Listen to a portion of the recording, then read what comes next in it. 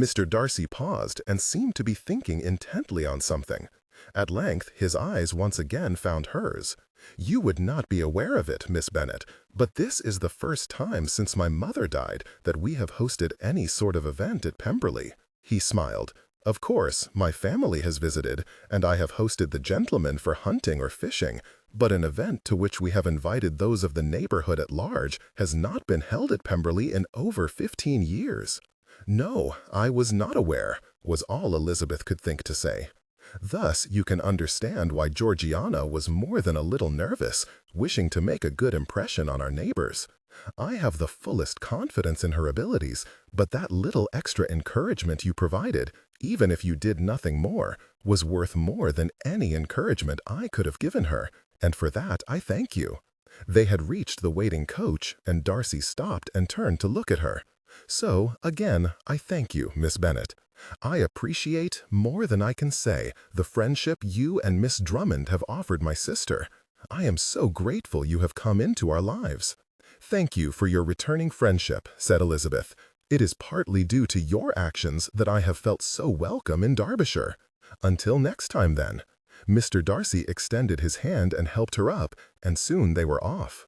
But Elizabeth looked back at him, noting his constant gaze at her as the carriage moved away. And she could not help but think that his regard was now clear as a bright summer day. Chapter 18.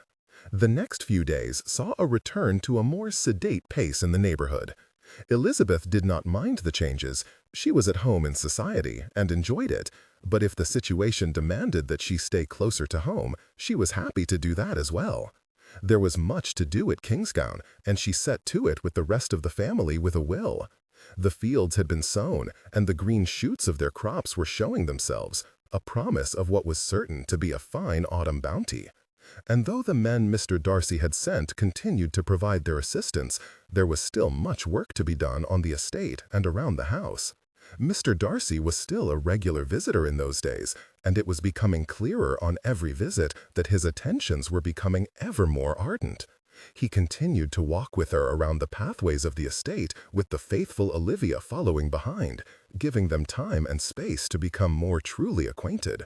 Elizabeth esteemed him greatly by this time, and though she was not certain he would ever be induced to propose to her, she was coming to understand that she would welcome a proposal should he choose to make it. The situation at Kingsdown was much the same as it ever was. Mr. Drummond was industrious and kind, his wife disapproving, the elder children hopeful, and the younger growing and learning.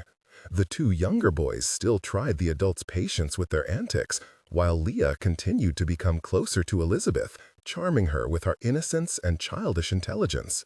"I have mentioned this before, Lizzie," said her uncle one morning after breakfast, "but I am quite happy you have come to Derbyshire." "I am happy you invited me," replied Elizabeth. Her uncle directed a long look at her. "You were not in the best of spirits when you came. Can I assume, from what I am seeing now, that you have recovered?" Elizabeth smiled. "I have, uncle. Many of the things weighing down on my mind when I was in Hertfordshire have faded to the back of my mind, and though I know they still exist, I believe I have learned to accept them. And the welcome I have received, not the least of all from you, Olivia, and Leah, has restored my equanimity. I am glad to hear it. It is clear to me that I made the right choice, for your ability to move in society has assisted my daughter to be more confident herself. I do not know what the future holds for Olivia, but I am hopeful she will find contentment and joy in life, however she chooses to live it. Olivia is a sweet girl. I am happy to have come to know her." In this manner, Elizabeth was gratified that her uncle thought so well of her, and she assured him that she had no thought whatsoever of leaving Derbyshire at present. That would be required eventually, but for now she was content to stay where she was happy. The other member of the family who seemed to have grown was Edward. He had struck her as taciturn and angry when she had come, but his outlook on life seemed to have matured, and he now went about his tasks with a more hopeful demeanor, his cheerful expression infectious, making them all glad. Elizabeth thought it was, to a large extent, due to the friendship offered by Mr. Darcy and Colonel Fitzwilliam, and she could not be more grateful to them. "I believe I told you once before that I had some thought of whether we might be compatible," said he to Elizabeth one day when the family was together after dinner. His words were quietly spoken, but his countenance was no less earnest for that fact. "You did, but we agreed it was for the best we did not pursue such thoughts." "We did," replied Edward. "I have been thinking on it for some time now, and I have concluded that I have erred greatly, cousin. It has become clear to me that you will make an excellent wife." He must have noticed a hint of the consternation Elizabeth felt upon hearing him speak in such a way, for he laughed and shook his head. "My intention was not to make you uncomfortable or to press my suit." "Then what do you mean by it?" "Only to inform you that I think much more highly of you now than I did when you came." The wry smile with which he favored her was returned by Elizabeth, though with less enthusiasm. "I have come to see you as a rare gem, cousin, but I shall not attempt to gain your affections. It is more than clear where they lie, and I know any chance I had has vanished." Elizabeth could not help the warmth which spread over her cheeks. "Do not attempt to deny it," said Edward, waving away any protests she had yet to make. "I cannot imagine anyone who would make you a better husband than Darcy, and for his part, it seems to me he could search high and low and not find a woman better suited to him than you. I just wished to say that I believe you will do well together, should he choose to offer for you, which I am almost certain he will. I find that I am happy with the prospect that you will stay close by, for I have come to enjoy your company." "Thank you, Edward," replied Elizabeth.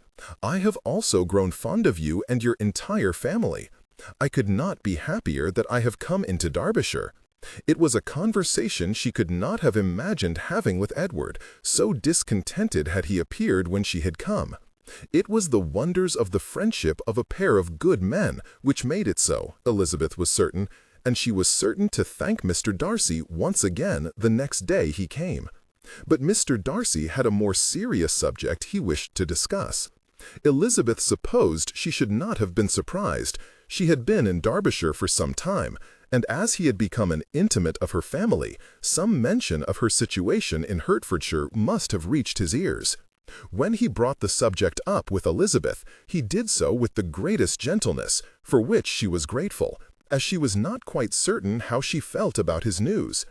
As was their custom, they had stepped out of the house to walk, but they confined their steps to the lawn, eschewing any of the longer paths due to Mr. Darcy's statement that he was unable to stay long that day. "You did not need to come if you are occupied with other matters," said Elizabeth. Mr. Darcy smiled. "And give up a chance to converse with you, Miss Bennet?" Elizabeth blushed, but Mr. Darcy only chuckled. "I will own that the lure of your society is part of the reason which has drawn me hither, but it is not the only reason. In fact, I bring tidings which will be of interest to you." "Oh," asked Elizabeth, "I hope everything is well at Pemberley." "Yes, we are all well. The news I bring has to do with your family. You see, I have been corresponding with Bingley, and we confirmed that he and his family will visit Pemberley." The situation with Jane had been pushed to the back of Elizabeth's mind of a purpose, as she had not wished to make herself unhappy. As a result, she had not even thought of Jane's visit to the neighborhood in recent weeks, and found herself unable to immediately reply to Mr. Darcy's words. "It is possible that I am incorrect," replied Mr. Darcy. The concerned look he directed at her suggested that his jovial tone was affected to pull her mind from gloomy thoughts. "Bingley's handwriting is perhaps the worst I have ever seen. He leaves out words and blots the rest, and sometimes I wonder if I should have some key to decipher his code." Elizabeth laughed. "I have seen Mr. Bingley's hand before, Mr. Darcy, and I am quite in agreement.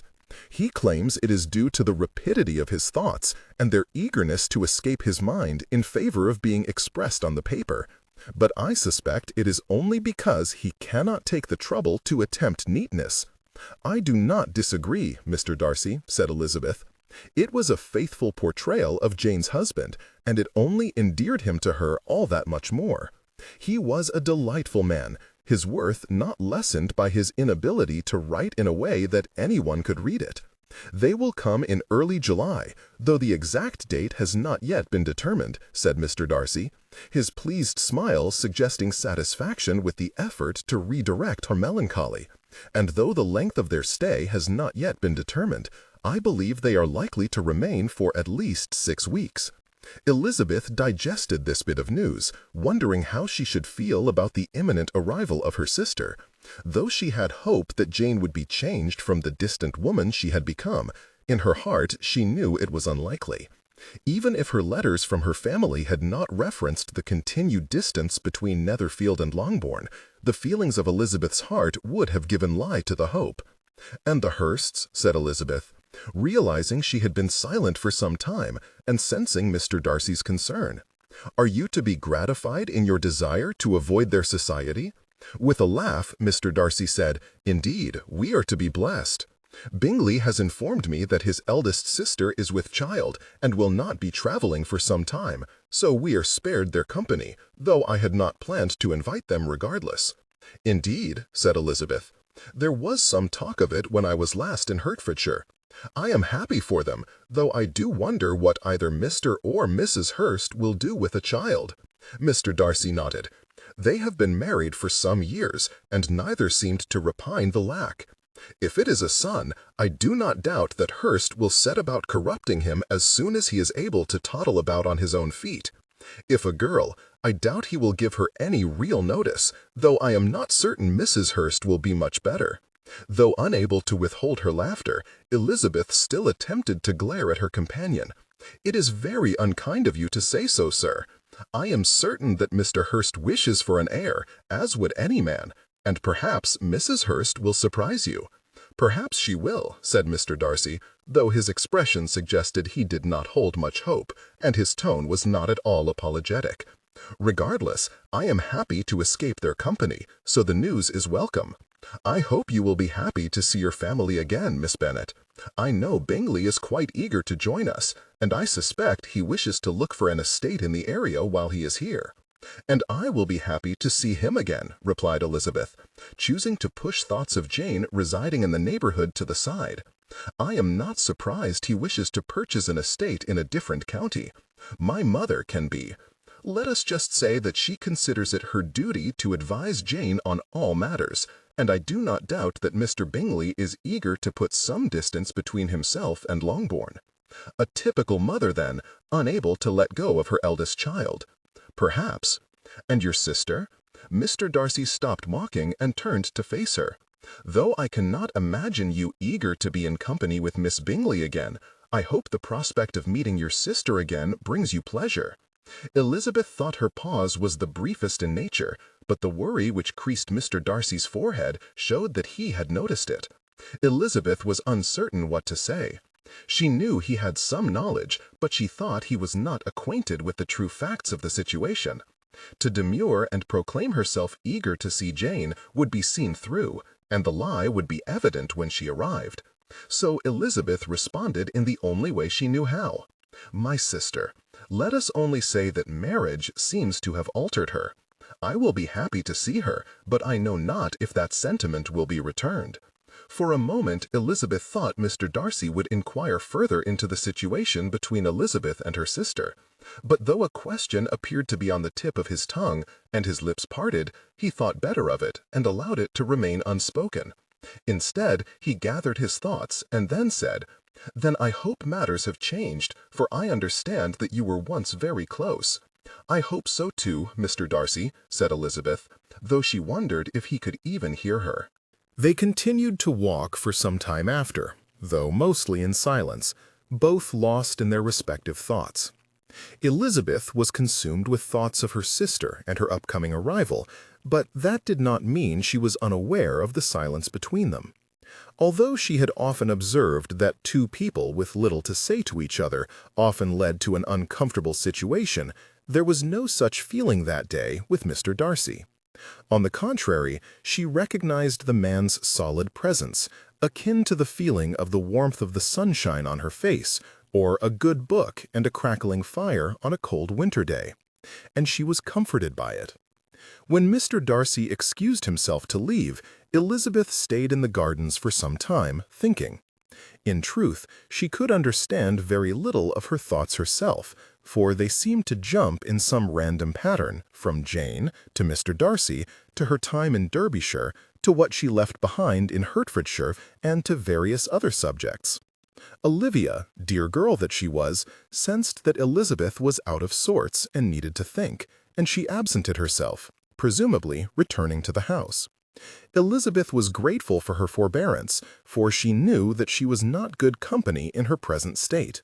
But one cannot stay in such an attitude for long without it adversely affecting one's state of mind. It was a little later when Elizabeth first began feeling the initial hints of a headache, no doubt brought on by the combination of her jumbled thoughts and the bright sunshine which continued to shine down on her. She reached up and rubbed her temples, wincing at the pain. It would not be long, she thought, before it would be as a hammer beating on her head in time with the beating of her heart. With a sigh, Elizabeth rose to her feet, intending to return to her room and lie down for a time, only to be arrested by the sight of Mrs. Drummond watching her. The woman's customary sneer was present, as was the barely concealed hostility with which she usually greeted the world. But there was something else in her manner which Elizabeth could not quite define, but which suggested that her silence of the past weeks was about to be broken. "You have been sitting in that attitude for too long," said the woman. "Perhaps it would be best to see to your tasks for the day." "I completed those before Mr. Darcy came," replied Elizabeth, not wishing to provoke an argument with her aunt. "If you will excuse me, I believe I will lie down for a time, for I have a headache." "So typical of a gentlewoman," said Mrs. Drummond, almost spitting the last word out like it was an offensive taste in her mouth. "I told you when you came here that we had little room for your airs and fainting spells. This is a farm, and you will do as you are asked or be sent home." "I have done everything that has been asked of me without complaint," said Elizabeth. Wishing to avoid an argument was one thing, but Elizabeth was not about to put up with the woman's slander. "I know of nothing of which you have cause to criticize." "I criticize your coming here. I did not wish for your presence." "I am sorry to hear that, aunt. I have good relations with every other member of your family. I wish we could put this animosity behind us and behave with civility, if not friendship." "Your friendship is not required." The venom with which the woman spoke informed Elizabeth that a bridge would not be built that day. The only help for the situation would be to absent herself immediately, which Elizabeth determined to do. "If you will excuse me," said she, and dropping into a shallow curtsy, she made to depart. "It seems your pursuit of Mr. Darcy is bearing fruit." The contempt in Mrs. Drummond's voice startled Elizabeth, so virulent was it. "I believe you are now secure in the hope that he will propose to you." "I am no such thing. Mr. Darcy is a very good man, and should he propose to me, I would be honored indeed." "He is nothing more than a proud, rich man." "It is clear you do not know him if you think that." Mrs. Drummond took no notice of Elizabeth's short tone. "I know enough of his ilk to know what kind of man he is. But I expect he will disappoint you in the end. Gentlemen of his station do not deign to pay attention to you women of yours for any reason but one. The question is whether you will reject him when he asks." "Do not say anything else," cried Elizabeth. "I will listen to no more of your poison." "It seems the truth is a difficult thing to face." Elizabeth would not deign to give such a ridiculous statement the benefit of her attention. "I would ask what this unreasoning enmity you have for me and my family is, if I expected a sensible response." "I have every reason to despise your family." The words were spoken quietly and without the force of the woman's usual pronouncements, though Elizabeth was certain it was not because of a lack of confidence in the rightness of her position, whatever that was. Certain she was on the cusp of learning of her aunt's long-held grudge, Elizabeth pressed her further. "I cannot imagine what it could possibly be. We have not seen you in many years, so if you have hated us, you have hated us from afar. Is that not more than a little childish?" "You do not anything," rasped Mrs. Drummond, her affront robbing her voice of its usual strident tones. "Of course you would not understand, considering the creature who gave you birth." "My mother?" asked Elizabeth, wondering what the woman was going on about. "What has she to do with anything?" "She has everything to do with it." Mrs. Drummond walked away, her shoulders heaving, drawing great breaths of air which seemed to do nothing to calm her. "You are aware of your mother's origins, are you not?" said Mrs. Drummond at length, though the strain in her voice made her difficult to understand. "I would not put it past her to try to pass herself off as a gentlewoman, little though she deserves the appellation." "I am aware of my mother's background," replied Elizabeth. "Her father was the solicitor in Meryton, he the grandson of a gentleman whose estate was further to the north." "Then you are aware she is no gentlewoman." "I know she was not born to that estate," replied Elizabeth carefully, "but she is now, given she has married a gentleman." Mrs. Drummond's snort told Elizabeth exactly what the woman thought of that assertion. "In name, perhaps, but she will never be anything other than an uncouth, loud social climber. Your manners are somewhat acceptable, so I do not doubt you have seen the deficiencies in your mother." Though Elizabeth had most certainly seen her mother's faults, she was not about to confess them to this woman. "You object to my mother? Of course I do," cried Mrs. Drummond, spinning to face Elizabeth. "I knew her when she was a young woman, knew her as she entered society and set about attempting to entrap my brother. I always knew her for what she was, knew what kind of a grasping, artful shrew she was. I cannot imagine she has improved over the years.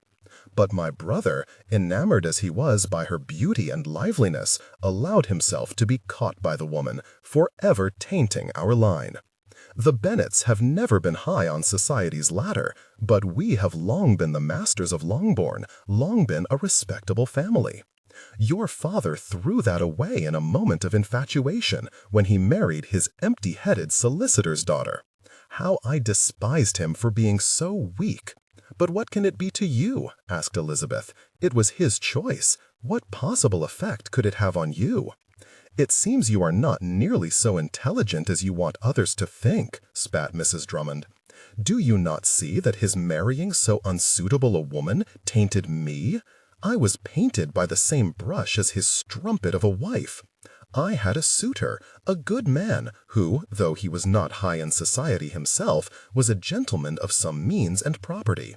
But when your father married the daughter of a country solicitor, my suitor decided that he did not wish to gain such connections, and ended our courtship." "You have done everything that has been asked of me without complaint," said Elizabeth. Wishing to avoid an argument was one thing, but Elizabeth was not about to put up with the woman's slander. "I know of nothing of which you have cause to criticize. I criticize your coming here. I did not wish for your presence." "I am sorry to hear that, Aunt. I have good relations with every other member of your family. I wish we could put this animosity behind us and behave with civility, if not friendship." "Your friendship is not required." The venom with which the woman spoke informed Elizabeth that a bridge would not be built that day. The only help for the situation would be to absent herself immediately, which Elizabeth determined to do. "If you will excuse me," said she, and dropping into a shallow curtsy, she made to depart. "It seems your pursuit of Mr. Darcy is bearing fruit." The contempt in Mrs. Drummond's voice startled Elizabeth, so virulent was it. "I believe you are now secure in the hope that he will propose to you." "I am no such thing. Mr. Darcy is a very good man, and should he propose to me, I would be honored indeed. He is nothing more than a proud, rich man. It is clear you do not know him if you think that." Mrs. Drummond took no notice of Elizabeth's short tone. "I know enough of his ilk to know what kind of man he is. But I expect he will disappoint you in the end. Gentlemen of his station do not deign to pay attention to you women of yours for any reason but one. The question is whether you will reject him when he asks." "Do not say anything else," cried Elizabeth. "I will listen to no more of your poison." "It seems the truth is a difficult thing to face." Elizabeth would not deign to give such a ridiculous statement the benefit of her attention. "I would ask what this unreasoning enmity you have for me and my family is, if I expected a sensible response. I have every reason to despise your family." The words were spoken quietly and without the force of the woman's usual pronouncements, though Elizabeth was certain It was your father's fault, brought on by the fact that he could not control himself when confronted by a pretty face with no more intelligence than a sow. A harsh bark of laughter escaped the woman's lips. As a result, I was forced to settle for your uncle, a man who is a gentleman in name only. In raising herself, your mother has managed to lower me to this state, a state which I despise. I was meant to be a gentlewoman. I was born to be a gentlewoman. But now I am nothing more than the wife of a farmer, forced to be mother to his brats. And this estate, so erroneously named Kingsdown, it is a bitter irony that such a low shell of an estate should have such a grandiose name. If it was my choice, I would rename it to something much more appropriate to indicate the squalor in which we live. Mrs. Drummond's breast was heaving by the time she finished her diatribe, and Elizabeth could not have been more shocked. Yes, her mother was not born a gentlewoman, and Elizabeth had often been embarrassed by her ways, but she had never thought such vitriol would exist. Her mother was improper at times, but she was nothing like Mrs. Drummond described. "Perhaps what you say is true, Aunt," said Elizabeth, her own frame shaking with anger at this unjustified attack. "But consider this. My mother, for all her faults and limitations, is a good woman who loves her children and does the best to fill a role she was not born to. By contrast, you are a hard, unfeeling woman who torments the children to whom she gave birth, and a husband who is a good and industrious man, no matter what is his position in life. You have become nothing but a bitter, twisted shell of a woman, one who blames her misfortunes in life on another. I think it would be best if you looked at yourself in the mirror and asked the person you see there why you are so discontented in your life. If you are honest with yourself, I am certain you will not like the answer." Elizabeth turned and marched away from the woman, wishing to end this confrontation. She expected Mrs. Drummond to follow her, to take offense to Elizabeth's words and demand she leave Kingsdown immediately. But she appeared rooted to the spot where Elizabeth had left her. A few moments later, Elizabeth reached the sanctuary of her room, and she stormed inside, leaving the outside world behind. She sat herself on her bed, brooding about the scene that had just played out, her disgust with her aunt in the forefront of her mind. But as she thought, her mind kept going back to the bitter woman, and the more she thought of it, the more she wondered if she had been told everything. Surely her aunt's account of the matter alone was not one to be believed explicitly. There must be something she was unwilling to say or did not consider in her bitterness. Elizabeth knew she could approach her uncle, and he would explain to her as best he could, but she knew her uncle suffered because of his wife's behavior and did not wish to add to his burdens. There was one other to whom she could turn, though, and Elizabeth intended to ask him. Thus decided, Elizabeth went to the small desk in the room and began to compose a letter. Chapter 19. If it was not thoughts of Lady Emily's behavior, it was reflections of Mrs. Drummond's words which dominated Elizabeth's contemplations. While Elizabeth had not seen much of Lady Emily in recent days, Mrs. Drummond was, of course, a constant presence. She said little to Elizabeth, though her eyes often followed Elizabeth's movements, and Elizabeth could not determine what the woman was thinking. But her manners betrayed a hesitant quality, an uncertainty which had not been there before. Elizabeth could not imagine her aunt would suddenly become a loving, happy woman due to nothing more than Elizabeth's admonitions, but she hoped that at least she might be less eager to criticize. Of her aunt's assertions, Elizabeth was not able to gain any true perspective. At the very least, she thought, Aunt Drummond believed what she said to be the literal truth. But Elizabeth had long known that truth and perception are sometimes strangers, and in this instance she thought there must be more to the story. Aunt Drummond's words concerning a suitor choosing to throw her over because of whom her brother married did not sound right. It was possible, perhaps even probable, had the Bennets been higher in society, but lower-level families were usually much less concerned about rank, especially when the undesirable relation would be nothing more than a sister-in-law. As for her mother, Elizabeth was forced to own that most of what Mrs. Drummond said was true, though not to the degree she had asserted. The embarrassment of being the daughter to Maggie Bennet when she spoke without thinking or brazenly put her daughters forward to any single man had told Elizabeth many years ago that her mother's manners were not fashionable. But Elizabeth's opinion of her mother was also correct. She loved her daughters and wanted the best for them, and though Elizabeth could not agree with her idea of what was best, she had never been in doubt of her mother's love. In the end, Elizabeth decided to force the matter from her mind, for though she was still confused, there was no hope of relief at present. Her father, though he was a negligent correspondent, would respond eventually, and Elizabeth hoped he would address the matter with at least a partial explanation.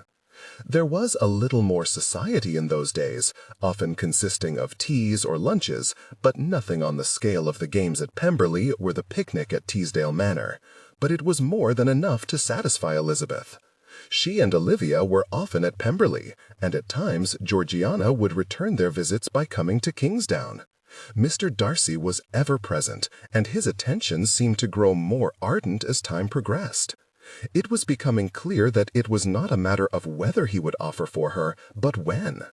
Elizabeth often found herself breathless with anticipation, only to remind herself to wait and be patient. He was a deliberate and careful man, and he would propose at a time of his own choosing, when he was convinced of not only his feelings, but hers. It was evident that whatever Lady Emily's intentions were, she had not given up on them, for she often appeared at Pemberley when Elizabeth and Olivia were there, and likely when they were not, Elizabeth suspected, though Georgiana did not confirm that suspicion. But her purpose was still opaque, and she remained as maddeningly inscrutable as ever. "Hello, Lady Emily," said Georgiana cheerfully, when she called on them one day. "How nice it is to see you again."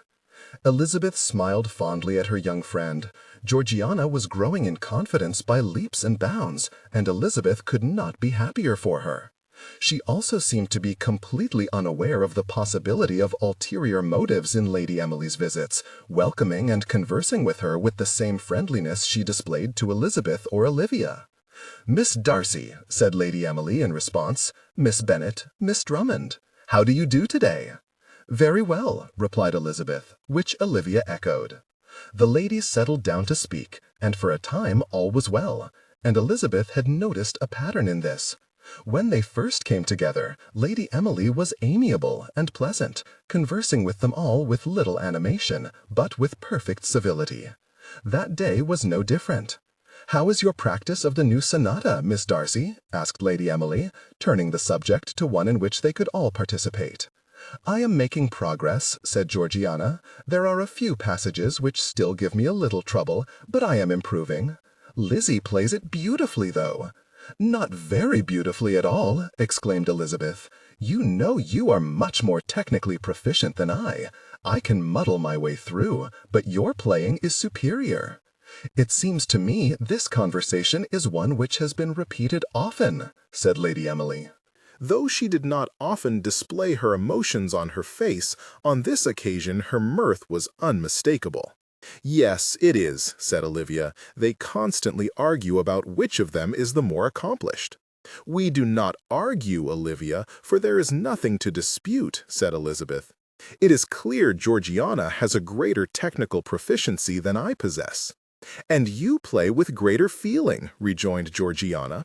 They laughed together, Lady Emily watching with the indulgence of an older sister. "Perhaps you should allow me to judge. If you both play the same sonata, I might be able to give some advice or lay to rest your dispute altogether." "It is not a dispute," said Elizabeth and Georgiana together. Then they giggled at their own silliness and were joined by the other two ladies. Thereafter they moved to the pianoforte, and there they enjoyed themselves without reserve. Lady Emily confirmed Elizabeth's opinion that Georgiana was the greater proficient, but she stubbornly agreed with Georgiana that Elizabeth played with greater feeling. When Lady Emily took her own turn, it became quickly clear that she was the one who took both qualities and mixed them together. Her playing truly was exquisite and clearly closer to what Georgiana was aspiring in her own. "I wonder that we have not heard you play more often, Lady Emily," said Elizabeth as the final notes of the sonata faded away. "I have rarely heard someone with as much talent as you." "I simply have more experience," replied Lady Emily, though she appeared truly pleased with the praise. "I believe you all have the same potential, should you dedicate yourselves to it." "And that is where I tend to fail," exclaimed Elizabeth. "There are far too many activities which bring me pleasure to sit and do scales in front of the pianoforte all day long." "Only an hour or two is required, Lizzie," replied Georgiana. "I believe your playing has improved since you came to Derbyshire, so perhaps you are finding more opportunity to practice here." "I believe I have, but I still will never be your equal." The door opened, and in walked the two gentlemen in residence, with Edward, who had accompanied them that day, in tow. "Ladies," said Mr. Darcy with a bow, mimicked by his cousin and friend, "how do you do today?" And that was when the transformation of Lady Emily's manners usually took place. When the gentleman entered the room, the lady seemed to have little time to speak to the other women, choosing instead to focus her attention on the approaching men. But though Elizabeth thought that Edward had developed a hint of infatuation for her, and Colonel Fitzwilliam looked at her as if he was privy to some joke, Mr. Darcy's attention was fixed on Elizabeth as usual when in her company. Elizabeth was gratified by it, though she was concerned at the way Lady Emily's contentment would erode. The ladies removed from the pianoforte and sat on the sofas nearby with the gentlemen, and for a time all was well. The conversation was carried by the more vocal of those present, meaning Elizabeth, Colonel Fitzwilliam, and Olivia to a certain extent, but all were able to express their opinions and contribute. The largest change in Lady Emily's demeanor came when the activity changed. "Shall we not all walk in the gardens?" asked Georgiana. "It is such a fine day. I believe we would all benefit from the exercise." Elizabeth, to whom this last comment was directed, laughed. "I shall certainly not dispute your words. If everyone agrees, I would be happy to go as well." It was decided, and they all rose to follow their hosts through the house and out through the back doors into the garden. Pemberley's gardens were as fine as anything Elizabeth had ever seen. There was a hedge maze, though it was not very large, and delightful pathways filled with flowers of all kinds, a lovely rose garden which had been the pride and joy of Lady Anne Darcy, and even a few topiaries. But it was also not too large, and much of the park had been left to its original wildness, a circumstance which Elizabeth appreciated greatly. The hands of man could never compete with the wonders of nature, in her opinion. When they stepped out, Elizabeth hung back, walking with Georgiana and Olivia, with Edward watching over them with indulgent pleasure. Ahead of them, Elizabeth could see Mr. Darcy escorting Lady Emily with Colonel Fitzwilliam at her other side. The partners were a little fluid, as the walkers changed positions as they went, and Mr. Darcy and Georgiana pointed out interesting sights, or explained what they knew of certain flowers which bloomed at the sides of the paths. But while Elizabeth did not walk next to Mr. Darcy for the first part of their excursion, she could often feel his eyes upon her, though as her eyes were on him nearly as much, she supposed they were equal in that regard. The others also saw the same thing, for Elizabeth heard many stifled giggles and knowing looks.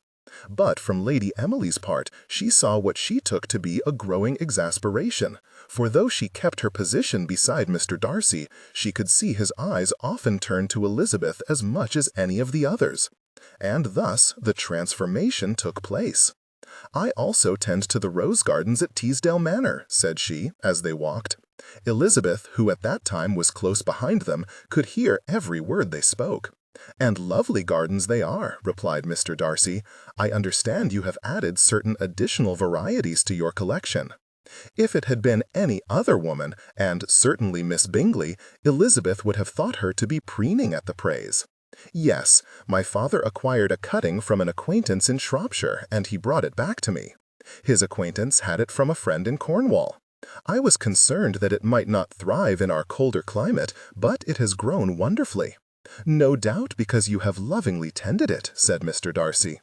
Lady Emily nodded graciously, apparently pleased with how the conversation had proceeded. Her complacency was not to last, however, for Mr. Darcy turned and spoke to Elizabeth. "You have also mentioned the rose garden at your home, Miss Bennet. Do you have many varieties there?" "We have several," replied Elizabeth, noting as the smile ran away from Lady Emily's face. Mr. Darcy remained oblivious. "Before her marriage, my elder sister often tended to them, though I often helped. Now that we are both gone, I believe our gardener has taken over their primary care. My younger sisters are not interested in botany, you understand." "Neither is Georgiana," said Mr. Darcy with a laugh. "I love to look at them, but I have little skill in caring for them," interjected Georgiana. "You simply need a little practice," replied Lady Emily, Elizabeth thought in an attempt to regain control of the conversation. "If you speak with your gardener, I am certain he would be able to instruct you. I would also be happy to come at any time and share whatever I know with you." "Thank you, Lady Emily," replied Georgiana, "but I believe for the time being I will content myself with simply admiring them." "To be honest, I much prefer admiring them myself," said Elizabeth. "It is my sister who is the true gardener of the family, though I assisted her." At that moment their positions changed, and had Elizabeth not known better, she might almost have thought it was choreographed. Mr. Darcy dropped back to where Elizabeth was walking, prompting Georgiana and Alizia, with Edward in attendance, to pull back themselves.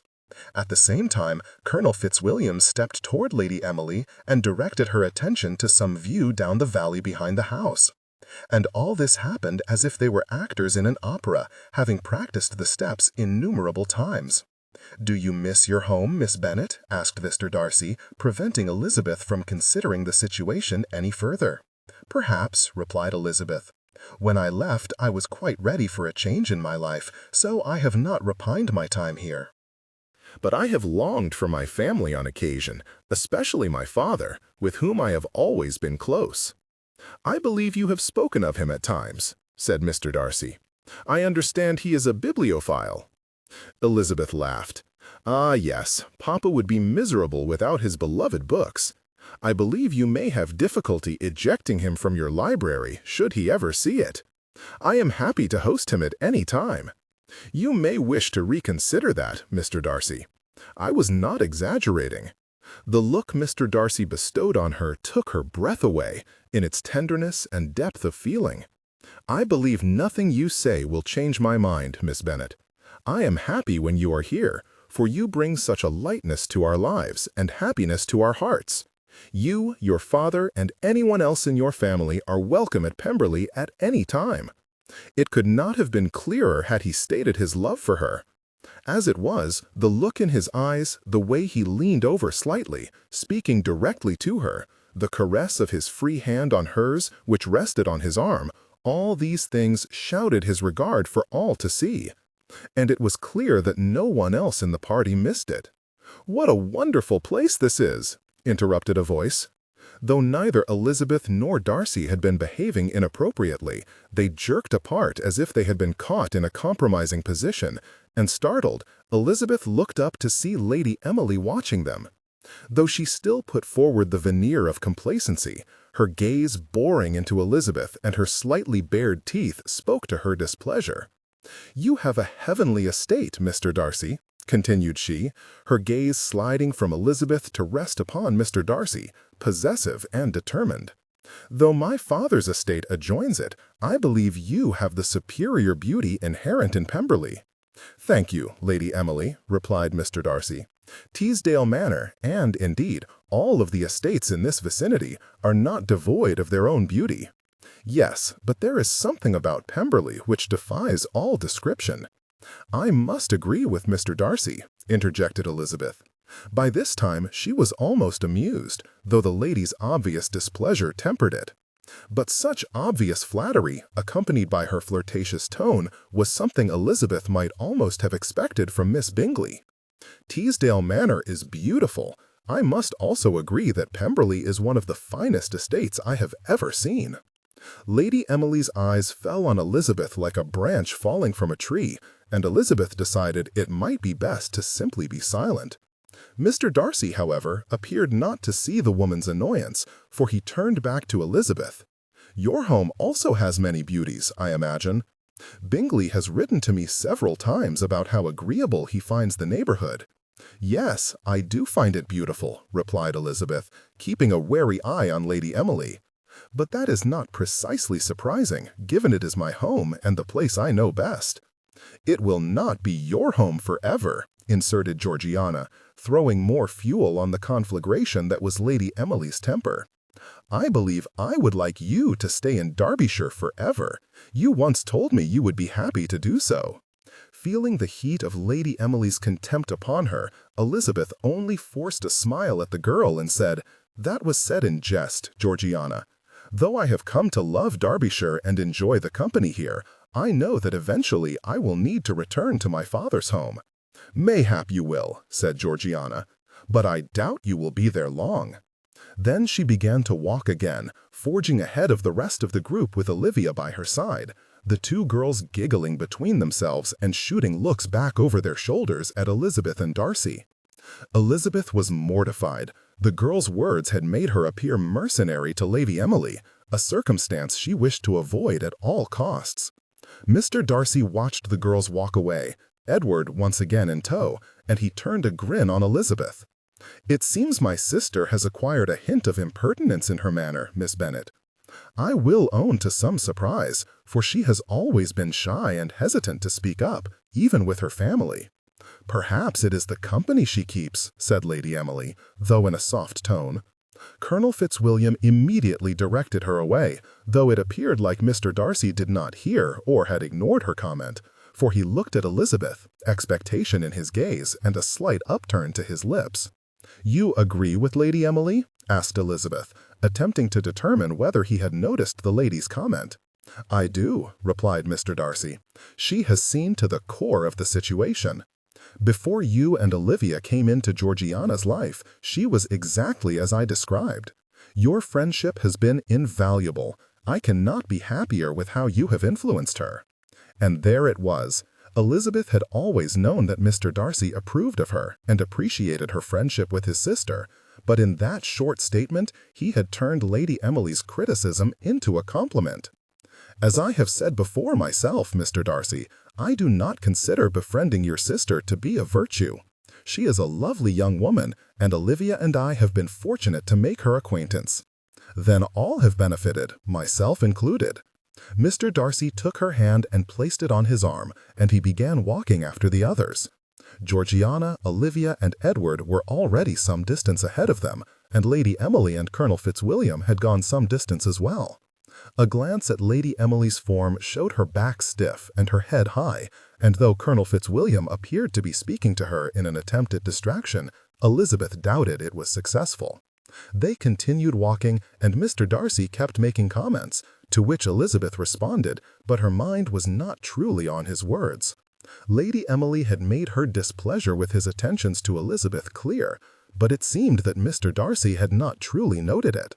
She was flattered that he was so firmly fixed upon her that he could not see how Lady Emily tried to insert herself into his notice. But she could not help but think that one day the lady's frustrations would boil over, leading to a scene none of them wished to witness. Elizabeth thought of pointing it out to Mr. Darcy, but she rejected the notion out of hand. It was not proper to do so, and she had not the slightest notion of how to go about it. Hopefully, even when that explosion occurred, Lady Emily would retain enough of her reason and dignity to avoid making a terrible scene. Chapter 20. Though he supposed he should not find the situation so diverting, in truth, Fitzwilliam was enjoying himself immensely. It was a farce, pure and simple, something Shakespeare himself might have designed for a comedy to be presented on stage. Fitzwilliam watched carefully, ready to insert himself at any moment, but the urge to laugh was nigh overpowering at times. Darcy, for all his keen intellect and power of observation, was utterly ignorant of Lady Emily's efforts in his direction, though the woman had almost thrown her interest in his face. And Lady Emily, for all her own intelligence and superior breeding as the daughter of an earl, had begun to throw flirtatious comments at the man like a common barmaid on the hunt for a man to warm her bed at night. Georgiana and Olivia were oblivious, which Fitzwilliam could only count a blessing. Should Georgiana become aware of Lady Emily's designs on her brother, it might induce her to say something she ought not. She was clearly determined to have Miss Bennet as a sister. It seemed to Fitzwilliam that Miss Bennet was the only one who recognized the situation for what it was, and he could only admire her restraint as Lady Emily's behavior became more overt. Several times he had seen Miss Elizabeth watching Lady Emily, clearly afraid that her composure might be overcome. She did everything she could to diffuse any potentially volatile situations, often taking herself out of Darcy's company in order to prevent it, though it was also clear to Fitzwilliam that she desired his presence as much as he desired hers. And Darcy, far from being discouraged from her propensity to seek the society of others, appeared perfectly content to watch her from afar when the occasion demanded it. So matters continued until a day in which there was again a large gathering of society in the area. There were enough of the younger generation that there were often separate amusements for them alone, apart from their elders. On this particular day, it had been proposed that they visit the ruins of an old Roman fort which sat some distance north of Pemberley. Those who were to attend gathered at Pemberley as the closest estate to the ruin and proceeded there in a line of carriages, with several of those attending having brought baskets for a large picnic lunch once they had reached the area. The departure from Pemberley proceeded without any issue, and soon they had reached their destination. Having visited it before, Fitzwilliam was not much interested in the sight. It was little but a small clearing on top of a low hill, foliage surrounding it, a few low walls covered with moss and lichen, slowly being swallowed up by the surrounding forest. A road ran within a few hundred feet of the fort, which was there the carriages stopped, and they alighted, walking the final distance. Miss Bennet, Fitzwilliam saw, was surrounded by the close friends she had made in Derbyshire, and they chattered gaily as they walked. By contrast, Lady Emily had immediately attached herself to Darcy, reminding Fitzwilliam of Miss Bingley's propensity to clutch his arm as if she never meant to let go. Fitzwilliam kept himself near to Darcy to be of assistance should it be required. They stopped in a large open area near the top of the summit, and the baskets were laid down while those present began to explore the ruin. As Fitzwilliam walked with the others, he was privy to their conversation, though he remained attentive and silent. Lady Emily was still attached to Darcy's arm, but they were also close enough to Miss Bennet that they were able to converse easily. "I will own that I had not expected there to be a Roman ruin in such an out-of-the-way place," said Miss Bennet, her interest and curiosity lighting her face, making her appear uncommonly pretty. "Though many have tried to explain it, its purpose is unknown," replied Darcy. "It is thought it was the stronghold of some minor lord, or something of that nature. There is not much left of it, as much of the stone has been carried away for use in other buildings." "Is that so?" asked Miss Bennet, her customary archness coming to the fore. "And does some of the stone of this fort reside in the walls of Pemberley?" Darcy laughed, even while Lady Emily frowned, and said, "No, though that would be a fine thing indeed, do you not think? In fact, the stone that makes up the walls of Pemberley comes from a quarry some miles to the west. I should have known, for the stone does not look at all alike." "Have you become an expert in rocks?" asked Lady Emily. Though the woman attempted to rein in her annoyance, it was still clear in her tone. Miss Bennet also recognized it. "I am not, though it is evident that the coloration of the rocks is quite different from Pemberley." "Come, Mr. Darcy," said Lady Emily, steering Darcy toward the west side of the structure. "Shall you not tell me what you know of the history of this place?" Though Darcy's eyes strayed back to Miss Bennet, he went along. His voice floated back, saying, "You have visited this place before, have you not, Lady Emily? I would have thought you were well acquainted with what is known." They passed out of earshot, and Fitzwilliam debated going after them, but for the moment he decided against it. Darcy did not need him to play nursemaid, though Fitzwilliam wondered at times, given his obtuseness. Fitzwilliam turned back, and he caught the eye of Miss Bennet, noting her contemplation of the pair who had just walked away. Her actions are not precisely hidden, are they? Though a little startled by his observation, Miss Bennet rolled her eyes. It appears they are to Mr. Darcy. Fitzwilliam nodded agreeably. He appears to have a bit of a blind spot, though he is usually adept at seeing this type of behavior. I would not have you worry, however, for he has no interest in her. Why should I be concerned? Asked Miss Bennet.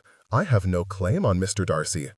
Perhaps you have no claim on Darcy, but it is clear you have a claim on his attention, for he can hardly turn away, it seems. Miss Bennet blushed, and Fitzwilliam gleefully twisted the knife a little further. And I do not doubt you will soon have a firm claim on Darcy himself, Miss Bennet. And I am convinced he will be happy to be caught. With a roguish grin, Fitzwilliam stepped away from her, noting the progress of Lady Emily and Darcy as they walked the perimeter of the fort. Fitzwilliam did not think the woman to be the type who would attempt a compromise, and with the rest of the party walking among the ruins, he did not concern himself regardless. Miss Bennet was joined by her friends, and they inspected every inch of the ruin, laughing and talking amongst themselves. Soon they all gathered near the side of the ruin, and baskets and blankets were produced, their lunch spread out before them, and the company set out to partake of it. As so many of their number had contributed to their lunch, there was a wide variety of food, and far more than they could ever eat. For a time, all unpleasantness was forgotten as they ate. In time, however, Lady Emily's displeasure soon made a reappearance, as Darcy and Miss Bennet took the opportunity to sit close together to eat. And as soon as it was eaten, they rose and excused themselves to walk to the far side of the ruin. Fitzwilliam watched carefully as Lady Emily's eyes followed them, and as soon as she rose herself, Fitzwilliam was by her side, claiming her hand to escort her. The flashing of her eyes and thinness of her lips spoke to her displeasure, but Fitzwilliam did not care for it. "To what do I owe the pleasure of your company, Colonel Fitzwilliam?" said she, when they had stepped sufficiently away from the rest of the company to assure they would not be overheard. "Does a man require a reason to wish to escort a lovely young lady, other than the desire to bask in the brightness of her company?" The glare she shot him informed him she was not impressed by his flattery. "If I thought admiration to be the only motive for your interference, I might give credence to your words, but I cannot, for your actions have been too marked to be mistaken." "And yours have not?" asked Fitzwilliam. His pointed look failed to make her blush. She only appeared to be more exasperated. "Unfortunately, it appears you have not been as blatant as necessary, for the object of your actions has missed your meaning entirely." Lady Emily's eyes darted to where Darcy and Miss Bennet now stood, speaking earnestly some distance away. A quick glance at the remainder of their party revealed that though some had begun to walk again, having finished eating, several who remained at the blankets were watching the couple and speaking amongst themselves. Georgiana and Miss Drummond were giggling together, no doubt expecting an announcement before long. "It is only a matter of time," replied Lady Emily, her eyes never leaving the couple. "You may think that, Lady Emily. Perhaps believing it will make it true, though I doubt it very much." "I have much more to offer him than Miss Bennet does," replied she. Obstinacy, it appeared, was one of her failings. "You do?" asked Fitzwilliam. "Does Darcy love you, cherish you, bestow every bit of his attention on you as if you are the most important person in the world?" A glare met his statement. "I am the heir to my father's earldom. Whoever marries me will sire the next Earl of Chesterfield, will see his consequence and influence grow. Do you think Mr. Darcy will put love ahead of such considerations? Do you think he will not?" rejoined Fitzwilliam. When she did not reply, Fitzwilliam continued, "Watch them, Lady Emily. Observe their behavior with each other, without the clouding lens of your own scheming, without any prejudice for her situation, and without any bias, and tell me you do not see a young couple completely devoted to each other. Almost from the first moment of their acquaintance, their regard for each other, their attention for each other, everything in their behavior, and those little signals which I believe they are both ignorant of in themselves, have told me how their relationship will end. They are becoming more and more devoted to each other, and there is nothing you or I could ever do to separate them." For a moment, the woman watched them, her brow furrowed and her air pensive, and he thought she was truly taking his words into account. For a moment, Fitzwilliam thought he had reached her, had induced her to give up this doomed pursuit. But the moment did not last long. He shows some infatuation with her, but I do not believe he loves her. In the end, he will see the benefits of an alliance with me and come to his senses. If you will not be turned from this course, then so be it. Only take care to protect your heart if you truly have feelings for him, for I do not doubt you will ultimately fail. Darcy has had his share of heartache and sorrow, and he has also endured his share of ladies trying to attach themselves to him. His closest friend, Mr. Bingley, has a sister who has been determined to become Mrs. Darcy and has not succeeded, though she has tried for more than 3 years. From what I understand of the Bingleys, they are new money, replied Lady Emily. Her words were said as a fact, with no malice or contempt, as so many of her circle might have spoken them. The situations are completely different. Maybe they are. I only mention it as an illustration of my point. Darcy is not a man to be coerced. I believe he has decided that he wants Miss Bennet as a wife, and if he has, he will allow nothing to stand in his way. He deserves his happiness, Lady Emily. Please do nothing to make it harder for him to obtain it. With those final words, Fitzwilliam turned and walked away. Lady Emily, for her part, stayed where she was, contemplating the couple who had begun to walk the ruin again, with no seeming destination in mind. Fitzwilliam hoped he had done enough, but he could not help but think it would take something more before she would surrender to the inevitable. The feeling of being on Mr. Darcy's arm, having him point out various locations of interest, the feeling that they too were alone in the world was sublime. Elizabeth felt all her cares fall away as they walked. Lady Emily and her actions faded to the background as the sound of Mr. Darcy's rich baritone worked its way into her consciousness. It was quite the most wonderful feeling she had ever felt. They walked along the outside wall of the fort, and Elizabeth took it all in, noting the richness of the soil on which it rested, the verdant greens of the plant life which had sprung up between the stones strewn about the ground, or resting on top of one another. In one location, a hardy tree had taken root among the stones at the base of the wall, pushing them aside in its desire to reach for the sun high above. The dull murmur of the conversation of their party faded into the distance, and the buzz of winging insects took over, accompanied by the rustle of the wind in the leaves of the trees overhead. When they had reached the base of the far wall of the fort, Mr. Darcy turned to Elizabeth, his manner serious, his gaze searching. For a moment he did not speak, and Elizabeth wondered at his hesitance, even as she shied away from the possible explanation for it. "I did wonder, Miss Bennet," said he at length, "when we were at Pemberley, you spoke of your need to return home. Do you plan to do so soon?" "It is my home, Mr. Darcy," replied Elizabeth gently. "My uncle has been very kind in his invitation, and I have enjoyed the weeks I have spent here. But inevitably, my steps must return me to Hertfordshire. But I do not think I will return soon. I believe that I am settled here at least until the end of the summer." His original purpose in requesting my visit was to assist Olivia in society, and I believe she grows ever more confident. She will do well, I think, and will not need my constant attendance, though I will be happy to return again in the future. "It is clear to me," replied Mr. Darcy, "that it is due to your careful guidance that she has become more confident. You have had a great influence on us all, I think, and I believe I am not the only one loath to be deprived of your company." Elizabeth blushed, but she could not look away from his eyes. They pierced her, staring into her very soul, making all her secrets bare before his searching gaze. And Elizabeth wished to know all his secrets in turn, to hold and cherish them, to prop him up in times of need and hardship, and to accept his support in turn. She began to feel lightheaded, almost drunk on the feelings which coursed through her. "If it were possible for you to stay in Derbyshire, would you take that chance? I know you must long for your family, and I am certain you will see them again often, but I cannot think of your leaving without the greatest distress." Elizabeth's heart began to pound, the blood to flood through her veins, a rushing sound in her ears. This was the greatest declaration of his regard she had heard yet, and she wondered if it was all nothing more than a dream. "I believe, Mr. Darcy," said she, speaking in a halting fashion, that should the opportunity present itself, I would be happy to stay in Derbyshire forever.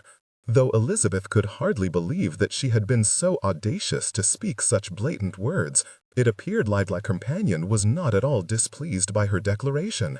Quite the opposite, in fact.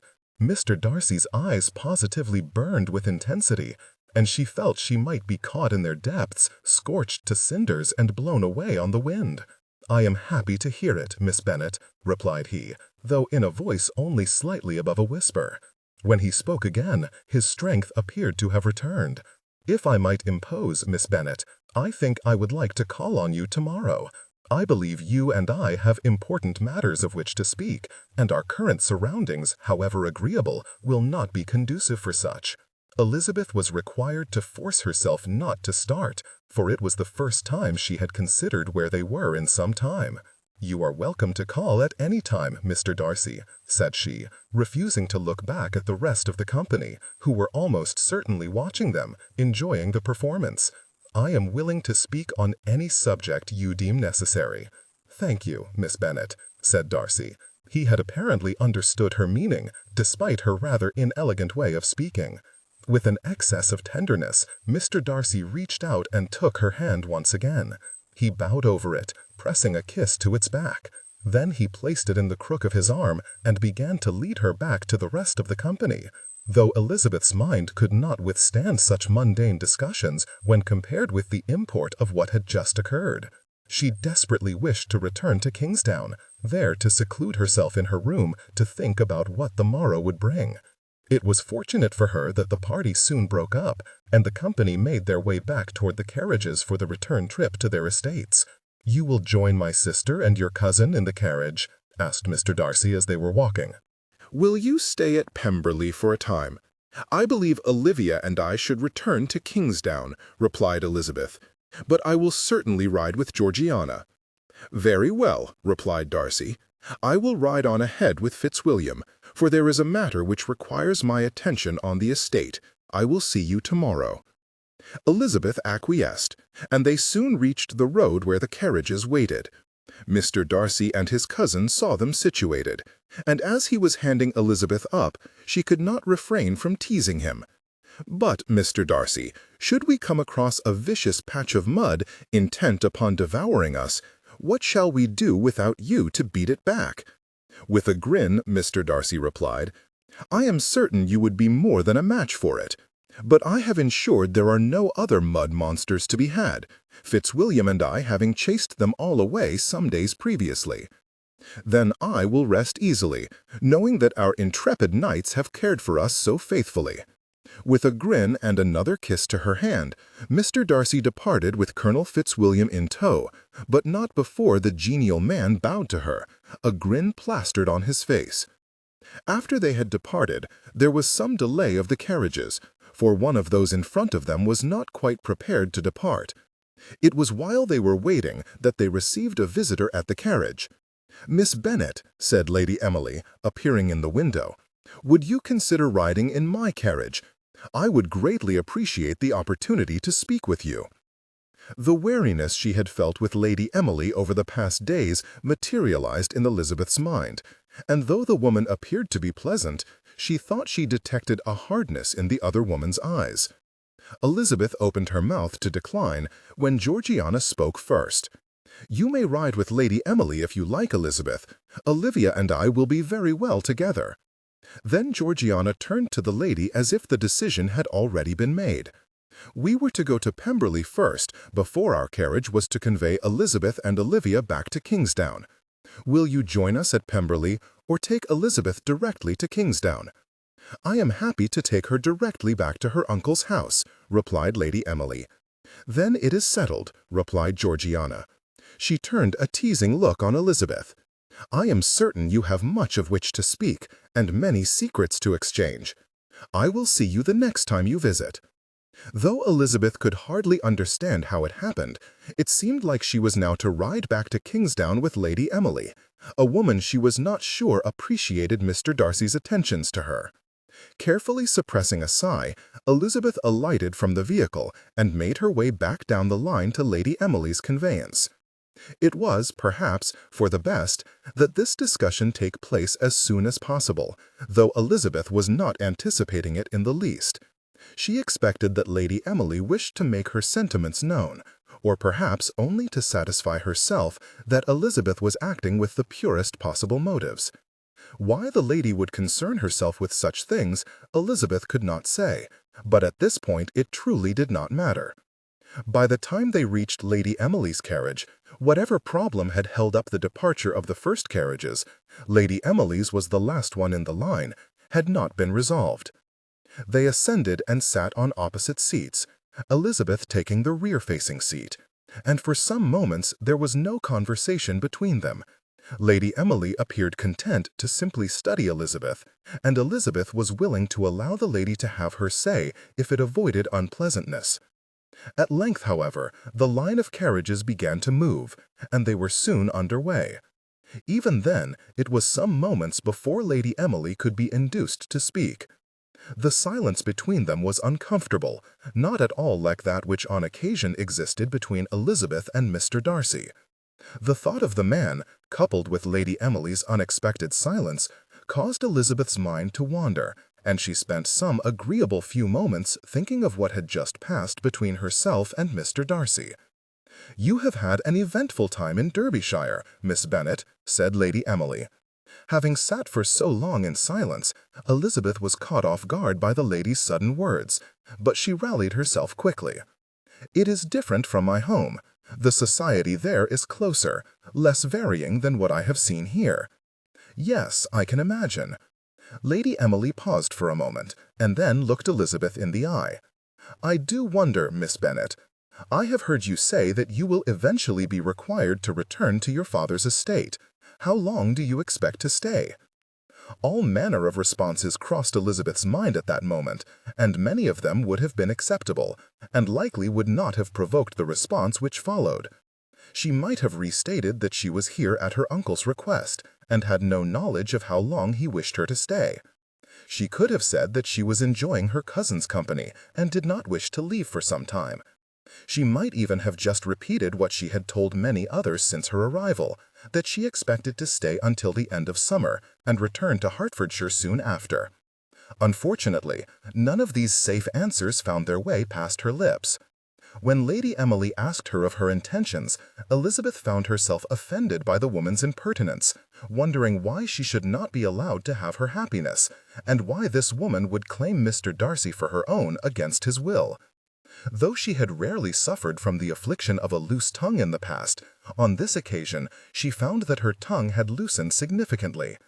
"There may be a reason for me to stay much longer than I had originally anticipated, though I will almost certainly return home for at least some time." Whatever else Lady Emily was, and Elizabeth was not quite certain what she was, the lady was no fool. As soon as the words left Elizabeth's mouth, she hazarded a glance up at Lady Emily's face, and what she saw there was true fury. Elizabeth had never seen its like before in the normally closed young woman. Her response was beyond anything Elizabeth could comprehend. After glaring at Elizabeth for a moment, the woman reached up and banged on the top of her coach, yelling for the driver to hear. "Stop the coach!" The conveyance stopped, though even Elizabeth could sense the reluctance in the way it rolled slowly to a stop. They sat for a few moments, Lady Emily's icy cold gaze boring into Elizabeth, Elizabeth wondering what the woman was about. "I believe, Miss Bennet, that this is where we must part." Elizabeth gasped in surprise. "Here?" asked she, though her voice caught a little in her consternation. "Yes, here," said the lady, an implacable sort of resentment coloring her voice. "I find that I have tired of you and your presumption. You may make your own way to your uncle's estate." Lady Emily lifted a hand and pointed past Elizabeth down the road. "Lambton is that way." "Lady Emily," said Elizabeth, her voice shaking ever so slightly, "you cannot think to simply abandon me on the side of the road." "I can, and I will," grated the woman. "Now, if you will kindly leave me the use of my carriage, I would be much obliged. You had best start walking if you wish to make Lambton before sundown." Aghast at the woman's behavior, Elizabeth could only gape at her. A moment was all it took to realize Lady Emily was in earnest. With nothing else to do, Elizabeth reached over and grasped the handle, opened the door, and stepped out, landing a little heavily due to the distance to the ground. The driver and the 2 footmen standing at the back of the coach looked at her with astonishment, clearly never having witnessed anything like what was currently occurring. Elizabeth had not ever herself and could do nothing but look away. "Drive on," commanded Lady Emily, speaking to the driver through the open door. Though reluctance sang from the man's posture, he turned to look at the lady and said, "But, Lady Emily, are you certain?" "Yes, I am certain. Drive on." Elizabeth grimaced, but she gave the man a sickly smile and nodded at him. But when he still hesitated, Lady Emily barked, "Now!" With a shake of his head and a wince of his own, the man turned and clucked to the horses, goading them into motion. They began to walk again, though very slowly. As the carriage pulled away, the door through which Lady Emily had given her commands closed, and she disappeared inside. Elizabeth saw one of the footmen turning and looking at her, and for a moment she wondered if he would alight and escort her back to town. In the end, he did nothing, and soon the carriage turned a corner and moved from Elizabeth's sight. All the other carriages had already gone on ahead. Still feeling the shock of being so unceremoniously abandoned, Elizabeth turned and looked down the road behind her and then cast her gaze up to where Lady Emily's coach had disappeared. The road was straight for a stretch, the towering lengths of trees nestled up against it, huddling around it as if wishing for the comfort of civilization.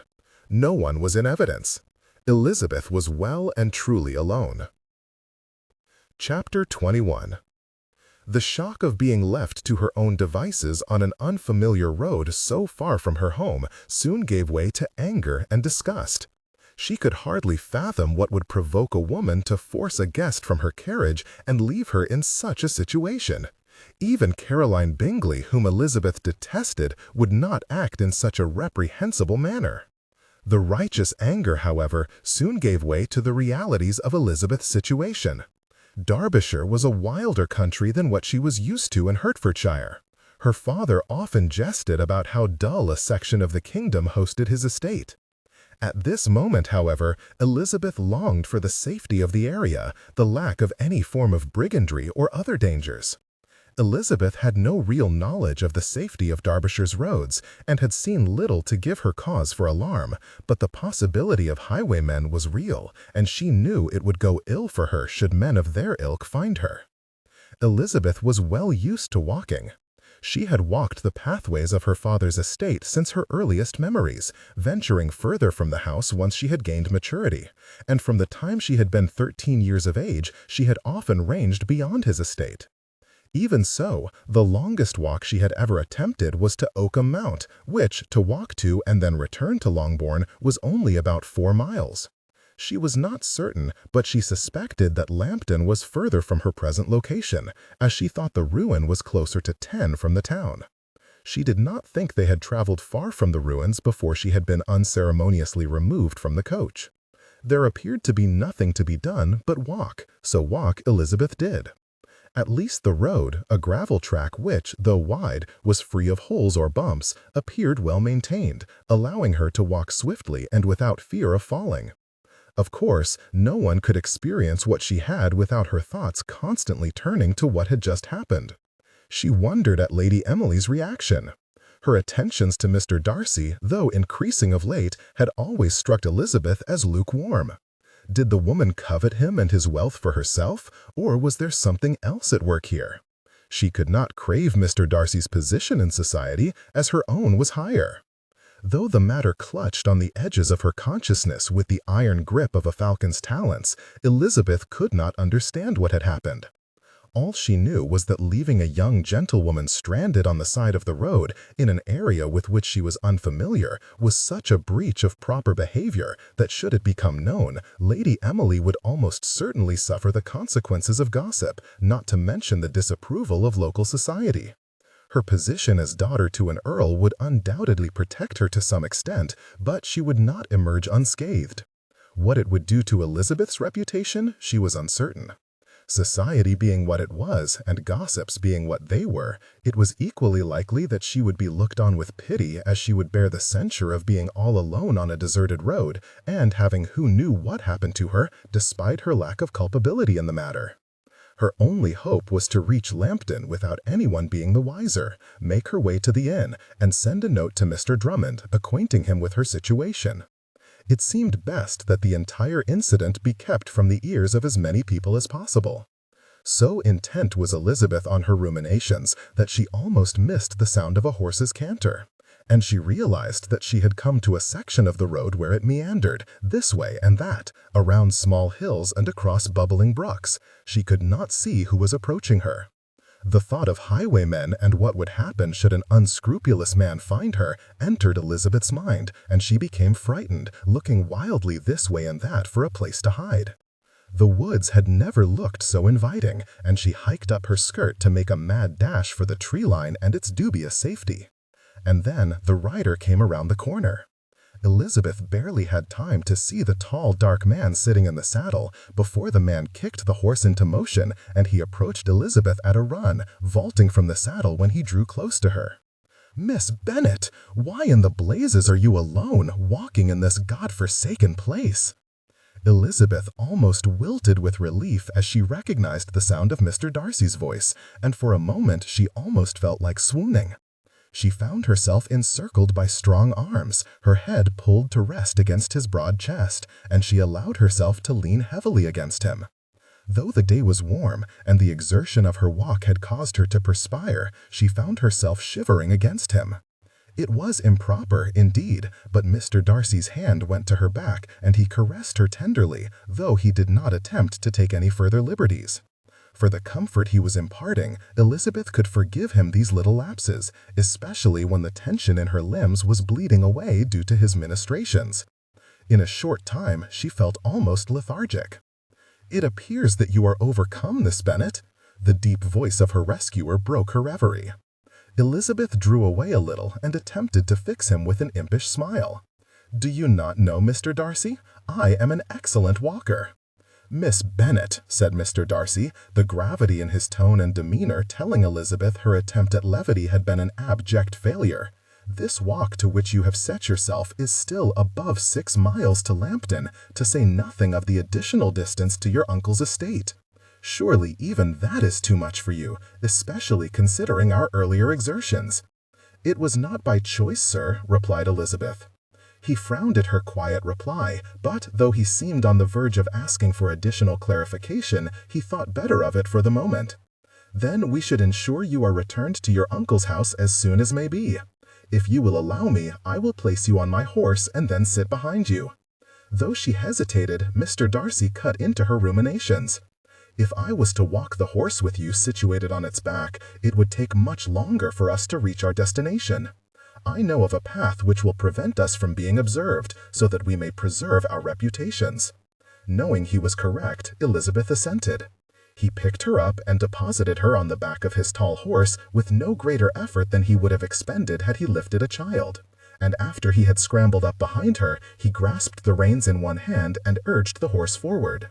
Soon they were cantering down the road, though before much longer he turned his mount toward a barely visible path to the right, and they began to make their way through the trees. "This trail will lead across country toward your uncle's estate," said Mr. Darcy, in response to Elizabeth's unspoken question. "We will traverse a southern section of Pemberley and come out near the edge of Mr. Drummond's estate, down the long valley where our properties meet." Elizabeth turned to face him. "I was not aware that I was walking along Pemberley's border. The ruin is just north of my estate. If Pemberley extended a little further northward, it would be within my boundaries. You might recall that Pemberley lies to the west of Lambton, and Kingsdown to the south of Pemberley. That is why we passed through Lambton on the way to the ruin this morning. Your walk, had you continued on in this direction, would have been in excess of 10 miles, as you would have come to Lambton and then would have been obliged to continue to the south and then west to come to Kingsdown. I had thought to go to the inn in Lambton and send word to my uncle of my predicament," murmured Elizabeth. I knew I was still some distance from Lambton, and I did not wish to be caught by darkness before I reached Kingsdown." Mr. Darcy chuckled. "Nightfall is quite late now, Miss Bennet. Given what I know of your abilities, I doubt you would have been so long on the road that you would not have arrived before then. But your uncle would certainly have worried for you long before you returned to his home. It would have been a sensible plan." "Would I have needed to worry about bandits?" asked Elizabeth. "Not here, though one can never be certain. There is a stretch of road 50 miles north of Pemberley that is notorious for them, but this district is largely peaceful." Though the worry was no longer present with the coming of Mr. Darcy, Elizabeth still found herself almost overwhelmed with relief. They would not have any difficulties that he could not handle then. "Now, Miss Bennet," said Mr. Darcy, his tone firm but questioning, "you have stated that your predicament was not your own doing, but I still do not have any indication of what happened. The last time I saw you, you were in my carriage with my sister and your cousin. Shall you not inform me what happened?" Elizabeth would have desired to avoid thinking of the matter altogether, but something in the man's voice told her he was not in humor to be put off. For a moment, she wondered if married life to him would consist of nothing more than his taking charge and compelling her compliance. But then she realized that he had been his own master for some years, and he was likely used to managing things without considering the opinions of others. She would almost certainly need to show him that she was capable and desirous of her own opinion being heard. But for now, there was no need to make such a fuss. He had asked, and it was incumbent upon her to provide him an explanation, especially after he had rescued her from a long walk. "I was abandoned by the side of the road," said she, however reluctantly. "Georgiana would never have done such a thing," exclaimed he. His arm, holding her steady on the horse, tightened around her in his agitation. "It was not Georgiana," said Elizabeth quickly, wondering where her wits had gone. "I am very aware she would not, as she is the sweetest young lady I have ever met." "Then who?" asked Mr. Darcy, a hint of exasperation creeping into his tone. "Lady Emily," replied Elizabeth, though softly. She proceeded to relate to him all that had passed, focusing on the facts of the matter and eschewing any conjecture around Lady Emily's motivations for her behavior. In the end, however, it did not matter, as Mr. Darcy was as angry as Elizabeth had ever seen him when she finished her recitation. "What could have possessed her to do such a thing?" demanded a seething Mr. Darcy when Elizabeth had finished her tale. "It is completely beyond the pale. You could have been put in serious jeopardy by her unthinking, heinous actions. What was she thinking?" "I rather think she has disapproved of your attentions to me," replied Elizabeth. That brought Mr. Darcy up short. "Disapproved? I have noticed no such disapproval." Elizabeth sighed. "Your single-minded devotion to me has been all I have ever hoped from in a suitor, Mr. Darcy. But it seems in this instance you have not recognized that Lady Emily is not a friend of your attentions to me." "It is none of her concern," snapped Mr. Darcy. "She has no more control over my actions than does my aunt." Elizabeth turned to look up at him. "Then there is truth to Mr. Collins' assertion that your aunt expects you to marry her daughter?" It hardly seemed like Mr. Darcy's countenance could become even more forbidding, but he managed it all the same. "Your cousin was spreading such things when he does not even know me?" "No, Mr. Darcy," replied Elizabeth. "My cousin is eager to speak of any and all concerns with respect to Lady Catherine. He did not spread that intelligence around the neighborhood. Mr. Bingley chanced to mention your name, after which Mr. Collins only mentioned your engagement in passing." Elizabeth pierced him with an arch smile. "I might wonder, sir, to what end your attentions to me portends, given your long engagement to the daughter of House de Burgh." The exasperation with his aunt and Mr. Collins appeared to be tempered by Elizabeth's teasing tone. "Lady Catherine is eager to state her expectations of me with respect to her daughter, but I am in no way bound to my cousin. She attempts to say that it was my mother's favorite wish, and that they agreed on it when we were young. I have confirmation from my mother, however, a sweet, reticent lady who was not accustomed to standing up to her sister, that she never agreed to it. Moreover, my father did not take any steps to seal the agreement, so there is little Lady Catherine can do." "And your cousin?" asked Elizabeth, feeling a curiosity toward this young woman who had been described in such glowing terms as Mr. Collins. "Is she in agreement with your aunt?" "Anne is of a sickly constitution and has never truly been well. Since she is required to live with her mother, she prefers to avoid provoking her mother's ire by disputing her words. But Anne had no intention of ever marrying, least of all me." It appeared that Mr. Darcy was, indeed, free to do as he wished, though Elizabeth had never doubted it. "But we have been distracted from our original discussion," said Mr. Darcy. "You say you have seen Lady Emily's disapproval when we have been together. It has been difficult to understand anything of Lady's opinions, as she is quite the most inscrutable lady I have ever met, almost as enigmatic as a certain gentleman." Elizabeth raised an eyebrow at him, but he only responded in like fashion.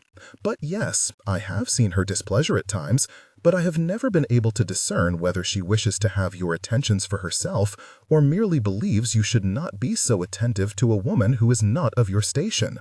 "Then she is incorrect," was Mr. Darcy's short reply. "But that is not at issue here. I could never have expected her to behave in such a manner. To offer to take you to your uncle's house and then leave you by the side of the road no more than 2 miles from where you started? I cannot imagine such disgusting behavior. You could have been injured, or worse. Her father will be most seriously displeased to hear of her reprehensible actions." "Oh, Mr. Darcy," said Elizabeth, "I would prefer that this does not reach the ears of society. Perhaps it would be better to simply allow the matter to rest?" "I assure you no," said he. "Though I would agree with you to keep it from wagging tongues, his lordship must be informed. He is a good man, and he will not be happy with his daughter's actions. I would never dream of keeping this from him, and I assure you neither would your uncle." It is he who is responsible for your safety while you are here. "I suppose you are correct," said Elizabeth, though grudgingly. "There is no doubt I am," replied Mr. Darcy. "I shudder to think of what might have happened had I not come upon you when I did. Though you may have made your way to Lambton and Kingsdown without incident, it is also possible something dreadful might have happened." "Why are you here?" asked Elizabeth. "I had not expected to see you returning to such a place so soon after leaving it." "I was not returning to the ruin. As I mentioned, this land is part of my estate. I had business with one of my tenants, and this is the quickest way to reach his lands." "You have my apologies, Mr. Darcy. Should you not return to meet with your tenant before you convey me to Kingsdown?" "Definitely not," replied Mr. Darcy, his tone allowing for no dissent. "Your safety is the paramount concern, Miss Bennet, and I will see you safely to Kingsdown before I take care of that other matter. Mr. Davies was not expecting me at any specific time, and the matter is one that may wait until tomorrow." "Very well," said Elizabeth, knowing he would not be dissuaded. In fact, she was not even certain she wished to make the attempt. They rode on in silence for some minutes, Elizabeth maintaining it because she suspected that Mr. Darcy was attempting to rein in his temper. For her part, Elizabeth was simply grateful he had happened upon her, and that she would be returned to her uncle's house long before she might have expected. It was a pleasant land through which they traveled, largely forested, and those sections of it were the thick, heavy jumble of trees Elizabeth might have expected to find in a land only tenuously tamed. Mr. Darcy seemed to know instinctually of where to guide his horse to take advantage of the easiest route. They crossed bubbling streams more than once, their murmured babblings a soft counterpoint to the sounds of birdsong and insects buzzing lazily past. Off to her right, Elizabeth could see through the trees to what looked like a series of wide open fields which appeared to be cultivated, though she could not make out their composition. It was too early in the season, and they were too distant for her to see them with the requisite clarity. It was clear the man's estate was intimately known to him, a well-respected friend. He was part of the land he cared for, a solid, dependable head to the estate's body. He was with it, as it was with him, in a manner so profound that Elizabeth thought it would take her years of study to understand. It was something she doubted Miss Bingley ever would, for to her he was nothing more than a ticket to a life of wealth and indulgence, the gateway to the higher echelons of society. That he did not care for them in the way she did would matter not at all to the woman. "Will you not share your thoughts, Miss Bennet?" asked Mr. Darcy, interrupting her reverie. A glance at the man told Elizabeth that he had either mastered his pique or she had misinterpreted his silence. He was watching her with his usual intensity, and Elizabeth could hardly control her hand, which wanted to rise of its own accord and touch his cheek. "I was thinking of how you belong in this place, Mr. Darcy," said Elizabeth with all honesty. "Your estate becomes you, I think, for it is impossible to see one without the other. It may just be because you have never met me anywhere else.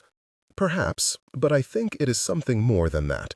I am most comfortable when I am here. I was taught by my father to respect it, to manage it as if it is a friend and partner, rather than a source of wealth. So many of Pemberley's people depend on the good management of the master. It is a responsibility I never thought to have so soon as I did, but I have always striven to uphold my father's confidence in me. I am certain he cannot be anything but pleased with how you have performed your duties." Mr. Darcy appeared pleased by her praise, but sensing that he was becoming embarrassed, Elizabeth changed the subject. "Is that the long valley of which you spoke to the west?" "It is. I had thought to keep to the woods until we reach your uncle's lands. We are less likely to be observed here, and I would not wish to injure your reputation." "You think your tenants will gossip?" Mr. Darcy rolled his eyes and grinned. "While they are not mean-spirited, news has a way of making its way about the district. To be honest, I sometimes think the men are worse than the women." Elizabeth laughed. "You are very severe on my sex, Mr. Darcy, to be so surprised at such a thing. Will we reach my uncle's estate soon?" "We will before too much longer. Do you wish to escape my company so quickly?" "I must. I fear your contempt oversetting my sensibilities." Mr. Darcy laughed, and Elizabeth soon joined with him. The trail they traveled was, by this time, almost indistinguishable, and Mr. Darcy soon turned toward the east, finding the open ground at the end of the valley, after which they climbed a little rise and approached a fence, which Elizabeth presumed marked the boundary between Pemberley and Kingsdown.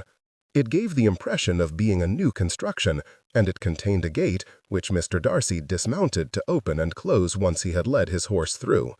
Though they had approached it from an unfamiliar angle, Elizabeth soon realized that she had seen that place before.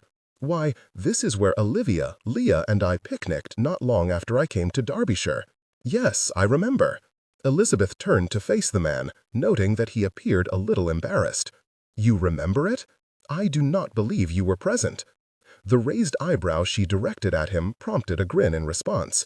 "Fitzwilliam and I were riding the estate that day, and we happened to see you from a distance. As I recall, it was the second time I saw you." "And you did not make yourself known?" asked Elizabeth. "At the time, we were not introduced. We were doing some surveys down toward the lands of one of my tenants, and we did not truly have the time to stop and visit. Regardless, the three of you appeared to be enjoying yourselves, and we did not wish to interrupt. Do you always spy on young ladies who are unknown to you?" Mr. Darcy laughed delightedly. "Only you, Miss Bennet.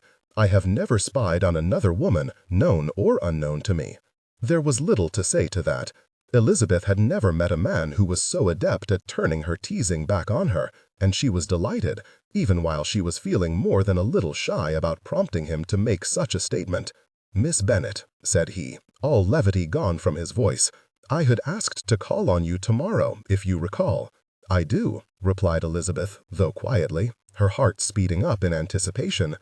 "Since we are now together, it appears to be a propitious time to discuss what I wished to say to you, if you agree." Nothing could have been more agreeable to Elizabeth, and she managed to convey that to him in a manner which he could understand, though she thought it was a near thing. "In fact," said Mr. Darcy, his manner contemplative, "I am not certain precisely what I wished to say." He blushed a little. "You must understand, Miss Bennet, that I am not a loquacious man, and I tend to stumble when speaking to certain individuals and at certain times, and in university I often found it helpful to write my comments beforehand so that I might be able to make myself clearly understood." "You do not know what you wished to say?" asked Elizabeth, feeling a little crestfallen. Mr. Darcy chuckled, making Elizabeth wonder if she should feel offended, and then spoke in a soothing tone. "There, you see, I tend to say things which might be misunderstood when I speak without rehearsing in advance. What I meant to say is that I asked for an audience with you, not knowing which question I meant to ask.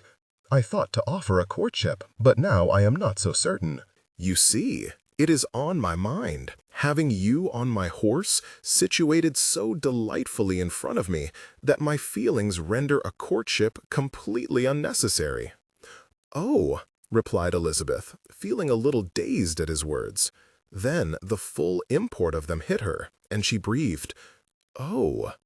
"Exactly. You see, Miss Bennet, I can be quite deliberate in forming my opinion, but once it is formed, it is as immovable as a mountain. I have come to a conclusion, but the true determining factor is yours." "Mine?" asked Elizabeth. "Yes, yours. I have an important question to ask, but you will determine which one I will ask. If you require a courtship, then I am happy to oblige, and to continue to pay my attentions to you before all the neighborhood. If, on the other hand, you feel you are ready for more, as I am myself, then I will ask you a more permanent question. The decision is entirely yours." Elizabeth gazed at him wide-eyed, wondering if she heard him correctly. "That is highly irregular, Mr. Darcy." "It is it not?" It was not a question, and to emphasize his point, Mr. Darcy winked at her, causing Elizabeth to giggle. But he did not speak. Instead, he continued to watch her, an expectant air prompting her to consider his words. She had the power to elicit a proposal. How many ladies could say the same? But as she looked up at him, experienced the sensation of his arms surrounding her, sat cradled to his breast, a powerful feeling of belonging crept over her. She had been expecting an offer of courtship, but now Elizabeth knew exactly how she felt and what she wanted. "I believe you may proceed in whatever way you feel fit, sir," whispered Elizabeth. The delight which settled over him became him exceedingly, and he wasted no time. "In that case, Miss Bennet, I must tell you that I feel an ardent passion and love for you, and humbly request that you accept my hand in marriage." Elizabeth laughed, and this time she did reach up to cup his cheek. "After all that, your proposal was rather perfunctory in nature." "As I said, I am not an eloquent man, Miss Bennet." "Oh, I believe you are, sir, with the right inducement. I was not complaining. Indeed, your proposal contained everything necessary to convince me that you are in earnest, and I am happy to accept, for I wish for nothing more than to stay with you forever in the wilds of Derbyshire." "You are certainly the right inducement, Miss Bennet," replied Mr. Darcy, and he leaned forward to press his lips against hers. It was sweet and sublime, kissing her newly betrothed, and though Mr. Darcy did not press his breach of propriety any further, it was enough for Elizabeth. It carried the promise of so much more. Chapter 22. Darcy had kept his temper admirably. Though his first instinct upon finding Miss Bennet alone and abandoned on that lonely country road had been to go directly to Teesdale Manor and confront Lady Emily, he had recognized the necessity of ensuring Miss Bennet arrived home safely first. The ride through the woods of his estate and on to Kingsdown had allowed him an unparalleled opportunity to secure her hand, and he could not feel more blessed that he had been able to do so. She was a wonderful woman, and he did not doubt his days would be happy with her by his side. But this time, so dearly bought, was coming to an end. As the house at Kingsdown appeared in the distance, Darcy was loath to relinquish her company back to her relations, though he knew it to be necessary. Soon she would not be required to leave him again. "Mr. Darcy, perhaps we should dismount?" asked Miss Bennet, her cheeks flushed with a most fetching blush, no doubt embarrassed to be found atop a horse with a man. "There is little to be done about it now," replied Darcy.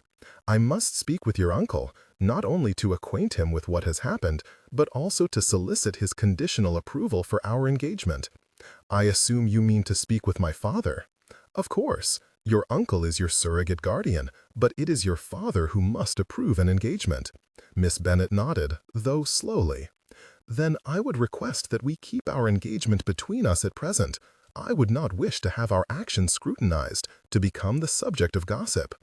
Though Darcy was initially taken aback by her request, he soon began to see the sense in it. Are you suggesting that I speak to your father when you return to your home? I am, Mr. Darcy. Furthermore, my sister is to visit soon, and I am not sure how she will behave when she comes. If possible, it seems better to keep this matter from her ears until I can understand how she will react. Darcy frowned. You think that she will not approve? It is not that specifically, sir. I am sure she can have nothing to say on the matter. Let us simply say jealousy is a possible reaction to the news of our engagement. But she will be forced to accept it sooner or later. She will, replied Miss Bennet. But she has been told by my mother that she is the most beautiful, the best of her daughters since she was a child. You are a gentleman of much more consequence than Mr. Bingley. It might be difficult for her to accept my marriage to a gentleman of higher standing. It was difficult to know what to think of the new Mrs. Bingley. Darcy did not think he had heard all there was to hear of the matter which lay between Miss Bennet and her sister, but this new account of the woman did not reflect well on her. To resent another sibling because of whom she married spoke of a mercenary attitude which was quite beyond anything Darcy would have expected in the sister of an exceptional woman such as Miss Bennet. Miss Bennet apparently sensed his confusion and moved to reassure him, though they had not much time before they arrived at the house. I will explain as much as I am able the next time we are together. For now, please trust what I have informed you of my sister. We were always very close, but her marriage has changed her, and I do not know what to think. Unless you are set on announcing our engagement to the neighborhood, I would ask that it be kept from anyone other than ourselves and my uncle. It cannot be announced until I speak to your father and obtain his consent. All you are asking me to do is refrain from riding to Hertfordshire on the morrow to speak with him. Miss Bennet smiled at him. That is exactly it, sir. Then I have no objection, as long as I am granted leave to inform Georgiana and Fitzwilliam. They will surely badger me on the matter, and since you visit so often, it would be difficult to keep it from them. Agreed. For my part, I shall inform Olivia for the same reasons. They emerged from behind a small copse, and the house stood in front of them. Reining the horse to a stop, Darcy dismounted and then held his hands up to help Miss Bennet from the top of the horse. He was already feeling bereft due to the absence of her in his arms, and he wondered how he would manage until the day when he was able to make her his in every way. When they were both standing on the ground, he offered her his arm and stepped forward, intending to go around the house to the drive at the front. Before they could reach that objective, however, Mr. Drummond emerged from that direction and hurried around the corner, concern evident in the way he searched Elizabeth's eyes. "Elizabeth," exclaimed he, "we were beginning to become worried for you. I have much to tell you, uncle." "I believe it would be best if I was to make this communication, Miss Bennet," interjected Darcy. "Will you allow me the honor of speaking for you in this matter?" With slow deliberation, Miss Bennet nodded, and he knew that she had quickly understood his meaning. Though he knew he could not claim to be her protector until they married, in allowing her to speak for him, she was allowing him to make a statement of intent. Darcy did not think that Mr. Drummond missed the inference, given the searching looks he was directing at both of them. "You were both riding on Mr. Darcy's horse," said he. It was a statement of fact, and contained no overtones of accusation, though Darcy detected substantial curiosity. "That is, in part, why I need to speak to you, sir. There are reasons why I felt it necessary to travel in such a way. We encountered no one on our journey, so there should be no repercussions. Not that the thought of being forced to marry Miss Bennet much sooner would be onerous to me." "Then let us retire to my study," said Mr. Drummond. They made their way inside the house, Darcy declining an offer to stable his mount, preferring instead to tie him up for what he intended to be an imminent departure. Miss Bennet took her leave of him, retreating to her room, while Darcy followed Mr. Drummond to his library. "Has your daughter returned yet?" asked Darcy as they entered the room. "We received a message not long ago that your sister had invited her to stay the night at Pemberley. It was the lack of any mention of Elizabeth that concerned me. I cannot imagine how she came to be with you, on horse of all things, rather than at Pemberley with her cousin." "I could not have imagined it myself, Mr. Drummond," said Darcy, the memory of the rage he had felt when he had found her once again welling up in his breast. There was no reason, however, to surrender to such passions, and every reason to stay calm, not the least of which was the need to prevent Mr. Drummond from jumping up and riding to Teesdale Manor to confront Lady Emily himself.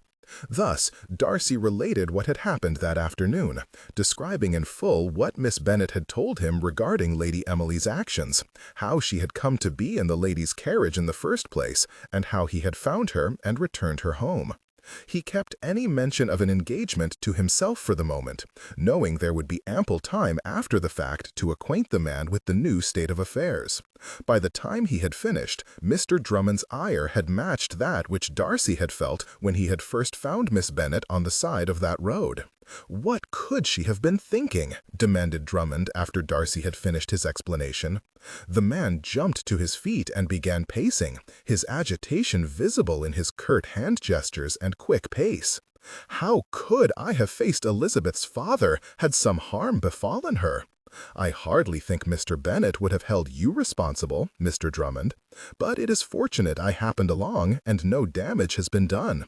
"No damage has been done, but there must be a response to this. I care not if Lady Emily were the Queen herself. This betrayal is beyond comprehension." "I do not disagree," replied Darcy, thinking this was an excellent opportunity to move to the other topic of his interest. "But I would ask you to cede the right of response to me." That stopped Drummond up short, and he turned to peer at Darcy. "Why would I do so? I am her guardian while she is in Derbyshire. Despite how grateful I am you intervened, the right of response is mine." "Because there has been a development of which you are not aware." "There has?" asked Drummond, in a tone which suggested that Darcy had best explain himself. "Yes, sir. You see, I had spoken with Miss Bennet during our outing today, asking to be allowed to call on her." "You have been calling on her for weeks." "I have, but today I wished to call for a specific purpose." Drummond released a bark of laughter. "So, having her alone for 10 miles on your horse, you took the opportunity which presented itself?" "You have the right of it, sir. And now you wish for my approval?" "I do. As you stated, I have been calling on your niece for some time, and I have developed an affection for her which cannot be denied. Today she confirmed the strength of her returning feelings by accepting my offer of marriage.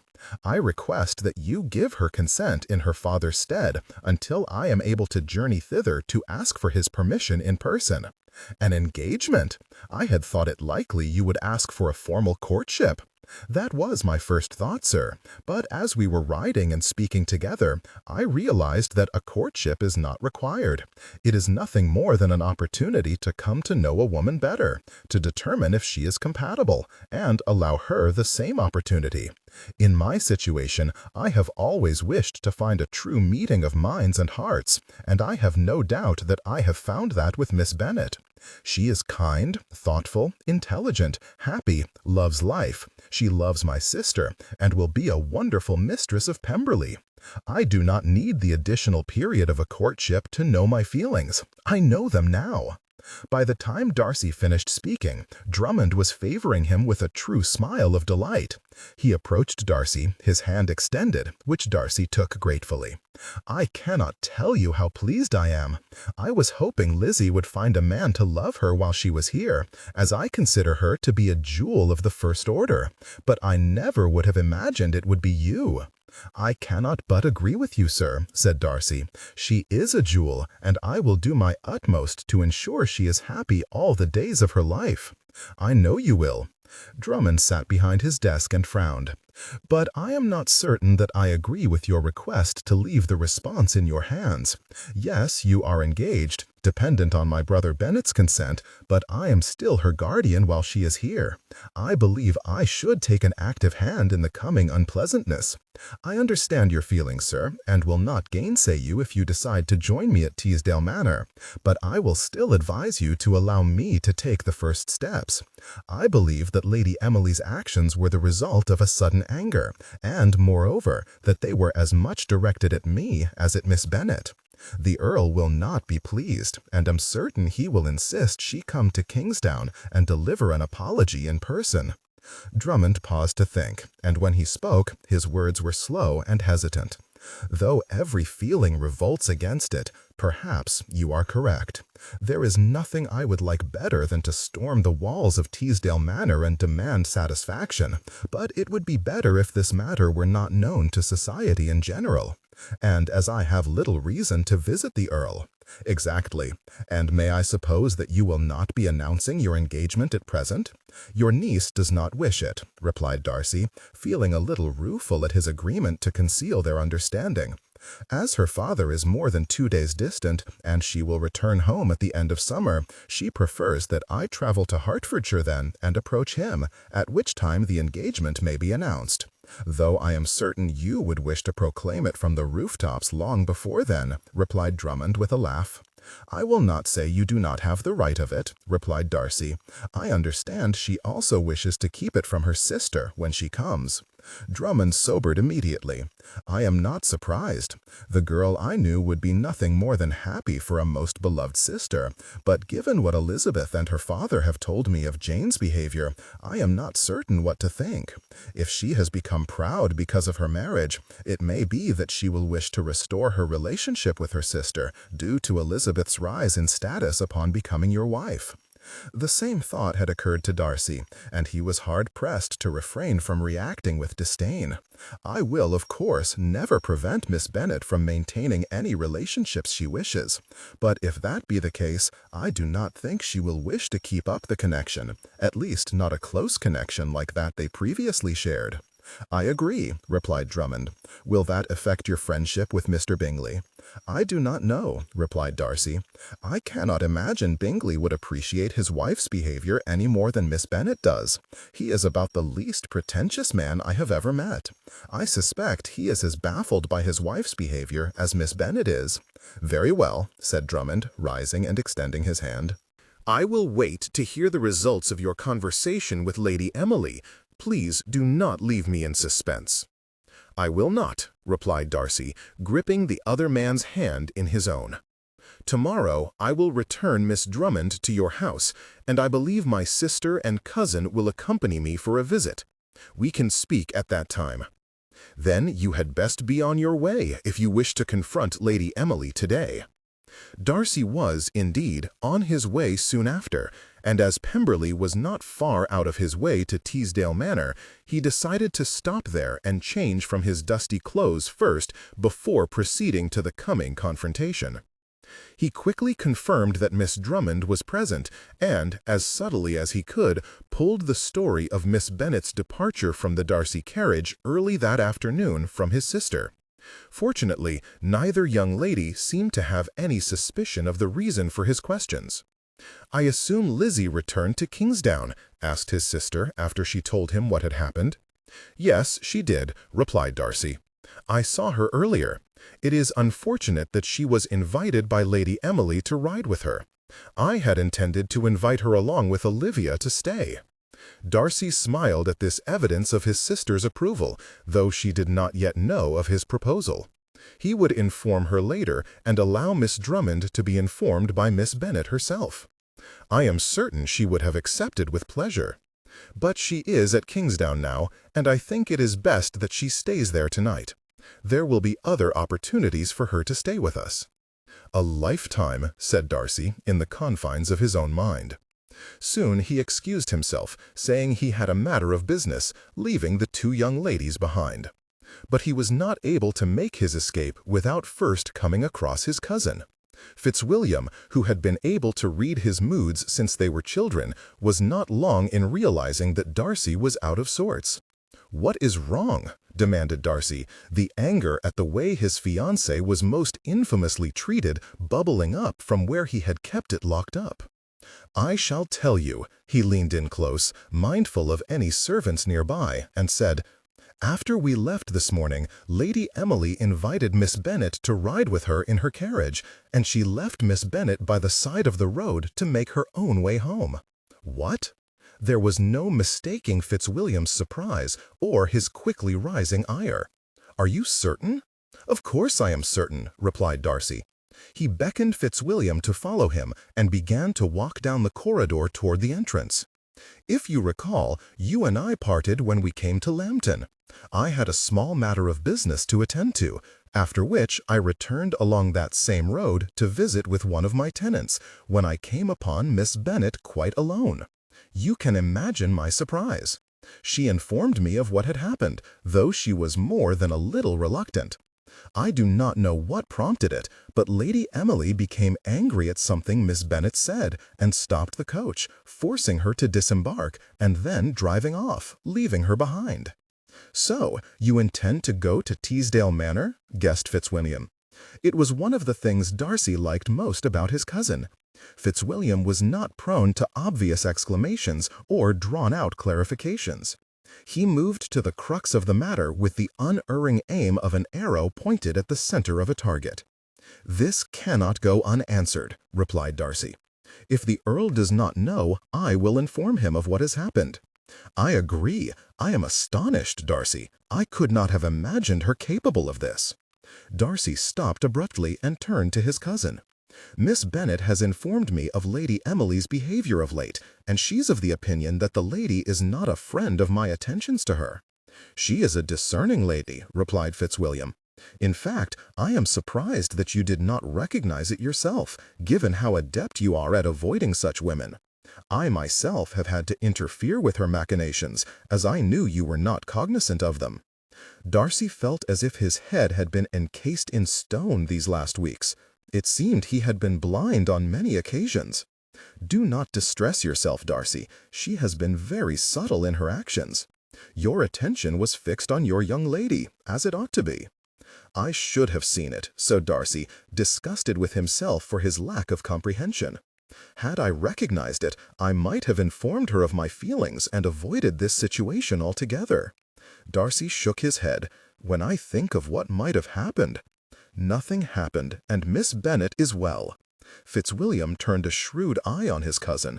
"And, I suspect, you are further along on your road of courtship than you were previously." His mind was so full of righteous indignation that Darcy had no time to be embarrassed by his cousin's teasing. "You would be correct.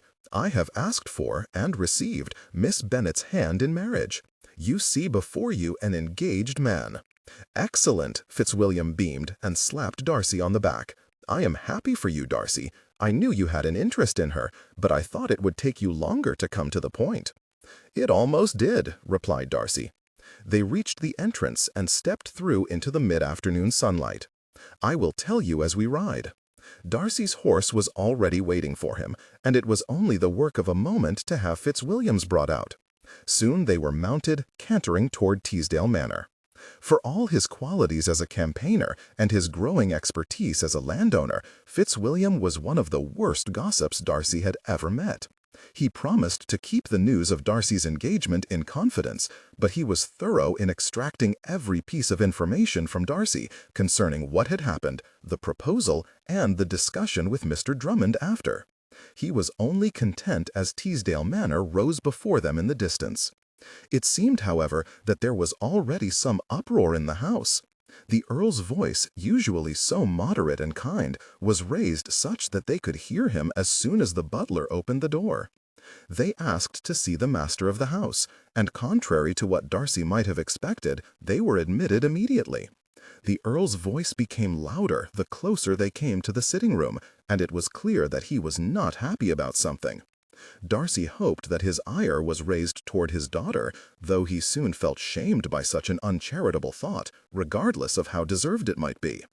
"Mr. Darcy," said the butler as he led them to the Earl, "might I assume your presence means the young miss has been recovered?" "Yes, she has," replied Darcy, not surprised he had knowledge of the matter.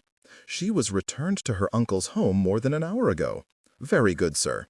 When they entered the room, they were greeted by the sight of the Earl standing, his face red with anger, while Lady Emily sat in a chair, clearly the target of her father's ire. The lady's countenance was distressed, though Darcy was not certain if that was due to remorse or simply her father's censure. When they were announced, the Earl stopped his pacing and drew himself up to his full height, greeting them in a perfunctory manner. "Darcy, Fitzwilliam," said he, "I suppose I should not be surprised to see you here, though I will own I had expected to receive Mr. Drummond." "I have come from Kingsdown myself, your lordship," replied Darcy.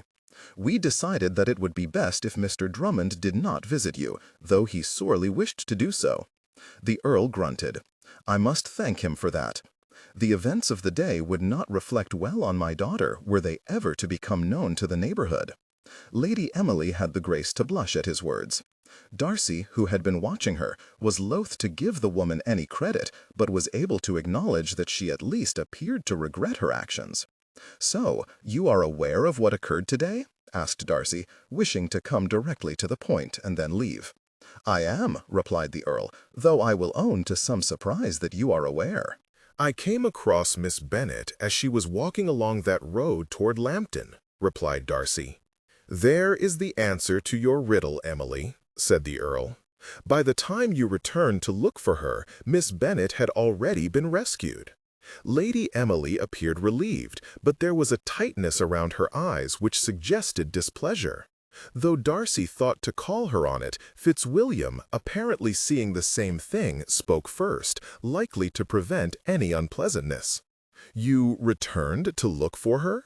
"She realized what a foolish thing she had done," replied the Earl for his daughter, prompting an annoyed glance from Lady Emily.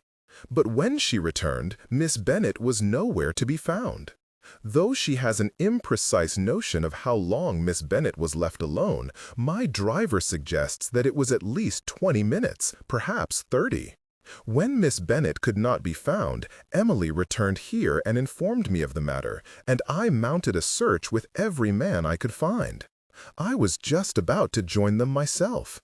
The matter having been brought back to his mind, the Earl pulled the bell and summoned his butler to have the search called off. His butler, however, responded that it had already been done, based on the intelligence Darcy had given him. "Good man, Gates," said Lord Chesterfield when his butler had departed. Then he addressed Darcy and Fitzwilliam again. "You may be assured that this matter is not closed. I am ashamed of my daughter's behavior, and though she is too old to put across my knee, I cannot countenance such behavior.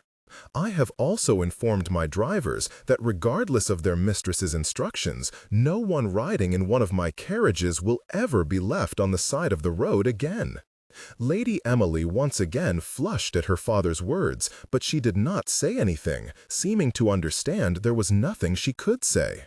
While the revelations they had heard since they arrived mollified Darcy a little, he had expected to arrive to a woman completely unmoved by the distress in which she had left a young woman who had never done her any harm.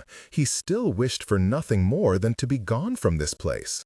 "There appears to have been certain expectations held by your daughter, Lord Chesterfield, and I feel I must address them now." The look the Earl bestowed on Darcy was unreadable, but he had already turned to Lady Emily. "It appears you have harbored some hope for a union with me, Lady Emily, which may, in part, have led to today's unpleasantness. Let me state unequivocally, so there is no misunderstanding, that which you desire will never be. While I am sensible of the advantages you would bring as a wife, there will be no alliance between Pemberley and Teesdale. I apologize if this brings you pain, but I believe it is best that it be clearly understood." Though Lady Emily appeared annoyed with Darcy's declaration, he could detect no hint of sorrow he would expect to see in a woman rejected by a man from whom she wished to receive a proposal. Whatever the lady's reasons had been, he was almost certain they had been dispassionate. In the end, she replied with dignity, "I understand, Mr. Darcy." "Then I shall depart," said Darcy, not wishing to stay there any longer. "Darcy," called the Earl as he stepped out of the room, "a moment of your time, if you will." Darcy assented, and as he waited for the older gentleman to approach, he could feel the weight of the Earl studying him. "May I assume the reason you will not pursue my daughter is due to Miss Bennet?" "That is not the only reason," said Darcy. "I have never considered Lady Emily as a possible bride. I believe in essentials we are too much alike, and though I understand the benefits of marrying her, I do not care for her the way a man should a woman he is considering making his bride. It is likely for the best, though I would have liked to have you as a son-in-law." Earl Chesterfield paused for a moment, then he continued, I assume you have thought of the repercussions of an alliance with Miss Bennet." Darcy was about to respond angrily when the Earl shook his head. "I mean no slight against the lady. She seems to be an intelligent, estimable sort of girl, and I know no ill of her. But from what I have heard, her portion is small and her connections are insignificant. Your father, God rest his soul, was one of my closest friends, and I would be serving his memory ill if I did not attempt to advise you in this matter, one which will be the most important decision of your life. I know you are too young to remember the Countess, but she was my other half, Darcy, and I was devastated when I lost her, much as your father was when Lady Anne passed. I would not wish for anything less than what I or your father shared with our wives for you, and I know your father and mother would have felt the same way." "Thank you, sir," said Darcy, the irritation fading away. There was no reason to deny his interest now, not with the Earl who had often counseled him in his father's stead. "I know my parents would have come to love Miss Bennet, even though they would not have been happy with her situation. But her worth is above the price of any of my worldly possessions. I am wealthy enough to make her lack of dowry insignificant, and I have more connections to repulsive members of society than I know what to do with." The Earl barked with laughter and shook his head. "I have no doubt you do. I cannot blame you for wishing to find a wife untainted by that cesspool. I wish you the best of it. I hope, in time, all will be forgiven and we may resume our previous closeness." Darcy nodded. "I hope so too, sir. But it will depend on your daughter's good behavior and on Miss Bennet's generosity. Since I have no doubt of the latter, and I hope the former has learned her lesson, we should be able to come to some accommodation. Then go to it, son. You may count on my support." With a word of thanks and a shaken hand, Darcy turned to depart. Soon he was on his horse, cantering back toward Pemberley. He was not certain why Fitzwilliam had chosen to stay with Lady Emily, but he was certain his cousin would return before long. For now he wished to return to his estate. "You are fortunate no harm came to Miss Bennet," said Fitzwilliam. Though the lady's lips tightened to a thin line, she did not respond, angering him all that much more. "What were you thinking?" demanded he. "How could you possibly have taken leave of your senses sufficient to leave a young lady to shift for herself in such circumstances? I would say your father taught you better, but it should be obvious that such an action cannot be considered. I should not have thought anyone needed to be told." Lady Emily mumbled something, but Fitzwilliam was not about to allow her escape with such a non-reply. "I am sorry, Lady Emily, but I could not hear you. May I request that you repeat yourself?" "I said, I believe I was not thinking at all," replied Lady Emily, finally, turning a glare upon him. "That much is evident, madam, but it does not excuse your actions." "I did not claim it did." Fitzwilliam nodded curtly. "At least you see that clearly." "Why did you do it?" "The woman made me angry," cried she.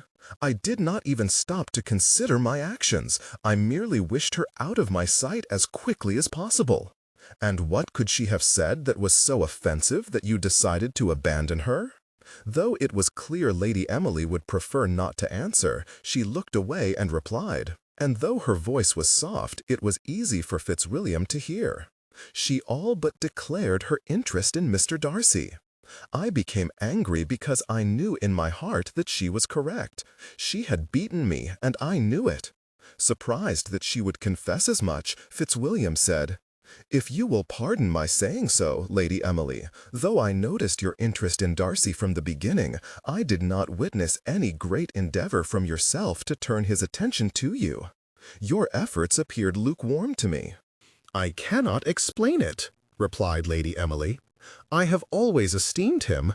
Who would not, I thought? He never paid any attention to any young woman until Miss Bennet arrived, and then a woman he has known less than 2 months appeared and drew all his attention. I will own that it offended me." "Lady Emily," said Fitzwilliam, "it is clear to me that your downfall has been jealousy. It is not laudable, but you are not the first." "I suppose it is," replied the lady with a sigh. "You owe her an apology.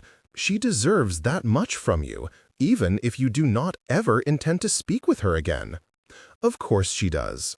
Fitzwilliam turned to see the Earl had stepped into the room, and though he had not spoken, Fitzwilliam had the impression he had been there for some time. "The apology will be offered tomorrow. We should both be grateful that Miss Bennet has not chosen to embarrass us. Is that not correct, Emily?" "It is, father," said Lady Emily softly. Fitzwilliam had never seen her so humble as she was now. "Darcy has departed?" asked Fitzwilliam. "He has." "Then I shall take my leave. I hope we shall meet again under better circumstances." "You may depend on it." "Thank you for coming and speaking to me of this matter, Fitzwilliam. You and your cousin are welcome at Teesdale Manor at any time, and, if what I suspect should come to pass, Miss Bennet is welcome to come too." Fitzwilliam bowed and departed, leaving the disgraced woman with her father. He was content. Darcy had secured the woman who would make him happy in life, and he could wish for no greater boon for his cousin. But though he would have preferred to forget about it, Fitzwilliam found the situation with Lady Emily spinning about, collecting his thoughts as it careened through his mind. She would escape any public censure, but it would be some time before relations were easy between Pemberley and Teesdale Manor. Why that should bother him, Fitzwilliam did not quite know. Chapter 23. It was much later that evening when Elizabeth had the opportunity to once again speak with her uncle. Upon returning to Kingsdown, she had left them, though unwillingly, given the wonder of her new understanding with the gentleman. The chief of the afternoon had been spent resting in her room, and though she had slept a little, most of it was spent in contemplation of all that had happened that eventful day. With Olivia at Pemberley for the night, Elizabeth felt little desire for company. Furthermore, after she did emerge from her room, she noted Mr. Drummond's barely concealed distraction and evident annoyance, and, expecting it to be a result of Lady Emily's actions toward herself, she allowed him time with his own thoughts. Dinner was a quiet affair, more so than usual, with Olivia's absence and her uncle's distraction. The younger children were as they ever were. Elizabeth did sit with Leah and take her sister's place as the girl's confidant, but Mrs. Drummond and Edward both seemed to sense that something had happened. But as they had both been engaged in other activities when she had returned, they were therefore ignorant of the event. Elizabeth was quite happy to leave them in suspense, not wishing to discuss the matter. After dinner, however, that changed. Mr. Drummond shook off his prior mood and approached Elizabeth, seating himself beside her. When he spoke, it was in a quiet tone, as he understood that his wife was watching them through suspicious eyes. "I am happy you were returned safely to us, Lizzie." He paused, and a hint of pain seemed to come over him. "I understand the bond between your father and yourself, and I shudder to think of his reaction had something happened to you." "There is no reason to think on it any further, uncle. It is in the past. I am well." "Indeed you are. There is also reason to congratulate you, or so Mr. Darcy informs me." "I should hope so," said Elizabeth. "He was to ask for your consent." "That he did. But you are aware that nothing is official until your father gives his consent." "At present, perhaps," replied Elizabeth. She grinned at him. "You forget that I shall be 21 next month, and of age. Mr. Darcy will not journey to Hertfordshire until I am to return home, so at that time, if Papa withholds his consent, I may ignore his dictates." Her uncle laughed. "I confess I had forgotten it. Not that I could imagine your father denying you anything you desired, or refusing a man such as Mr. Darcy. I believe he will be content with your happiness, though he might regret losing you from his home. I see you are well acquainted with my father's ways." "Indeed I am." Mr. Drummond paused and darted a look around the room. Edward had taken up a book, and the three younger children were playing some game on the floor. Mrs. Drummond, however, was watching them while chewing her lower lip in thought. She was too far distant to hear their whispered words, however, so Elizabeth did not care for the woman's scrutiny. "Mr. Darcy mentioned your desire to keep your engagement from Jane's knowledge." Elizabeth nodded, sudden emotion causing her to choke up and stifling her response. Can I also assume you wish to keep it from your aunt and the rest of my family?" "I will tell Olivia," replied Elizabeth. "I cannot imagine keeping it from her, especially since Mr. Darcy means to tell Miss Darcy. But for the rest of the family, yes, I prefer they did not know. I will not be writing to Papa." "Very well," replied Mr. Drummond. "I cannot say that I blame you. I will keep your confidence." "Thank you, Uncle." Mr. Drummond grinned. "I am quite happy at how this has all turned out. It was in my mind that you might find a husband here, but that you have attracted Mr. Darcy's attentions is more than I could ever have hoped for.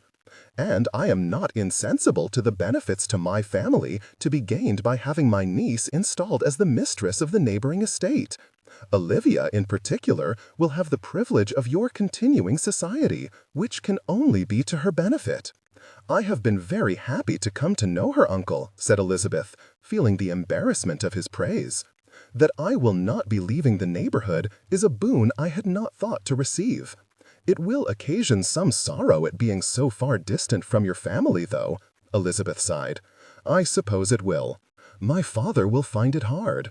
My mother will no doubt insist upon my introducing all my sisters to society in hopes of their catching wealthy husbands themselves. She will expect Lydia to marry nothing less than an earl. Mayhap you should turn her toward Colonel Fitzwilliam," replied her uncle, a twinkle in his eye. "I have heard of her predilection for redcoats." They laughed together, and Elizabeth agreed that it was so. "But I would never impose upon poor Colonel Fitzwilliam in such a way. Surely he does not deserve my sister." Their spirited discussion continued for some little time, after which her uncle excused himself to go to his study to complete some work on his books. Edward went along with him to assist, leaving Elizabeth alone with the 3 children and Mrs. Drummond. The woman studied her, and several times Elizabeth thought she might speak, but she held her silence until it was time for Elizabeth to take the children upstairs and see them in their beds. The next day, the Darcy party arrived at Kingsdown with Olivia in tow just after the family partook of their luncheon. Anticipating this visit, and all which would likely transpire because of it, Elizabeth was certain to awake early that morning and complete her daily tasks so there would be no interruptions and no reason for Mrs. Drummond to insist she attend to other matters. When the visitors arrived, Georgiana and Olivia entered the room first, followed by the gentlemen, and it was clear from their demeanors that one had been told the news while the other had not. Georgiana was alive with excitement, shining eyes searching for Elizabeth, while Olivia watched her friend with evident confusion. As soon as Georgiana caught sight of her, she released a girlish laugh, disengaged from Olivia, and fairly skipped toward Elizabeth, throwing her arms around her in delight. "Oh, Lizzie," said she, though in a low voice, proving she had been told of the need to be circumspect. It was, of course, ruined to a certain extent by her present behavior. "I am so happy. You shall stay in Derbyshire after all." "I believe I shall," replied Elizabeth. "But please be circumspect at present, for your brother has not yet sought my father's consent." "I will, but I am so happy I could burst. Olivia is positively alive with curiosity." Georgiana giggled. It was so diverting watching her this morning. Elizabeth directed a look over at her cousin, who was watching them, her brow furrowed in confusion. With a smile and a nod, Elizabeth mouthed "later" to her cousin. Olivia nodded and seemed to sense she should not make an issue of it at present. "It seems your brother has been teasing my cousin. He should have simply informed you both. I believe he wished to give you the pleasure of it yourself." As soon as he had moved into the room, and while Georgiana was accosting Elizabeth, Mr. Darcy had approached Mr. Drummond and was now speaking with him intently. After a moment of this, Mr. Drummond nodded to him and thanked him, after which Mr. Darcy greeted the room and Elizabeth in particular. For a moment, Elizabeth wondered what it might be like to be able to receive Mr. Darcy as her fiancé openly, before she shook off such thoughts, knowing she would know that pleasure soon enough. "I have some intelligence for you," said Mr. Darcy, as soon as he had sat by her side. Mr. Drummond had welcomed his other guests into the house and invited them to sit, then had started up a conversation with Colonel Fitzwilliam, apparently knowing that Elizabeth and Mr. Darcy needed to speak unobtrusively. Of Lady Emily? Mr. Darcy's countenance was overset with an expression of distaste. "I visited Teesdale Manor yesterday in Fitzwilliam's company." "Your cousin accompanied you?" "Indeed." It seems that he also saw Lady Emily's behavior for what it was and took it upon himself to interfere with her actions, though I wonder why he did not inform me. Elizabeth was certain she knew exactly why Colonel Fitzwilliam had not informed his cousin, but she held her tongue as Mr. Darcy continued to speak. It seems that Lady Emily did, at least, recognize the foolishness of her actions, and she returned to the road to try to locate you. By then I had already found you, and we had left the road behind. When she could not find you, she returned to her father and confessed all, leading him to launch a search for you. In some obscure way, Mr. Darcy's account of Lady Emily's belated conscience was comforting, though Elizabeth was still not sanguine about the matter. Perhaps the friendship they previously shared might be repaired, though it would be some time before she was willing to listen to the woman's overtures. Then Elizabeth realized that she was not even certain that Lady Emily had ever been a true friend to her, and was thus uncertain if there was anything to restore. Regardless, Mr. Darcy continued speaking. "She has confessed herself to be completely in the wrong and has agreed to make her apology. If that is acceptable to you, of course." "Had your account been different, I might have been otherwise inclined," said Elizabeth. "And I would not have blamed you. As it is, however, if she will make one, I will listen to her. I do not think I will trust her for some time, but I will accept her apology." Mr. Darcy nodded. "In addition to this, it seems she has had some expectation that we might come to an agreement." Elizabeth was not at all surprised by this. "I have informed her of the fact that I have no intention of offering for her, and that she should not expect any attentions to be forthcoming." "You did not inform her of our engagement?" "I did not, but the Earl guessed our developing relationship, and he spoke to me about it." Elizabeth arched an eyebrow. "To warn you away from the penniless daughter of a minor landlord in favor of his daughter?" A chuckle was his response. "You are far too erudite for your own good, Miss Bennet, but you also do him a disservice. His lordship was a close friend of my father's. Along with my uncle, he provided a great deal of assistance in the days after my father passed. He did mention those things, but only to be certain that I had considered them myself. When I informed him of my intentions, he supported me, and he specifically praised you." "Then I owe him an apology," said Elizabeth with a shake of her head. "My father has sometimes told me that I am much too quick to make judgments, and this appears to be one of those times." "Perhaps," replied Mr. Darcy, "but you can hardly be blamed for them." Elizabeth shook her head, but she allowed the comment to pass. They joined the general conversation in the room, and for a time it was carried on with the effortless ease of those who have long been comfortable in one another's company. There was an indefinable quality in what Elizabeth was witnessing before her, as if those who were aware of the engagement had imparted their excitement to those who were not, without even realizing it. This would be the scene of many family gatherings in the future, Elizabeth was certain, and she could only anticipate such events and inviting her family to her new home in turn. It was not long, however, before another party arrived, and the Earl and his daughter stepped into the room. Earl Chesterfield held his head high and betrayed no hint of trepidation concerning the upcoming meeting, but the same could not be said of his daughter. For the first time in her acquaintance with Lady Emily, Elizabeth sensed her hesitation. They were welcomed and invited to sit, and they did, exchanging pleasantries. During this brief period, Elizabeth watched Lady Emily, attempting to take the lady's measure anew. The woman darted several glances at her, and she appeared to not know what to make of Elizabeth's silence, as if she expected Elizabeth to denounce her the moment she entered the room. There was nary a display of haughtiness or unwillingness, though it would not be unexpected given the circumstances, leading Elizabeth to believe that her forthcoming apology was to be offered willingly. It made her feel a little better. "Miss Bennet," said Lady Emily during a lull in the conversation, "I wonder if I might have a word with you." "Perhaps we should retire to the other parlor," said Elizabeth, speaking as much to her uncle as Lady Emily. "This is a private matter after all." The reactions of both Lady Emily and the Earl bespoke their gratitude. Elizabeth had no desire to publicly humiliate anyone and wished for this episode to be behind her as soon as may be. The best way to do that was to accept her apology without witnesses. "I believe that would be best, Lizzie," said her uncle, and he rose to lead them from the room. Mrs. Drummond, Edward, and Olivia's eyes were all alight with curiosity, but Colonel Fitzwilliam immediately began to speak, distracting them. For her part, Georgiana looked at Elizabeth, but Elizabeth only smiled and shook her head, and the girl responded by nodding. Mr. Darcy and the Earl both rose to accompany the principals of the situation, along with Mr. Drummond, from the room, and they repaired to the second parlor.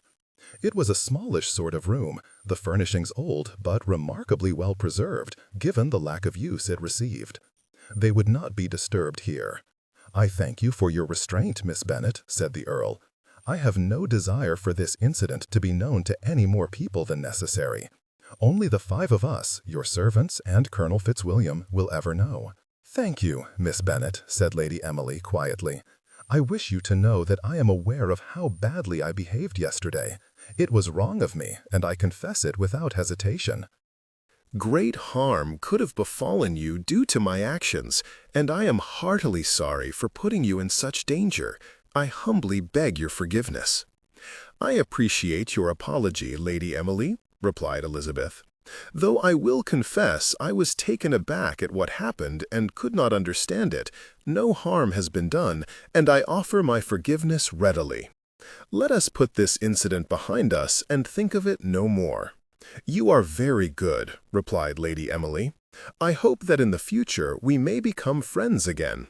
I understand that it will be some time before I will be able to gain your trust, but I am willing to work to earn it." "I hope so too," said Elizabeth.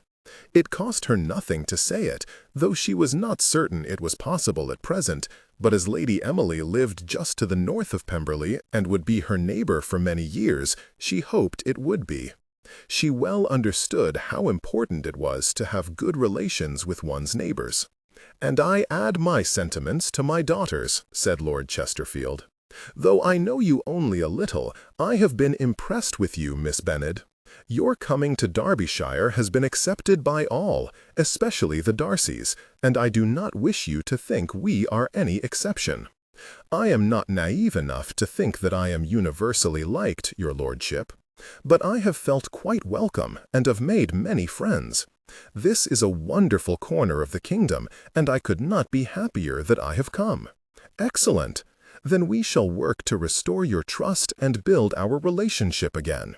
I believe there are many years of association ahead of us." The knowing look the Earl directed at her confirmed his good information of at least the attraction between Elizabeth and Mr. Darcy, if not the full scope of their current situation.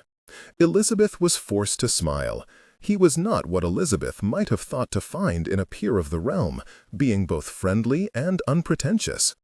Elizabeth thought she might like knowing him better. The apology having been offered and accepted, they soon returned to the sitting-room where the others awaited them. The Teasdales sat with them for another quarter of an hour before they excused themselves, leaving the Darcy party behind. Mr. Darcy suggested a walk, to which Elizabeth immediately agreed, and Olivia, Georgiana, Colonel Fitzwilliam, and Edward all indicated their willingness to accompany them. Mr. Drummond waved them out with a smile, and they left to prepare. But as Elizabeth was attempting to leave, she was arrested by the presence of her aunt, who was looking at her with curiosity, and for once without disdain. "It is not every day an earl and his daughter visit my home and ask to speak with my niece. It is even rarer that she directs them from the room to speak in private. Do you care to explain?" "My apologies, aunt," replied Elizabeth, "but I cannot satisfy your curiosity. Lady Emily wished to speak to me of a private matter. It must remain between us." "Your uncle and Mr. Darcy accompanied you," replied her aunt, "and for that matter, the Earl went as well." "That is because they were all aware of the contents of our discussion, aunt. There is nothing underhanded happening, but what was discussed must remain confidential." Mrs. Drummond nodded slowly. "I suppose I must be content then."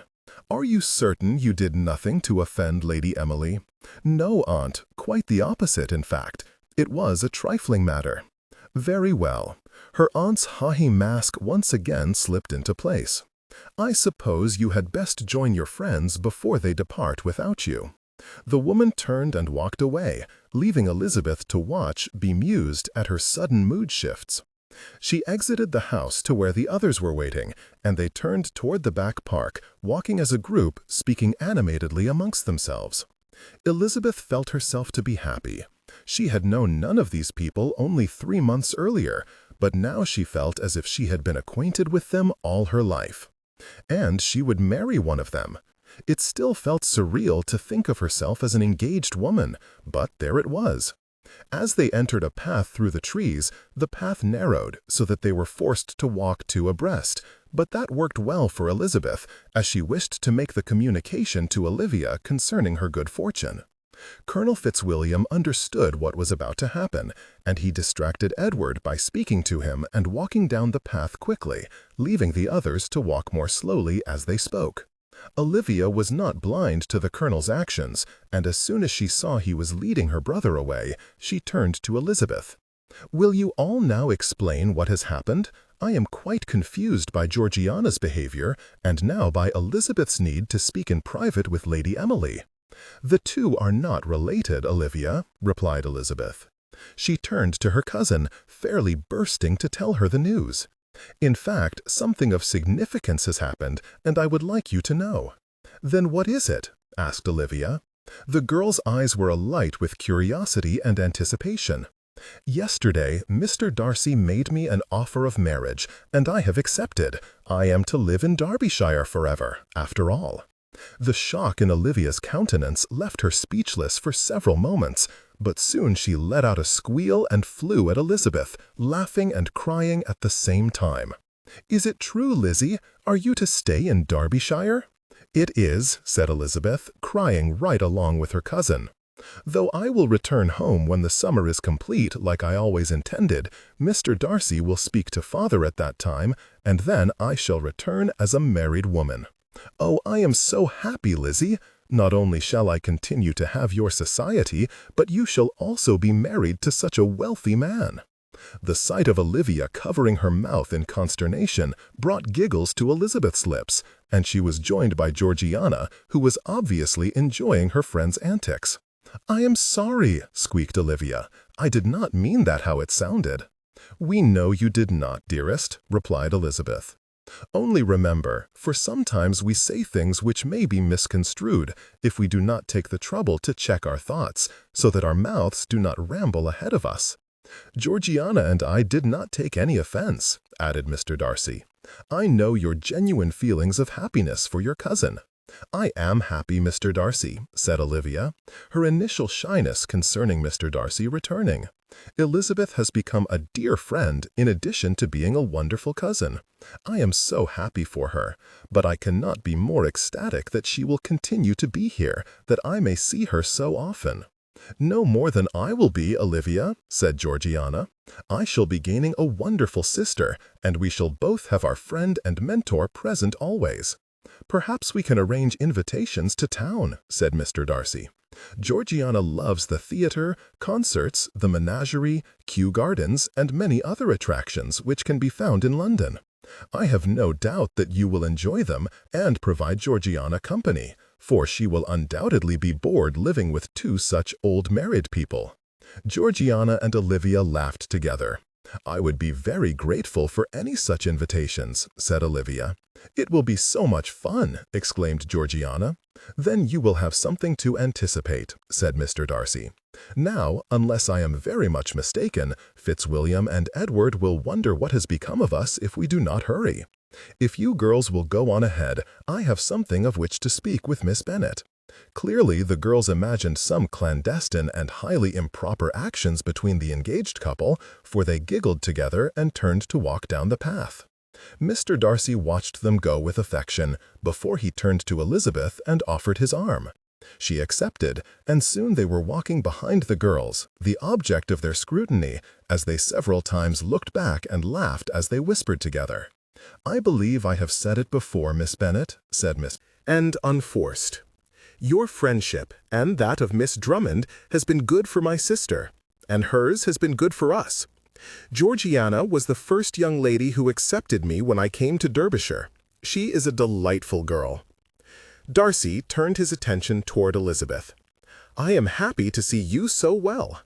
I know many young ladies who would have been distressed by yesterday's events, even now. I like to think I am resilient, Mr. Darcy. I will not allow such poor memories to rule me." "Exactly, as I would have expected." Mr. Darcy then sobered a little and turned his attentions to other matters. "I have a little more news to relate to you. Bingley and I have settled on a date for their arrival." "I see," said Elizabeth, that familiar blend of trepidation and anticipation welling up in her heart. "Can I assume it will be soon?" "Next week, Miss Bennet. They will arrive on Monday next, only 3 days after your birthday." Elizabeth shot him a surprised smile. "How did you know of my birthday?" "Come, Miss Bennet, you did not think I would be complacent about such an important date. Should your father see fit to reject my proposal, that is the first date when you will be free to accept me without his consent.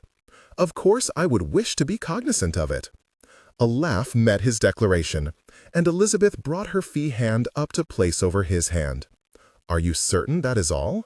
"Well, Georgiana might have mentioned it to me. It seems you told her some time ago." "Only in passing. And it must have been several weeks ago." "I believe it was." "Georgiana has been planning to invite you to a special event that day, complete with a birthday cake. Our cook, you understand, makes heavenly creations on our birthdays and is eager to display his talents whenever the opportunity presents itself." "Then I shall anticipate his masterpiece keenly, sir. Should I hold my peace about this matter? Has Georgiana intended to surprise me with it?"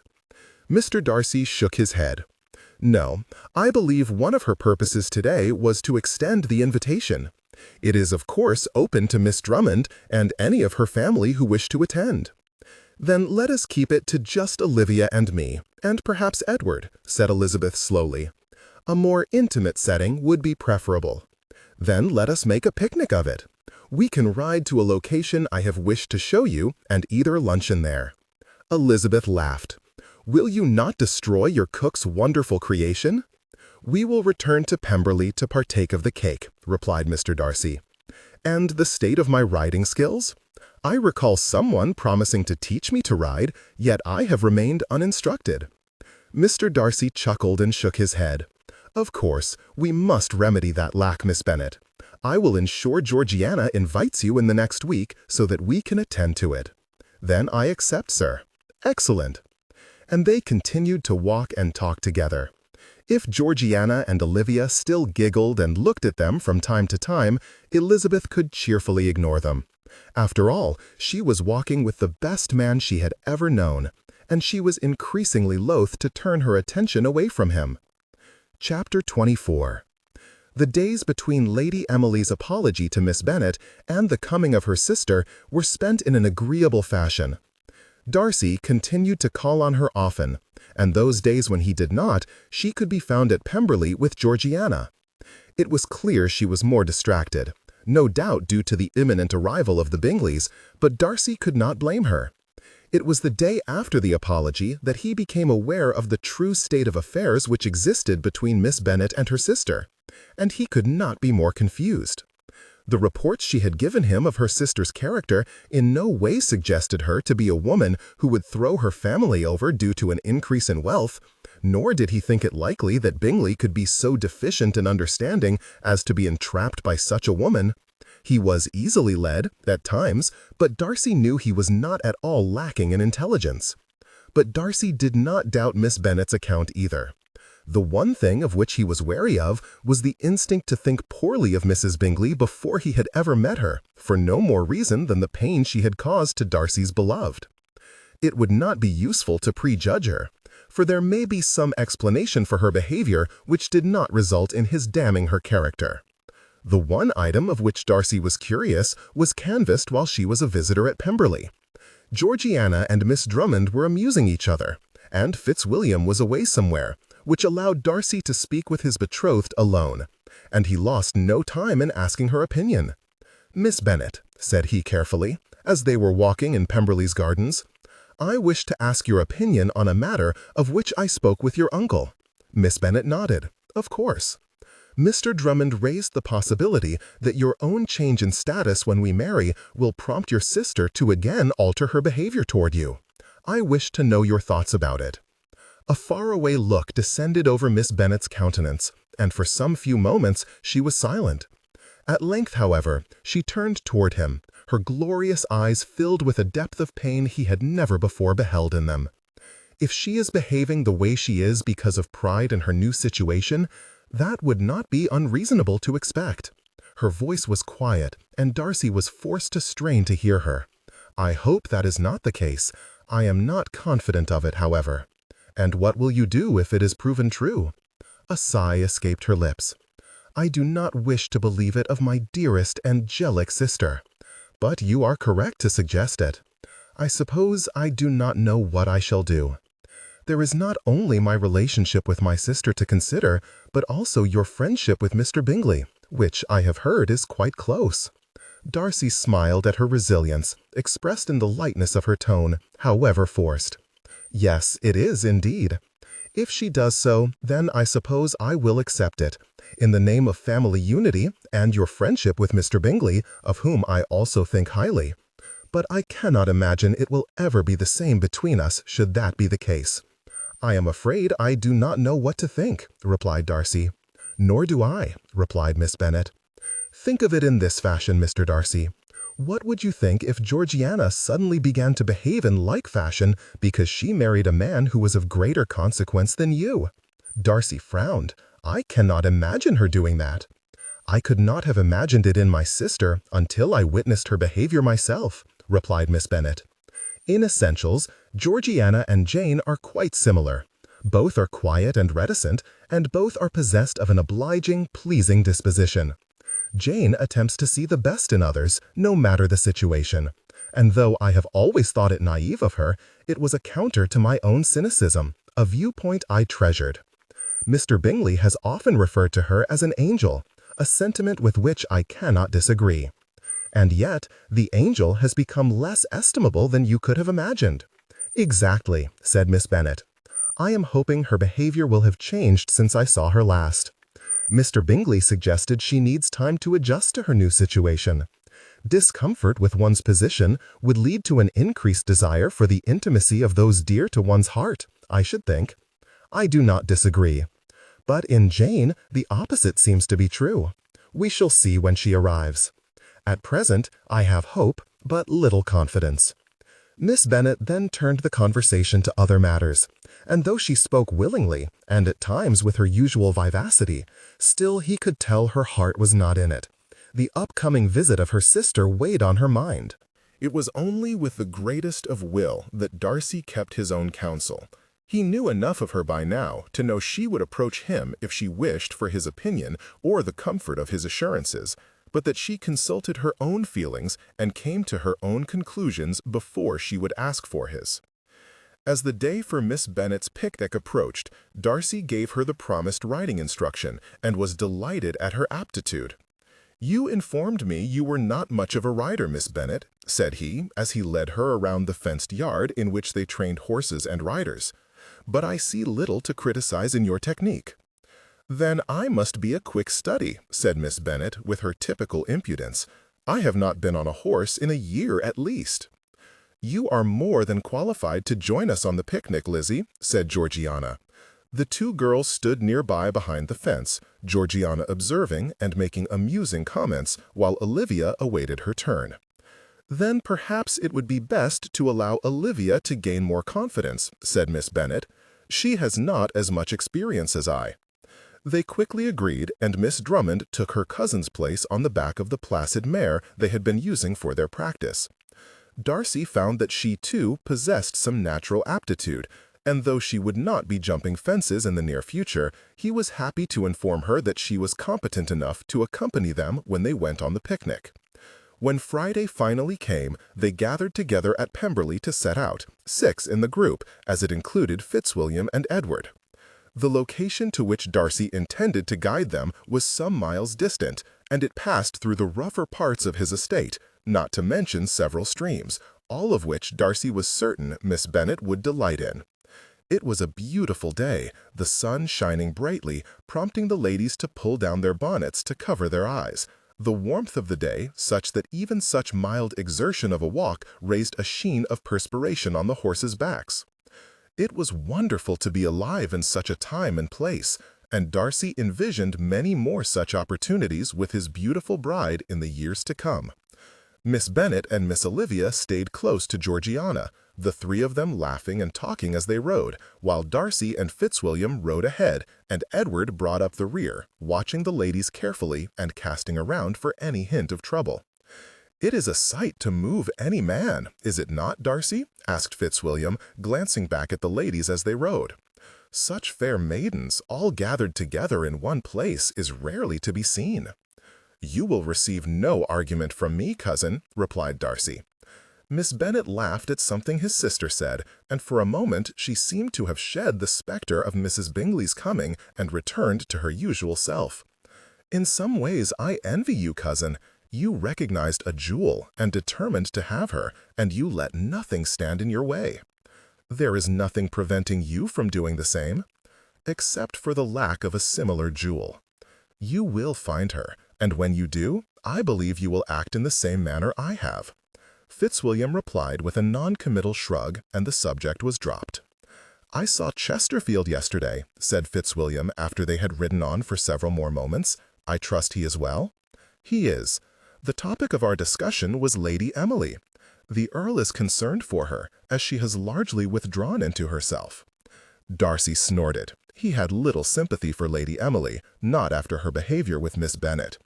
"I am certain she will recover. Her infamy was kept from society, so she will have no consequences to bear on that front. I hope she will learn from this episode. I am certain she will. I told the Earl I thought she was re-evaluating much of what she believed, and, in the end, will come away better for the experience." Darcy nodded. "Then I wish her luck. For my part, it will be long before I can meet her as an agreeable acquaintance. You know of my resentful temper. My good opinion will take time to restore." "Perhaps that is so," replied Fitzwilliam, turned to Darcy, spearing him with a glare, "but for you to say you have a resentful temper is patently absurd.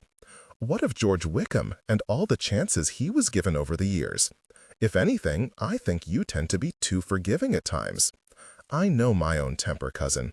I will do my best to extend Lady Emily the balm of forgiveness as Miss Bennet has, but do not hold out hope it will happen soon. For my part, I believe that she may be changed. There is something estimable about her, though her jealousy over your attentions to Miss Bennet was reprehensible. I believe this experience will make her into a new woman." Darcy nodded, but he did not reply. The wound was still too new, too raw, for him to consider whatever good qualities Lady Emily might have. It was unfair, perhaps, but there it was nonetheless. It was not many more minutes before they arrived at the site Darcy had designated for the picnic. It was a grassy section beside a stream, happily rumbling and tumbling over rocks and little depressions. The woods were close around three sides, while on the fourth side rose a low hill which overlooked the long valley that contained much of Pemberley's lands. It was deep within the boundaries of Pemberley, some distance from the lands Darcy's tenants farmed, a location which was not suitable for farming, though Darcy knew that at times the herds of sheep might be led hither to drink from the stream or eat of the hardy grass which covered the ground. "What a delightful place this is!" exclaimed Miss Bennet as the horses filed into the glen. "I knew you would enjoy it," replied Darcy. "This place could have been made for you specifically, so tailored is it to your tastes." Miss Bennet turned and regarded him. "Has my character suddenly become easily understood, Mr. Darcy?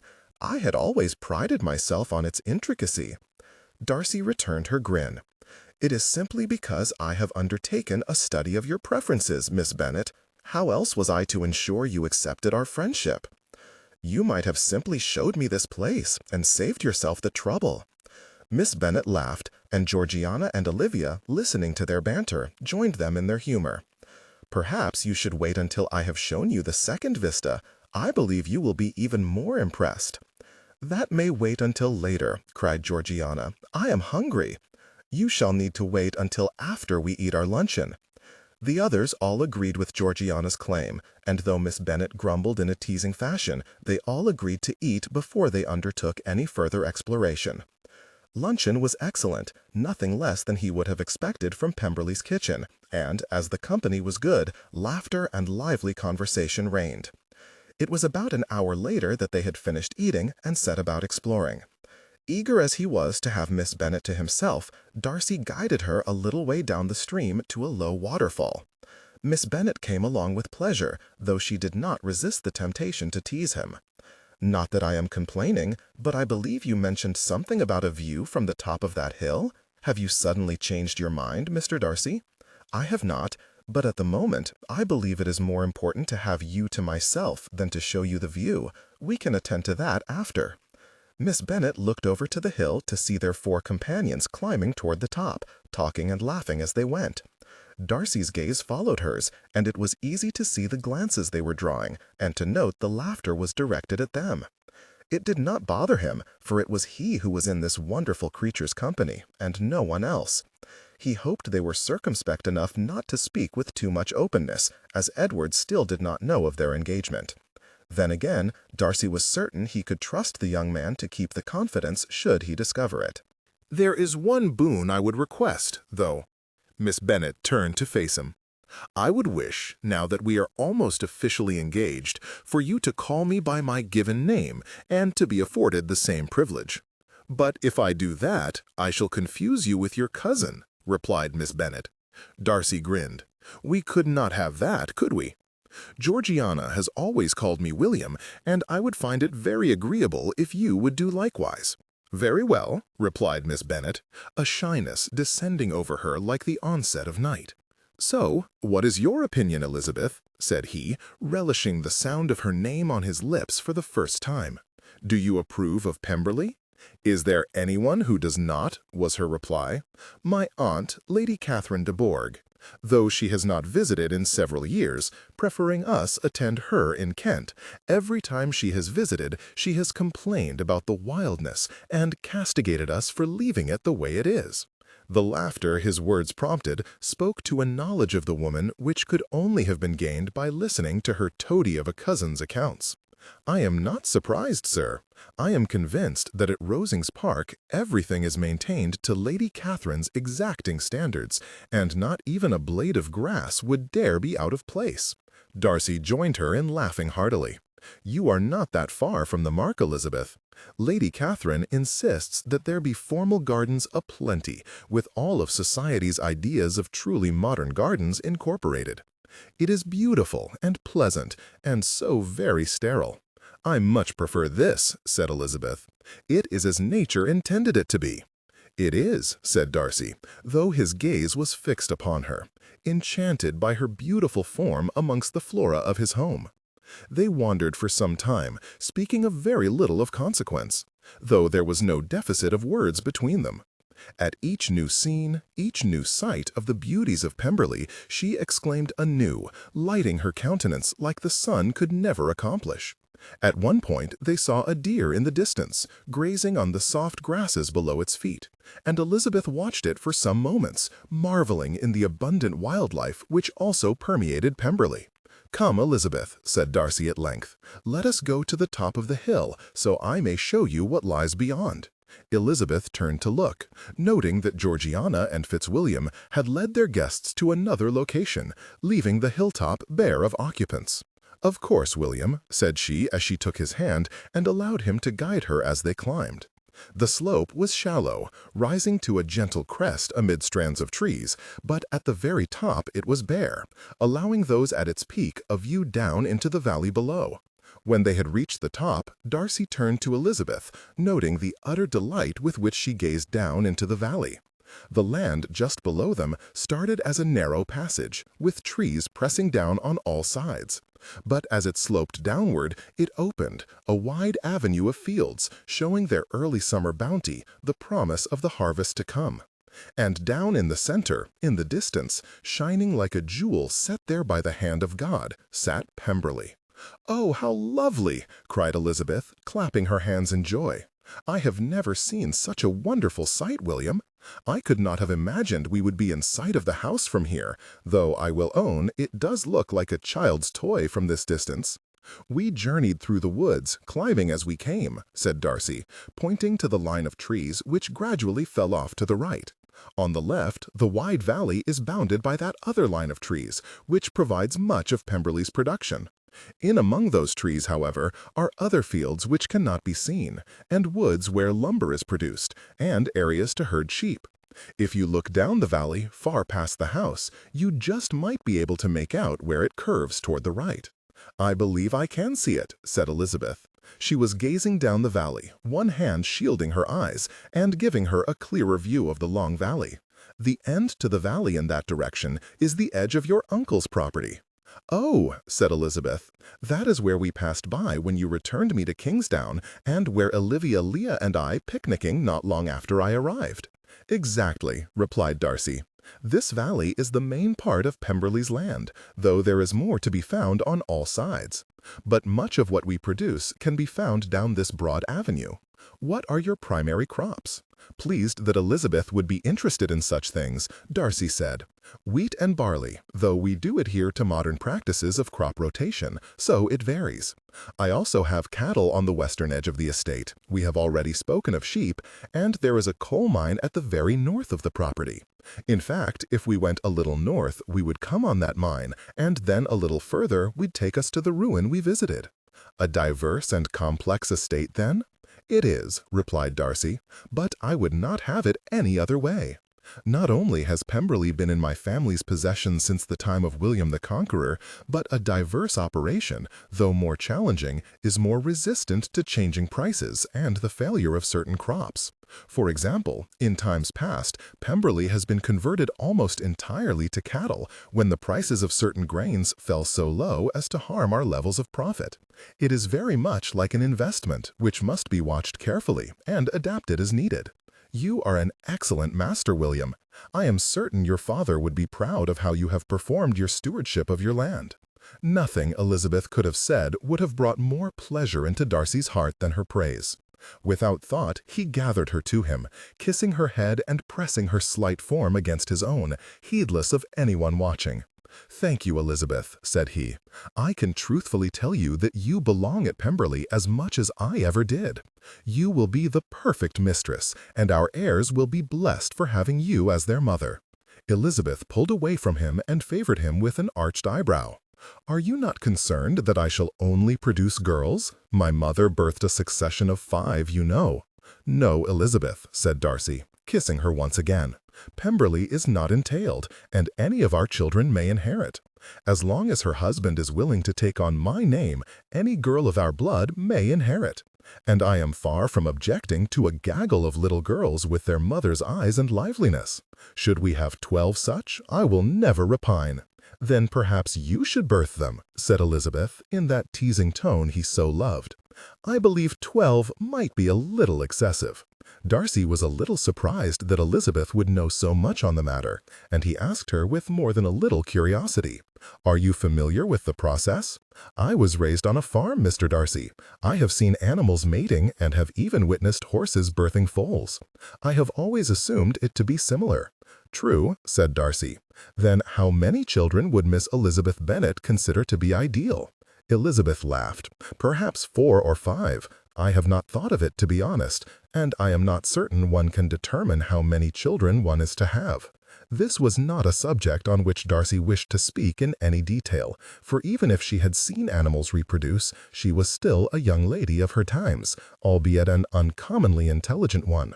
"You are 21 today, Elizabeth. This is the day I know without a doubt you will marry me, as your father cannot stop you any longer. He never would, William. He cares too much for my happiness to deny me what I truly want. Do you think you will be happy here?"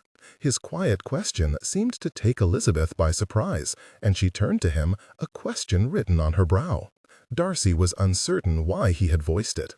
It was perhaps an echo of his old distrust of any woman, or maybe a lingering fear that he would not be able to make the woman he loved happy, despite the advantages he possessed.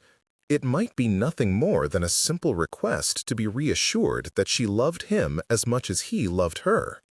Darcy was unable to articulate exactly what he meant, for he did not understand himself.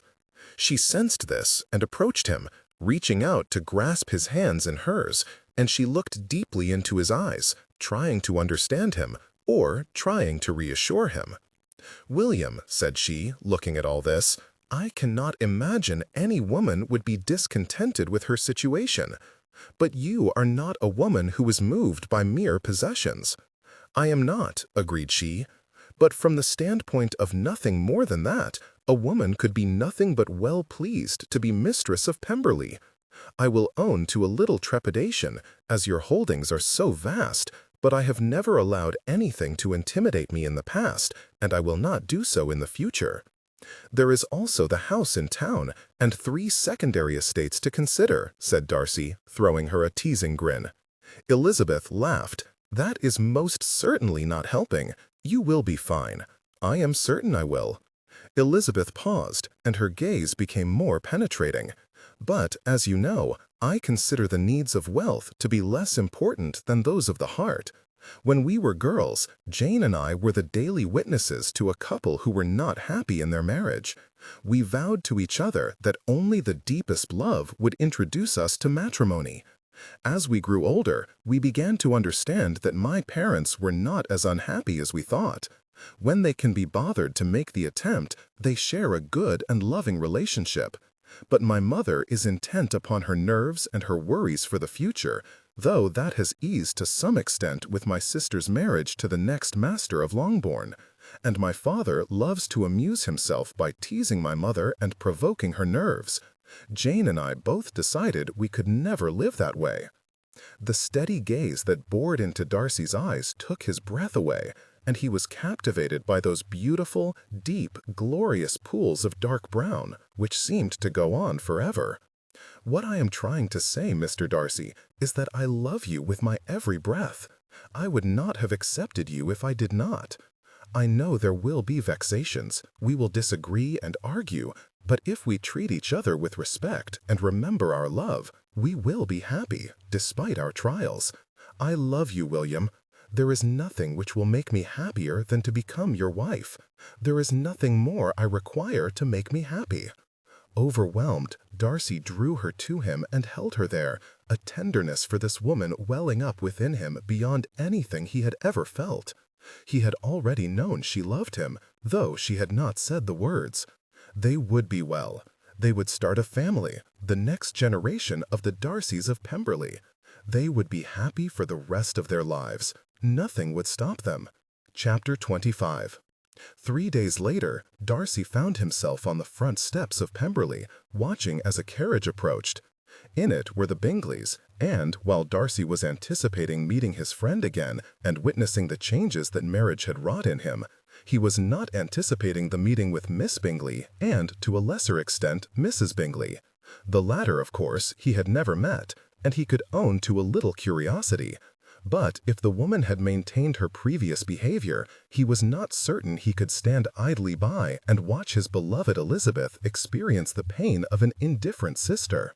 The conveyance rumbled along the low drive, its approach startling a large flock of ducks on the lake which flew off, squawking their indignation, only to alight on its surface again once the disturbance had passed by. The other parts of the estate continued, unconcerned with the arrival of those who had the potential to throw the master and future mistress into such confusion. Darcy wished Elizabeth were here, but she had declined, mentioning a previous engagement with some friends and reminding him that she was not yet the hostess to his visitors. Darcy was forced to own that she was correct, though he would have preferred her presence. "I wish you had not invited Miss Bingley," said Georgiana. She was standing by his side, eyeing the carriage as it approached as if it were some harbinger of doom. "Why ever not, Georgiana?" asked Fitzwilliam, the cutting edge of satire sharpening his voice. "Do you not anticipate the arrival of your dear friend? Is the pleasure of Miss Bingley's conversation, replete with compliments and innuendo, not enough to make you swoon with delight?" "Have a care, Fitzwilliam," Georgiana, said Darcy. The carriage was only moments from arriving, and regardless of his personal feelings for the woman, he did not wish to insult her, though it may bring about some relief if she finally understood his lack of interest in her. Then again, she would likely convince herself that she had misunderstood, and her attentions would continue unabated. You are both aware why I could not exclude her. She is a guest, and should be treated as one. As long as she does not try to order Mrs. Reynolds, said Georgiana, a dark look, rarely seen, fixed on the carriage. You must think of better things, Georgiana, replied Fitzwilliam. When Miss Bingley is grating on your nerves, just remember the pleasure you will receive when she learns of Darcy's engagement with Miss Bennet. The look on her face alone would be worth capturing on a canvas and preserving for posterity. Georgiana giggled, and Darcy himself could not hold in a snort. His thoughts on the subject were nearly identical to his relatives. Hopefully, they would make it through this visit unscathed. Their banter was brought to a close as the coach stopped before the stairs, and the footman on the back hopped down, placed a step beside the vehicle, and opened the door. Soon, the familiar form of his closest friend emerged and turned to help the ladies down. "Bingley, my friend," said Darcy, stepping forward and offering his hand, a gesture which was accepted with his friend's typical enthusiasm. "Welcome to Pemberley. I am very happy to see you." "It is good to be in your company again," replied Bingley. "Oh, there is no question of our acceptance of your kind invitation," Miss Bingley's strident tones assaulted their ears. "After the months we have spent in the savage society of my brother's leased estate, coming to Pemberley is a balm to our souls." "Miss Bingley," said Darcy, bowing, but not taking the hand she offered, "welcome. I trust your journey was agreeable." "Very long and tiring, Mr. Darcy. The roads were abominable, the inns barely tolerable, and I could hardly wait for it to end. I have told Charles that he needs to purchase his estate in a more sophisticated location, but we are still stuck in Hertfordshire for the present. It is a good estate, and it provides me with the experience necessary before I embark on the next challenge, Caroline," said Bingley, censure coloring his voice. "I have not yet decided what I wish to do, though I do hope we can speak of it while we are here. I would value your advice on the matter, Darcy." "Of course," replied Darcy, "but we seem to have forgotten our manners. Shall you not introduce your wife to us, Bingley?" "How silly of me to have forgotten," said Bingley, though his glance at his sister told the story of his exasperation with her for monopolizing the conversation. The woman who had been standing a little behind her husband and sister-in-law stepped forward at Bingley's gesture, her hand finding him. She was tall, taller by several inches than Elizabeth, fair of both countenance and hair, with a pleasing, willowy figure and a calm, careful demeanor. Darcy was unable to articulate exactly what he meant, for he did not understand himself. She sensed this and approached him, reaching out to grasp his hands in hers, and she looked deeply into his eyes, trying to understand him, or trying to reassure him. "William," said she, looking at all this, "I cannot imagine any woman would be discontented with her situation. But you are not a woman who is moved by mere possessions." "I am not," agreed she. "But from the standpoint of nothing more than that, a woman could be nothing but well pleased to be mistress of Pemberley. I will own to a little trepidation, as your holdings are so vast, but I have never allowed anything to intimidate me in the past, and I will not do so in the future." "There is also the house in town, and 3 secondary estates to consider," said Darcy, throwing her a teasing grin. Elizabeth laughed. "That is most certainly not helping. You will be fine. I am certain I will." Elizabeth paused, and her gaze became more penetrating. "But, as you know, I consider the needs of wealth to be less important than those of the heart. When we were girls, Jane and I were the daily witnesses to a couple who were not happy in their marriage. We vowed to each other that only the deepest love would introduce us to matrimony. As we grew older, we began to understand that my parents were not as unhappy as we thought. When they can be bothered to make the attempt, they share a good and loving relationship. But my mother is intent upon her nerves and her worries for the future, though that has eased to some extent with my sister's marriage to the next master of Longbourn, and my father loves to amuse himself by teasing my mother and provoking her nerves. Jane and I both decided we could never live that way." The steady gaze that bored into Darcy's eyes took his breath away, and he was captivated by those beautiful, deep, glorious pools of dark brown, which seemed to go on forever. What I am trying to say, Mr. Darcy, is that I love you with my every breath. I would not have accepted you if I did not. I know there will be vexations, we will disagree and argue, but if we treat each other with respect and remember our love, we will be happy, despite our trials. I love you, William. There is nothing which will make me happier than to become your wife. There is nothing more I require to make me happy. Overwhelmed, Darcy drew her to him and held her there, a tenderness for this woman welling up within him beyond anything he had ever felt. He had already known she loved him, though she had not said the words. They would be well. They would start a family, the next generation of the Darcys of Pemberley. And unforced. Your volume and energy should remain consistent, professional, and constant. Darcy could immediately understand why Elizabeth had maintained that her sister was the beauty of the family, for she was one of the prettiest women he had ever seen. In the shape of their chins and the high cheekbones, Darcy could see a distinct close connection between the two sisters. "Please allow me to introduce my wife, Mrs. Jane Bingley," said Bingley with obvious pride. "Jane, this is one of my oldest friends, Fitzwilliam Darcy, his sister, Georgiana Darcy, and his cousin, Colonel Anthony Fitzwilliam." "Simply Mr. Fitzwilliam now, Bingley," said Fitzwilliam, throwing Bingley a grin. "I would prefer you did not mention the colonel business, as I have left the army behind, and am now naught but a country gentleman." Bingley laughed. "I cannot think of you as anything but a colonel. In fact, I am anticipating the day when you are introduced to my youngest sisters-in-law, for they adore a man in a red coat." "Oh, Charles," said Caroline, "let us not speak of such objectionable subjects. I doubt very much that Mr. Darcy and the Colonel will ever have the opportunity to meet Catherine and Lydia Bennet."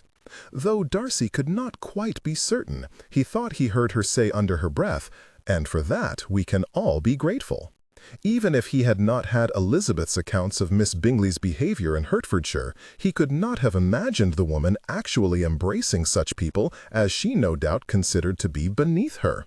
"You can never know, Miss Bingley," said Fitzwilliam, his eyes darting knowingly to Darcy. Darcy shot him a glare and shook his head. Fitzwilliam only grinned and extended his arm to Mrs. Bingley.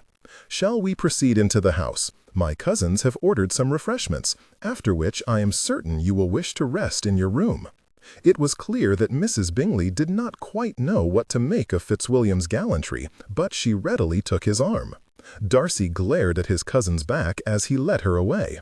By offering to escort Mrs. Bingley, and usurping his position as host, he all but ensured Darcy would be required to escort Miss Bingley, a necessity which was made certain when Bingley offered his arm to Georgiana. Having no other choice, Darcy allowed Miss Bingley's talons to wrap around his arm as he led her into the house. "Well, what do you think, Mr. Darcy?" asked she before they had gone 3 steps. It was too much to ask that the woman control her vitriol and wait to make some disparaging remark, which he was certain was forthcoming. Darcy only kept his eyes on those walking in front of them and said, "I do not understand on what subject you are soliciting my opinion." An unattractive sound emanated from Miss Bingley's throat. "Why, my brother's countrified wife." Miss Bennet's eyes bored into the woman's back. "And she is by far the best of her family. She seems like a lovely woman," said Darcy, ignoring his own reservations about her in the face of Miss Bingley's rudeness. "You do not need to speak circumspectly to me, Mr. Darcy. I quite comprehend your feelings, as I am certain that they mirror my own. I only wish you had been in Hertfordshire with us. You might have been able to put a stop to this infatuation before it ever reached this point." It was one of the traits this woman possessed which annoyed Darcy more than anything else, her certainty that his opinions matched hers when, in fact, they were rarely in agreement. "But I suppose there is naught to be done on the matter now," continued she. "Jane is, by herself, tolerable, I suppose, but she is certainly not what I would have wished for my brother. She is a gentleman's daughter, is she not?" Another snort told Darcy the woman's opinion, as if he did not already know. If you can refer to Mr. Bennet as a gentleman, then I suppose she is. But as the family is uncouth and improper, my brother's marriage does nothing to raise our standing. I suppose I must be thankful they never go to town. I should never be able to hold my head up high if I was seen in society attached to such people." Darcy had little doubt that Miss Bingley was well able to hold her head high in any situation. It was fortunate for Darcy's equanimity that they reached the parlor soon after, and he managed to disengage his arm from the woman's vice grip. Their guests were invited to sit, which they did, though Miss Bingley attempted to wait for him to sit so she could choose a seat next to him, no doubt, and Georgiana began to serve tea and cakes.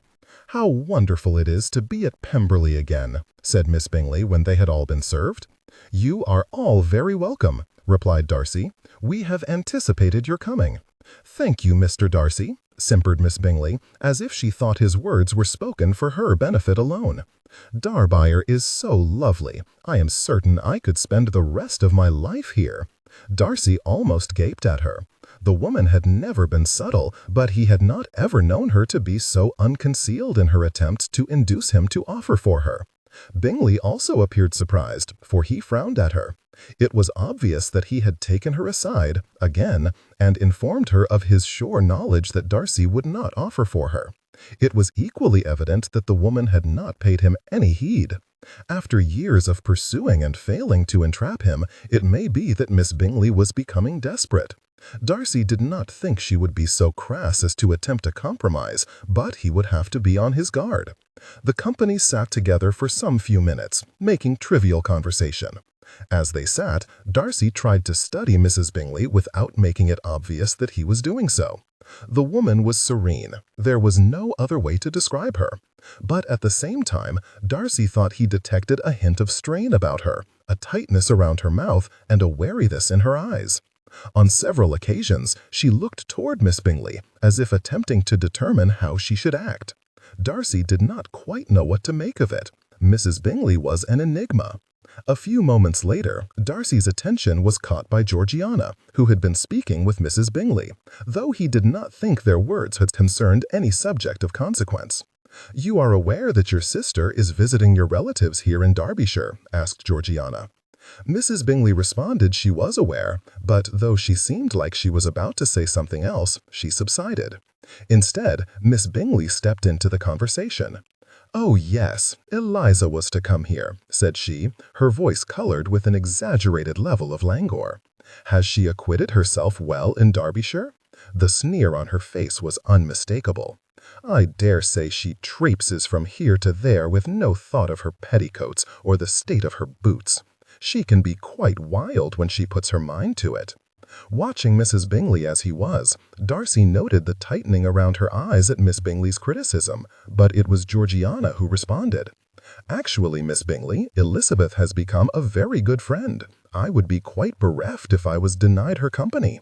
Mrs. Bingley positively started at this bit of information and looked to Miss Bingley, while Miss Bingley looked at Georgiana through narrowed eyes.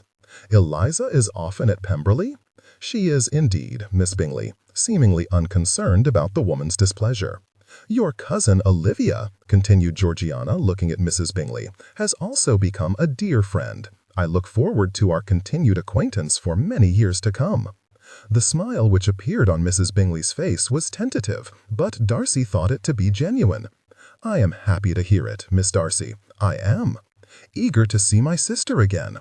"We are all grateful that you have taken our Eliza into your home," said Miss Bingley, though her tone told a different story. "As a friend, however, I would advise you not to emulate her, Georgiana. She possesses some habits which are not at all fashionable and would not be received well in higher society." "There is nothing wrong with Elizabeth's manners," said Bingley, a warning note in his voice. "I, for one, anticipate being in her company again." Bingley turned to Georgiana. "When do you expect her to visit?" "She is visiting with friends today, a long-standing engagement as I understand. I shall send a note around, inviting her to come on the morrow, so that she may greet you all." "An excellent idea," said Darcy, forestalling whatever Miss Bingley was going to say. The woman subsided with a huff. Before long, the Bingleys were shown to their rooms to rest and prepare for dinner. As they were walking out of the room, Darcy saw Miss Bingley step close to Mrs. Bingley's side and begin talking to her in earnest. What she was saying, Darcy could not fathom, but she did not cease the whole time they were within Darcy's sight. "Miss Bingley truly is an admirable creature," said Fitzwilliam, once they were gone. "If I ever wish to be reminded of how those of high society behave, I have only to watch her. I am then reminded what I am not missing when I am not in London." "I wanted to remind her of her origins when she disparaged Lizzie," said Georgiana with a huff of annoyance. "How I wish we were not required to endure her." "I understand she has a healthy dowry," replied Fitzwilliam. "Perhaps I will attempt to woo her. An extra £20,000 would be useful to improve Thorndale." "Do not even joke about such things, cousin." "I suppose I should not." Then Fitzwilliam turned a devilish grin on Darcy. "It would not work, regardless, for there is no man in the world for her other than our dear Mr. Darcy." These final words were spoken in a breathy falsetto imitation of Miss Bingley, and even Darcy was forced to laugh. He was no less desirous of Miss Bingley's absence than his relations, but there was nothing to be done. The woman must be tolerated. There was no other option. Though it was nothing less than the truth that Elizabeth had been invited to Clara's home for the day, she had grasped the invitation as an excuse to absent herself from Pemberley when her sister arrived. It was unusual, she thought, that she should be so bereft of courage, but she found that as the time approached for Jane to arrive, she was uneasy and unwilling to face the possibility of her sister's continuing indifference. Thus she had accepted and spent the day with her friends. She had not been good company, however, a fact which was made clear in the odd looks she received from them and in some few of the comments they made. None of these ladies were aware of Elizabeth's troubles with her sister, and she was not about to enlighten them concerning such a delicate subject. But that did not mean she did not receive several comments concerning her dullness that day. "My word, I have never seen our Elizabeth so unlike myself," said Deborah. "Usually you vie with me for the title of who can speak with the most impertinence." Erica Allen, who had distanced herself from Mrs. Russell and Campbell and could often be found in company with Elizabeth and her friends, said, "How you do go on, Deborah! Elizabeth is a little quieter, but I have never found your comments impertinent. That is because you are sweet and patient with us, not because of any virtue that we possess." The ladies laughed at her jest, but Clara, who had been watching Elizabeth since her arrival, was quick to agree with Deborah. "I have noticed your quietude myself, Elizabeth. Is there some weighty subject in your mind?" "I am well," replied Elizabeth. "I have merely been contemplating my weeks in Derbyshire.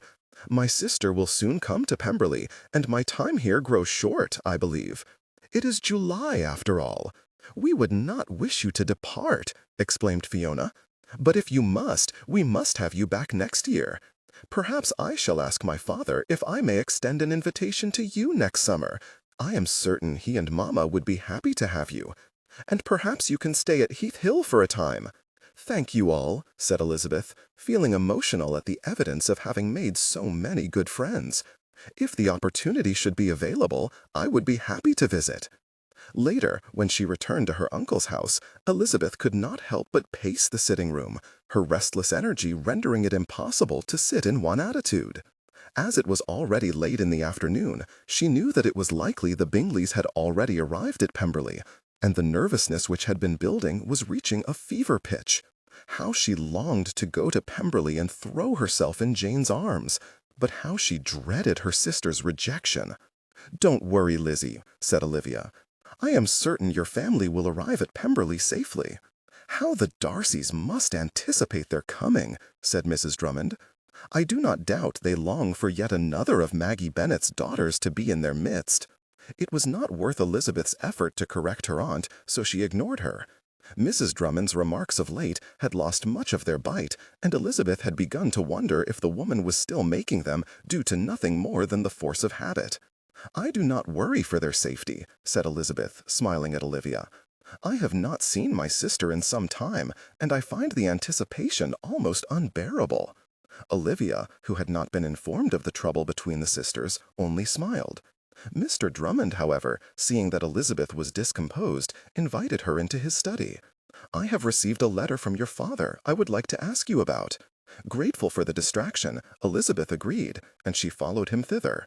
But when they entered and sat down, he only smiled at her. "I did receive a letter from your father, but I do not need your opinion on it. I thought you required a respite from the parlor." "Thank you, uncle," replied Elizabeth, grateful for his subterfuge.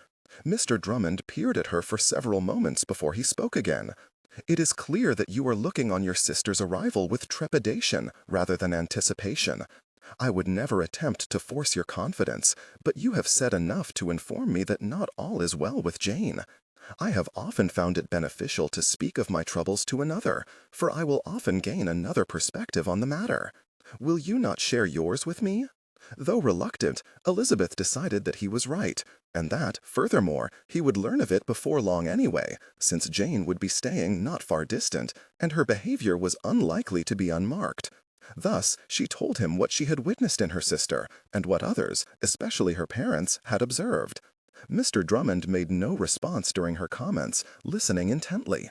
And when Elizabeth's words finally tapered off, he sat there, his attention obviously far away, considering her assertions.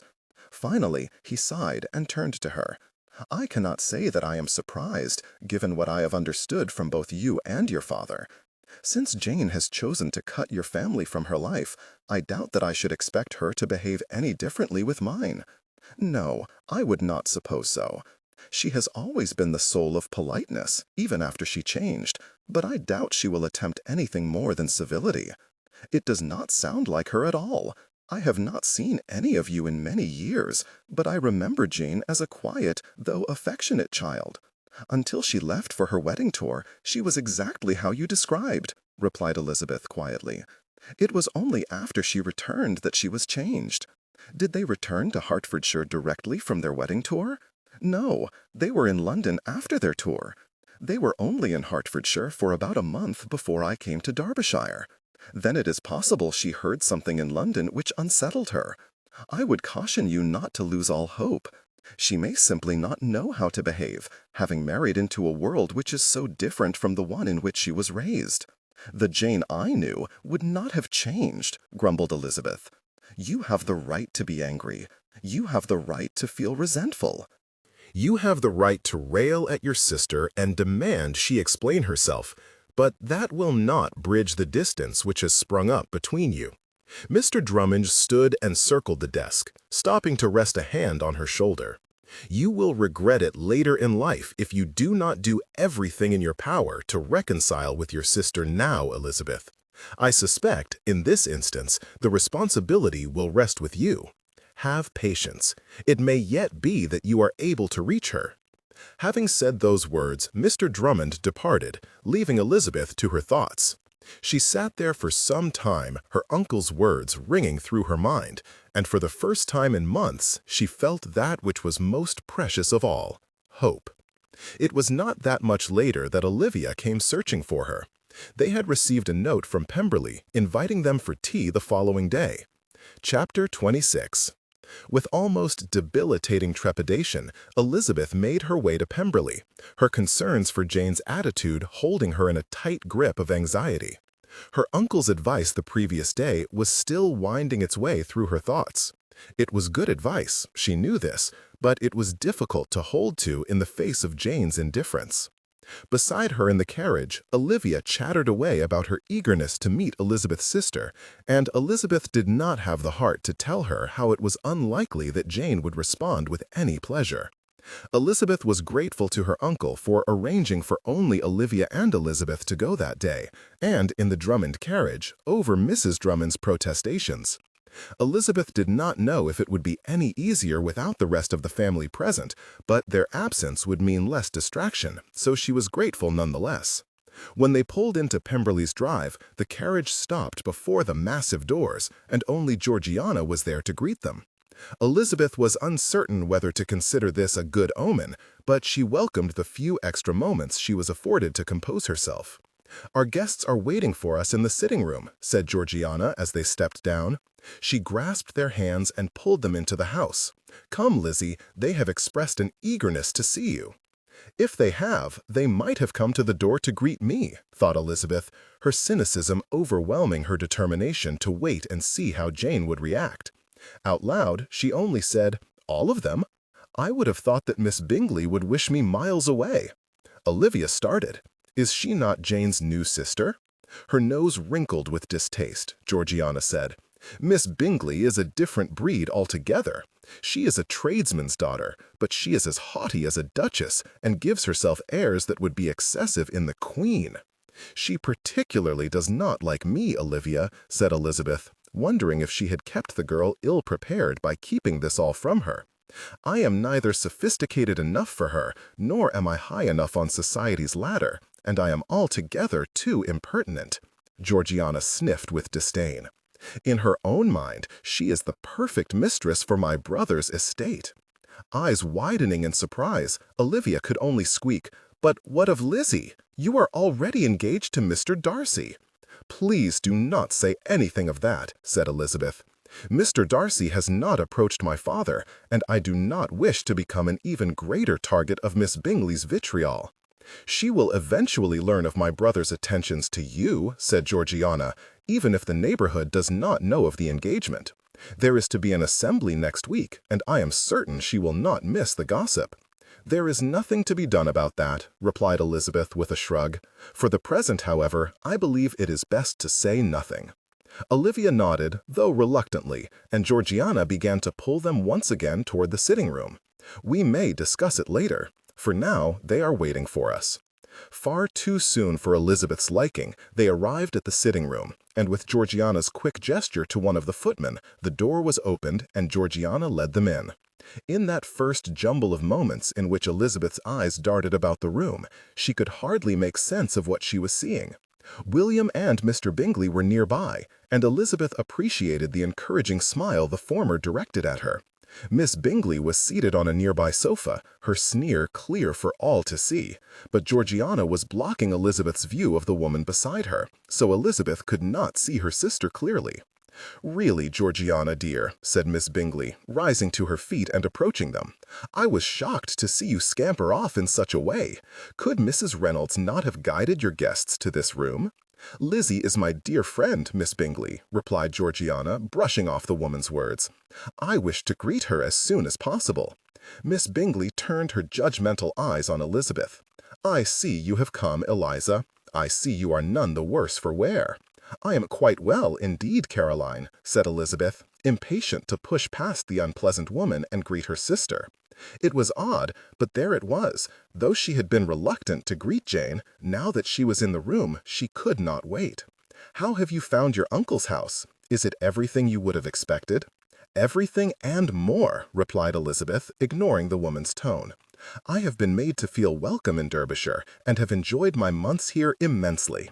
"I doubt you could fail to be welcome," said Mr. Bingley. He approached and bowed to her, an irresistible grin greeting her. "I see you are very well indeed, Lizzie. I cannot tell you how good it is to see you again. We have been quite bereft at your absence." "I am pleased to see you too, Mr. Bingley. How is Netherfield?" "The weather is fine, and I believe we shall have an abundant harvest this year. And I have my dearest Jane, so all is well in my world." At the mention of his wife, the woman herself suddenly appeared. Jane looked well. The joys of being a wife to a good man had infused her with a kind of healthy vitality which was somehow more than she had possessed when she had been nothing more than Miss Jane Bennet. But the eyes which looked back at her, that clear blue gaze which had always looked on her as if she was the most important person in the world, had been replaced by clouds tossed about in a gale. "Lizzie," said Jane, though quietly, "it is good to see you again."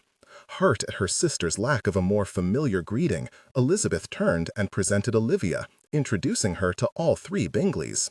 Their reactions were entirely predictable. As Miss Bingley sneered, Mr. Bingley greeted her with all the enthusiasm Elizabeth would have expected, and Jane greeted her with restraint and asked after her family. After this had been completed, Jane turned with Miss Bingley holding her arm and returned to the sofa where she seated herself. Elizabeth was crushed. Her sister had not returned. This stranger remained. A hand touched her arm, and Elizabeth turned to see Georgiana looking at her, some measure of confusion evident. Georgiana guided Elizabeth and Olivia to a nearby sofa where they all sat together, and for a moment Elizabeth gathered herself for the coming ordeal. It was an effort, but Elizabeth looked up at her sister.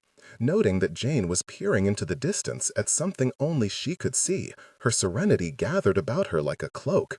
To her side, Miss Bingley was watching the room with the eyes of a predator, which turned positively menacing when they alighted on Elizabeth. For a time, nothing more than banal conversation was exchanged by the company.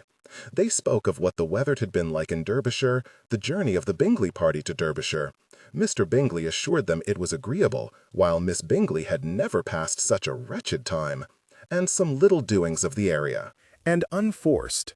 Your volume and energy should remain consistent, professional and energy should remain consistent. Elizabeth asked for news of her family and the people of Hertfordshire, and though it might be expected that her sister, who had known them the longest, would respond, it was Mr. Bingley who did most of the speaking. They are all very well, I believe. In fact, I have been charged to bring you the particular regards of your friend, Charlotte Lucas, who, I believe, is quite desolate without you. The mention of her friend brought a little spark back to Elizabeth. I have not received a letter from Charlotte in some weeks. I had begun to think she had abandoned any attempt at correspondence. Mr. Bingley laughed, but before he could speak, Miss Bingley interjected. I dare say that is impossible. I have always observed you to be thick as thieves, though I suppose you both have nothing to recommend you, so your friendship is to be expected. The glare Mr. Bingley directed at his sister demanded silence, though Elizabeth did not think it would last long. She had a talent for insulting with little subtlety, though Elizabeth was certain the woman thought herself the soul of restraint. Then Jane directed a look of irritation at her and leaned away a little, and Elizabeth felt her spirits rising. In fact, I believe Miss Lucas has been busy of late, said Mr. Bingley. You see, she has had a caller in recent weeks, and I believe that has taken up much of her time and attention. Charlotte has a caller? Asked Elizabeth, clapping her hands in delight. I am so very happy for her. Is it anyone I know? A gentleman from an estate close to Stevenage, I understand. I have never actually met him myself, but I have heard it said that he is a widower with 2 small children. Then Charlotte would be an excellent choice. She is caring and would be a good mother to them. I have a letter from her I have been charged to deliver to you. I will retrieve it before you leave. Elizabeth thanked him with grateful anticipation. She did not wonder at her mother and sisters neglecting to mention this piece of information. Mrs. Bennet would likely be annoyed, though as she already had 2 daughters married, she could hardly be envious, while Kitty and Lydia would find such news beneath their notice. Her father's continued silence, however, was beginning to make Elizabeth wonder. He had not responded since she had sent the letter asking about her aunt's assertions, and she had begun to question if he would ever respond. As the company continued to visit, Elizabeth snuck looks at her sister, trying to make her out. To a casual observer, she appeared as she ever did, quiet, reticent, and little affected by any emotion. At times, Elizabeth had been required to defend her sister from naysayers who had deemed her to be little affected by anything. Elizabeth knew her sister betters. She was simply disinclined to display her feelings to anyone, even to a most beloved sister. On this day, however, Elizabeth thought she sensed more than a little tension in her sister's manners. One could only repress her feelings for so long without experiencing an explosion, and though Elizabeth could not determine her sister's current state of mind, she wondered if Jane was happy. Apparently, Mr. Bingley was uncertain of his wife's contentment as well, for he also watched her with a gravity which was not part of his usual character. When they had been there for some time, Olivia, who had been silent and watchful for the most part since being introduced, spoke up. My mother and father have instructed me to invite you all to dinner at Kingsdown. Would Tuesday next be convenient? While she was pleased with the composed way Olivia presented the invitation, Elizabeth quickly noted Miss Bingley's foul expression, as if some revolting scent had just wafted past her nose. Surely we will be engaged that day, said she. Then she turned to William and fixed him with a coquettish simper. I am eager to once again be in company with all your charming neighbors, Mr. Darcy. The last time we stayed at Pemberley, we met several I liked very well indeed." The woman would fit in well with Mrs. Campbell and Russell, thought Elizabeth cynically, though Miss Bingley would almost certainly consider Miss Russell to be beneath her. William ignored her, however, and turned a questioning glance on Mr. Bingley. "I know of no engagements that day. What say you, Bingley?" "I will be delighted to attend and meet the relations of my wife," replied the amiable gentleman. "It is proper, I suppose," said Miss Bingley, "to greet one's relations. Perhaps an invitation to Pemberley would be more appropriate. They can then witness the splendor of your estate." "On the contrary," said Mr. Darcy, his tone leading Elizabeth to believe that he was nearing the end of his patience. "We have had the Drummings to dinner at Pemberley, and our families have grown much closer of late, especially since Miss Bennet came to Derbyshire. We have also dined at Kingsdown." The tightness of the woman's countenance spoke to Miss Bingley's displeasure, but the glare directed at her by her brother convinced her to be silent. She did not do it with any grace, of course, but Elizabeth did not care to examine her any further. Instead, she was caught by the sight of her sister, watching the interaction around her intently. Jane was as reticent as ever, and she did not display her emotions for all to see. But Elizabeth was certain that Jane was confused. Perhaps she had been told the Darcys would never associate with those beneath them. If so, Miss Bingley did not understand her hosts nearly as well as she thought she did. "Then it is settled," said William, granting Olivia a warm smile. "You may tell your parents that we are happy to attend." "Thank you, Mr. Darcy, I shall," replied Olivia. They stayed in this attitude for some minutes longer before Elizabeth and Olivia rose to leave. Their leaving was not, however, unopposed. "Can you not stay longer?" asked Georgiana.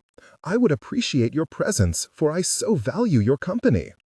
"I'd apologize, Georgiana," said Elizabeth, "but today we must leave. We will be happy to return tomorrow and stay as long as you desire." "You may not understand this, Eliza, but the proper length of a visit is 30 minutes. Elizabeth turned a glare on Miss Bingley. "You may not understand this, Miss Bingley, but where an invitation is given, a visit may be as long or short as the hostess deems appropriate." "Besides," said Georgiana, adding her annoyance to Elizabeth's, "Lizzie and Olivia are my particular friends. I do not stand on such ceremony as to require them to leave after a mere 30 minutes. In fact, I would be very pleased if they would stay forever." Miss Bingley's eyes widened to be spoken to in such a fashion, but Georgiana turned away, denying her the opportunity to respond. Jane, for her part, looked between Miss Bingley and Georgiana, as if attempting to puzzle out some particularly difficult mystery. Elizabeth decided it was now time to leave to review what had happened and prepare herself for further time in her sister's company. On the morrow, they would, indeed, stay longer.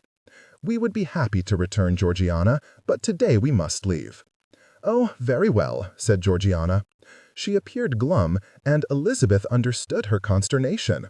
Anyone would be thus afflicted to be stuck with the company of so objectionable a woman, and as Jane was as reticent as Georgiana, the two ladies would have difficulty coming to any kind of understanding of each other. They said their farewells to the room, and then Elizabeth and Olivia left, accompanied by Georgiana and William. The two younger girls walked on ahead, their heads together as they whispered urgently between them. For a few moments, therefore, Elizabeth was left alone with William. "Are you well, Elizabeth?" asked he, concern infused in his voice. "I shall be," answered Elizabeth, forcing a smile onto her face. "Though Jane still refuses to speak much, and it is as difficult as ever to understand her thoughts, I believe I saw enough to give me hope." William was silent for a few moments before saying, "I shall trust your judgment. I do not know your sister, so it would be presumptuous of me to suggest I know better than you do." A smile, the first in what felt like quite some times, spread over Elizabeth's face, and she looked up at her fiancé with devotion. "You are so good to me, William, but I will remind you that I do not need protection, especially from indifferent sisters. It will work out between us, or it will not. I shall accept it either way. "You have a wonderfully positive outlook on life, Elizabeth," said William. They arrived at the entrance, and William handed the two young ladies into the carriage, but not until he had kissed Elizabeth's hand with a reverence which set her heart to fluttering. The carriage lurched into motion and began rolling down the drive to return to Kingsdown, and when Elizabeth turned back, she could see William watching as they wound their way away from Pemberley. Elizabeth could not help but feel that she was leaving her heart behind. Soon, she thought, soon she would not be required to leave at all.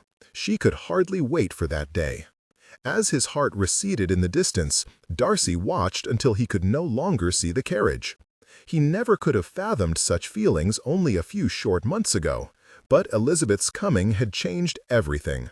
He had hope now, hope he had scarcely allowed himself to feel before. A happy life was waiting for him, and though he knew it was necessary, he was loath to wait much longer. Though perhaps it might have been proper for him to return to the sitting-room and his guests, the thought of once again being the target of Miss Bingley's schemes after her horrid behavior toward Elizabeth filled him with revulsion. As a result, he took himself toward the privacy of his study, thinking he could always use the excuse of business to explain his absence. Georgiana was not exactly happy with his subterfuge, but she waved him off, likely knowing he required distance from Miss Bingley, before turning her steps in the direction of her waiting guests. Unfortunately, Darcy was not able to do any work, not that he had intended to regardless. The planting was done, and the growing season was progressing, and from all the reports from his tenants and steward, everything was proceeding as it ought. Summer was typically a time when there was little which needed to be done, and Darcy had often countered the feeling of ennui by riding his horse or finding a book to read. But thoughts of Miss Bennet rendered such mundane activities impossible. Furthermore, thoughts of what had just happened in his sitting-room preyed on his mind, leaving him unable to concentrate on anything else.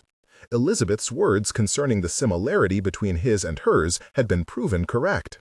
But now that he had seen a little of Mrs. Bingley's aloofness toward her sister, he could see why she was so troubled, especially if we had previously been close.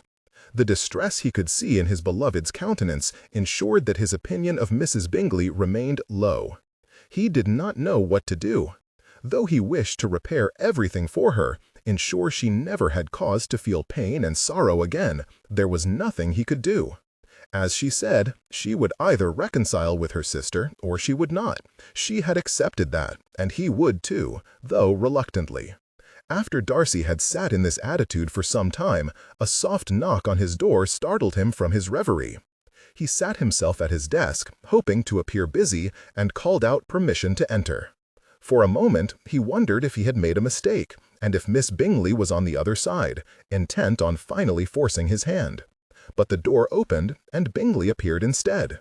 "I thought you might retreat here," said the man by way of greeting. "Do you mind if I join you?"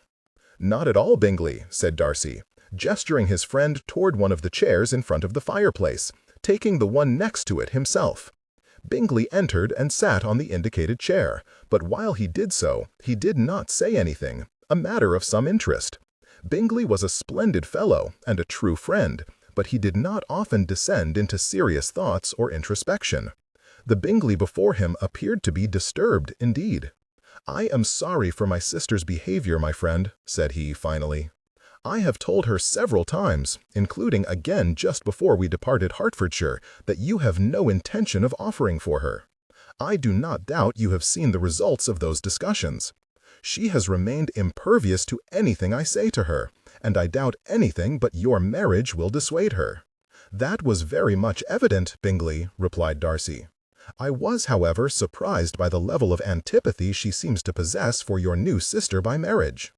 Bingley grimaced and looked about him, espying a decanter on a sideboard. "It could be deemed to be too early in the day, but I require a little fortification. Do you mind?" Darcy waved him to proceed, refusing a portion himself when Bingley asked.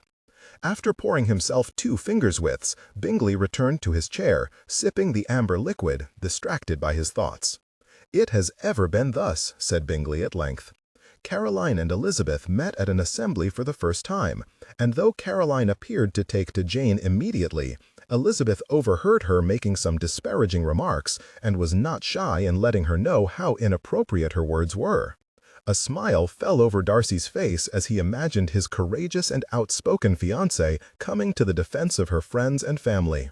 "Of course," continued Bingley, "Caroline amply displayed her feelings for my wife when she assiduously argued against my offering for her, giving lie to her first overtures of friendship. Since my marriage, however, they have seemed to grow close, for which I suppose I must be grateful, if for no other reason than the promotion of harmony in my home. But Caroline and Elizabeth have never worked past that initial dislike, and I suppose I should not be surprised." Bingley grimaced. "I am not blinded by affection for my sister. I know she is mean, shrewish, arrogant, and entirely too confident in her position in the world. Lizzie, by contrast, is a lovely woman, amiable, open, engaging, loving, and friendly to all. At times I have wondered why I was cursed with such a woman for a sister instead of a woman like Elizabeth. And your wife?" Perhaps Darcy should have been a little more circumspect, but he needed to know what Bingley saw in his wife's behavior. Though she was perfectly proper, and Darcy thought he had enough of her measure to know that she would never descend to such malicious behavior as Miss Bingley, he still felt the responsibility for Elizabeth's well-being, though he was not yet officially engaged to her. The sour face Bingley made at the question told Darcy much of what he needed to know. "I was initially attracted to Jane Bennet because of her beauty." He shot a wry smile at Darcy. "I am certain you know enough of my predilections to be unsurprised by such intelligence. But it was not long before I came to understand her true worth. She is kind to all, unpretentious, displays a pleasing delicacy which is manifest in a modest comportment and attention to all, and she cannot be induced to think poorly of anyone, even when they deserve it. You know my impetuosity. Jane nicely balances that with her calm rationality. I believe I have become a better man because of it." "And yet I have heard something of her behavior to her family," said Darcy. "That does not reflect well on her, my friend." Bingley looked up with surprise. "I never would have imagined you were that well acquainted with Elizabeth." "I will explain in a moment, Bingley," replied Darcy. "First, I would like to hear your thoughts on the matter." Though for a moment Darcy thought his friend would resist, Bingley eventually shook his head. "I do not know what to think. I have tried to induce Jane to speak to me, but she will not. She has only said that she requires time to settle into her new position. I do not think she has changed enough to hold her family in contempt, but I have no explanation for her continued aloofness." Bingley paused and colored. "Certain characters in her family are a little rough around the edges, if you take my meaning. But there is not a mean-spirited one among them. I know they have been hurt by Jane's distance, Lizzie most of all. She is polite and civil, but the detachment is striking. She has not even visited Longbourn, her family estates, since Elizabeth came away to Derbyshire. And yet in all other ways she is the same woman you married?" "She is," said Bingley slowly. "She is as gentle and pleasant as she ever was. I have begun to notice a certain strain about her recently, however, that I had not noticed before. With me she is as she ever was, but I almost wonder if she was dreading this visit." It was then Darcy decided his friend deserved to know all. They were to stay here for some time, and had not come to any conclusions about why Mrs. Bingley was behaving the way she was. Bingley needed to be forewarned, not only due to his wife's behavior, but also because of his sister's. Though Darcy could look on the prospect of Miss Bingley's reaction to the news of his engagement with a certain level of savage glee, the woman's sure knowledge of his engagement would no doubt lead to difficulties, and Bingley would need to know it to attempt to control her. "There is a matter of which I believe I should inform you, Bingley.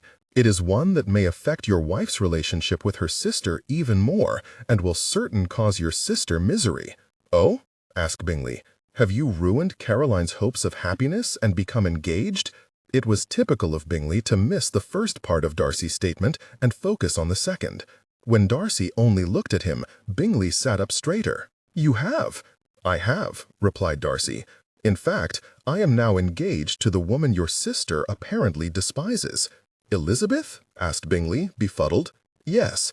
It is not official yet because I have not spoken with Mr. Bennet, but I have asked, she has accepted, and her uncle has given his conditional approval in her father's stead." A beaming smile of utter delight came over Bingley's countenance, and he surged from his chair and caught Darcy, who had stood in response, in a jubilant embrace. "Well done, Darcy! Well done, indeed! You know, I had considered the possibility that she would do well for you last autumn when I met her, so I am feeling unusually perspicacious. She is a beautiful girl. I know you shall be very happy with her." "Thank you, Bingley," said Darcy. "She is everything I ever hoped to find in a wife. I cannot wait to join you in your happy state." The final words Darcy spoke seemed to remind Bingley of his own state with his wife. He sank back into his previous chair, though all traces of his distraction were absent. "You have not announced your engagement yet?" "We have not," replied Darcy. "I mean to seek Mr. Bennet's approval when Elizabeth returns home. As I recall, she has recently turned 21. You do not need her father's approval." "That is correct," replied Darcy, "but I wish for it all the same. Elizabeth's relationship with her father is so profound that I would never consider anything else." Bingley paused, his manner troubled. Does she mean to inform Jane? This was the crux of the matter, and the most likely to offend Bingley, if he was of mind to be offended. "I do not know for certain, but I expect not, at least at present." Bingley winced. Last autumn, such an unshared confidence would be unfathomable. "I have it on good authority that Elizabeth was the first person Jane told of her engagement to me, even before I approached her father. You will excuse me for saying it, but this distance is entirely due to Mrs. Bingley's actions." "I know," said Bingley, resting his head in one hand, while the other he raised to Darcy in a gesture of surrender. Darcy paused, not knowing whether he should say so, but Bingley's continued troubled countenance informed him that it was best to ensure the entirety of the matter was understood. "It has been suggested that your wife has changed because she now considers her family beneath her due to her marriage. If that is the case, Elizabeth's marriage to me might induce her to rethink that distance." Surprised, Bingley gaped at Darcy for several moments. Then he shook his head and said, "No, I cannot believe it. But you acknowledge it is a fair assessment? If Jane's reserve is as you suggest, then yes, but I cannot believe that of her. And to be honest, I am surprised Elizabeth does as well." "I do not believe she does," replied Darcy quietly. "But she has been hurt terribly and does not know what to think. You cannot blame her." "I cannot," conceded Bingley, "but I do not believe it of Jane. There may be reasons to distance herself from the rest of the family, but never from Elizabeth. I cannot believe she would throw off her family because she has married me. I am certain there is something else at work." "That may be the case, Bingley, but until Elizabeth feels she can trust Jane again, I would ask you to keep this confidence. Of course, I will, but I shall not cease my attempts to discover what has happened to my wife. Nor would I expect you to." They sat in silence for several moments, and Bingley resumed sipping his previously forgotten drink. For his part, Darcy did not know what to think. His primary goal was to ensure that Elizabeth was protected and suffered as little as possible. But he understood Bingley's wishes as well. It was a difficult situation indeed. "I presume your earlier words concerning Caroline were also with respect to your engagement to Lizzie," said Bingley at last. "You are aware of her hopes with respect to me," replied Darcy. "Now that slight hope which might have existed for her must be extinguished. While I sympathize with her disappointment, she has been told repeatedly that I will not consider offering for her. She was not even tolerable this morning, Bingley," continued Darcy, speaking quietly. "Her behavior toward Elizabeth bordered on hateful, and I would not see a guest in my home treated so poorly, even were she not my fiancée."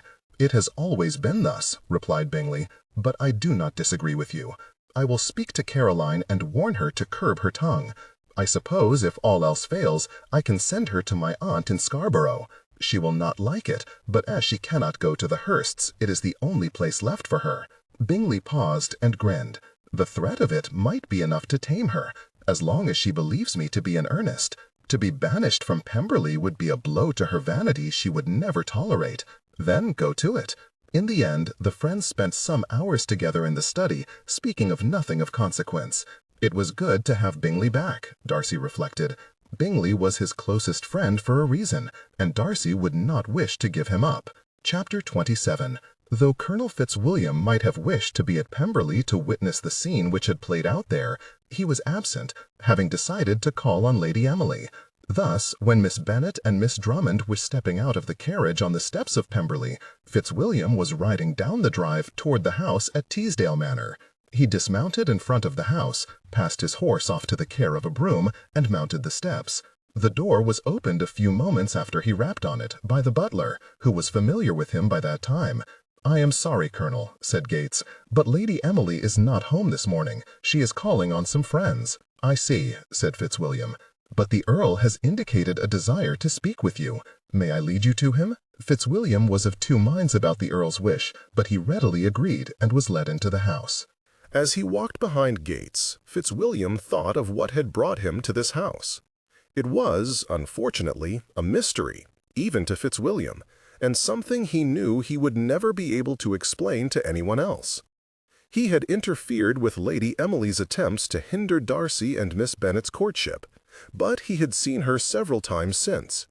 Often he had simply served as a willing ear, giving the woman support as she determined her own reasons for her actions, while at times they had spoken of many different subjects.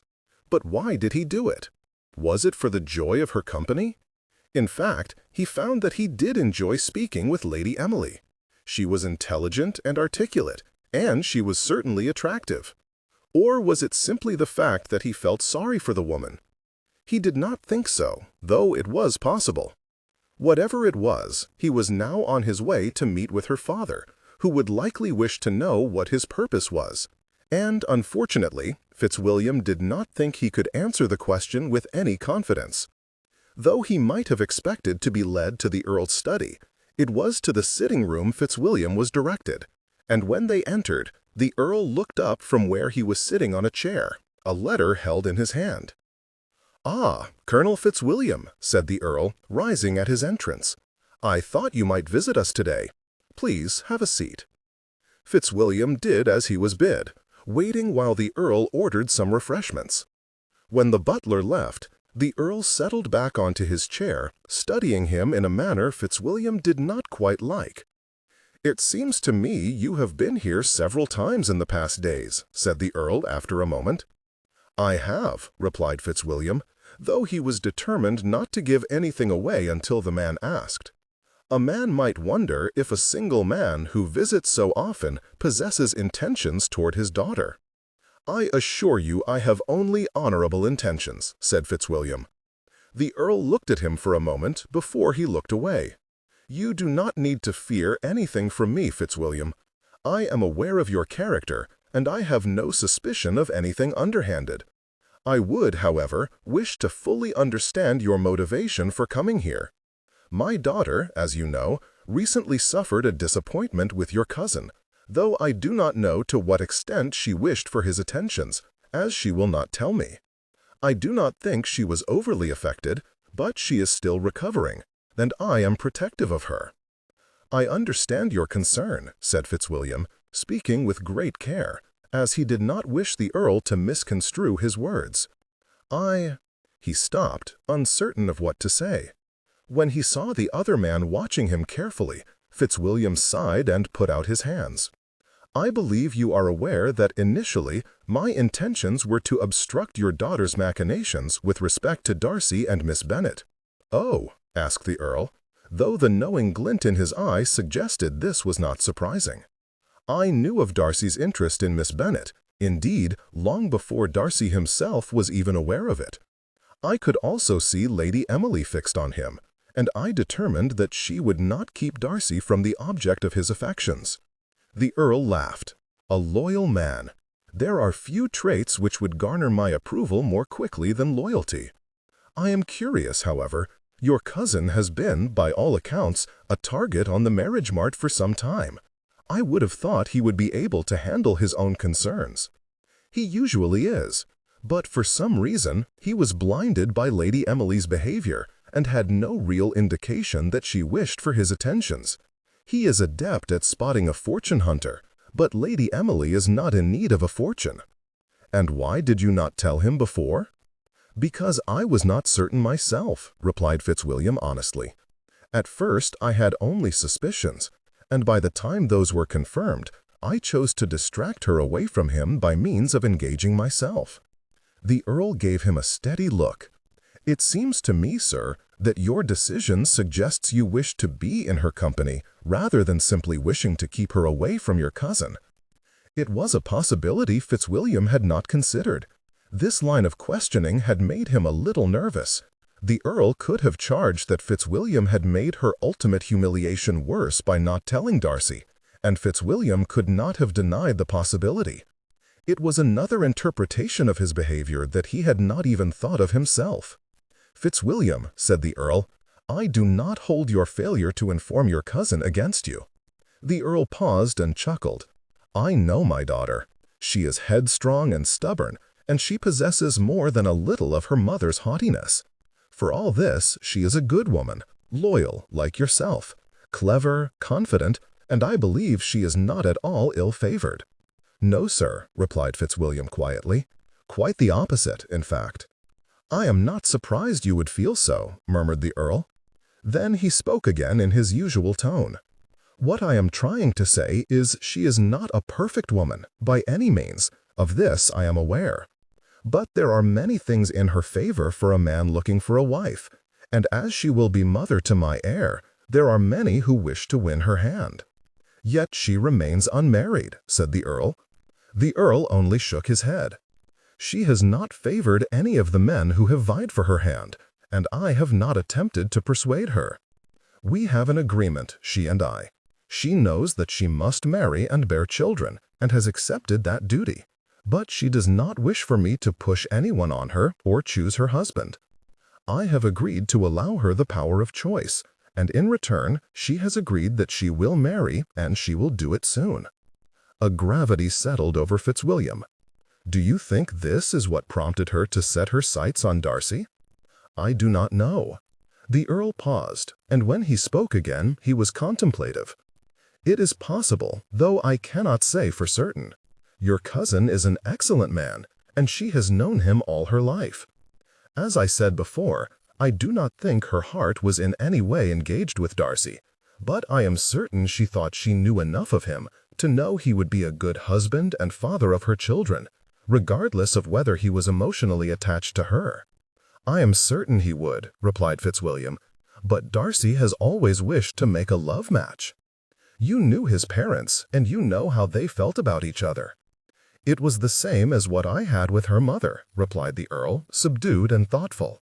"But Emily does not remember her mother, and though she knows of our felicity, she never experienced what it was like to live in a home with parents who were devoted to each other. Thus, though I believe she would like to find such a connection, I do not think she would repine if she could only find a good man who would care for her." Fitzwilliam paused to consider what he was being told. It was clear the Earl wished to move his daughter's search for a suitor along if he possibly could, and the way the conversation had proceeded, he was thinking of Fitzwilliam himself as a potential suitor. What Fitzwilliam was unable to fathom at that moment was whether he wished to be considered for the role. He did esteem the woman, but he was uncertain if he could love her. He and Darcy had been close all their lives, and when they were young, it had been Darcy who had looked to emulate Fitzwilliam, who was the elder. But more as they aged, and Fitzwilliam came to see what a fine man his cousin had become, their roles had reversed, and one of the things he wished for was what his cousin would have with Miss Bennet. He was not certain if he could find that with Lady Emily. "Let us speak of your situation, Fitzwilliam," said the Earl, capturing his attention once again. "From the standpoint of nothing more than eligibility, I believe you and my daughter would make a good match. You are the son of an earl, and she is the daughter of one, so your positions in society are equal. Furthermore, though I know you are independent, your life as the father of a future earl would be one of much greater consequence than your current estate would support. I understand it yields about £3,500. "Closer to 4,000, said Fitzwilliam, wondering at the Earl's good information. "Darcy and I have talked about purchasing more land, with him investing in my estate and being paid back over time from the extra yields." "A prudent plan," said the Earl. With the funds of the earldom, however, you would not need to partner with Darcy. You could do it with some of the monies my estates yield." "I could never." "Of course you could," said the Earl, interrupting him. "You and Emily, if you marry, may live on the estate in the future when my grandson assumes his birthright, and I would wish for my daughter to be as comfortable as possible in that eventuality. There is also the possibility of a second son to consider.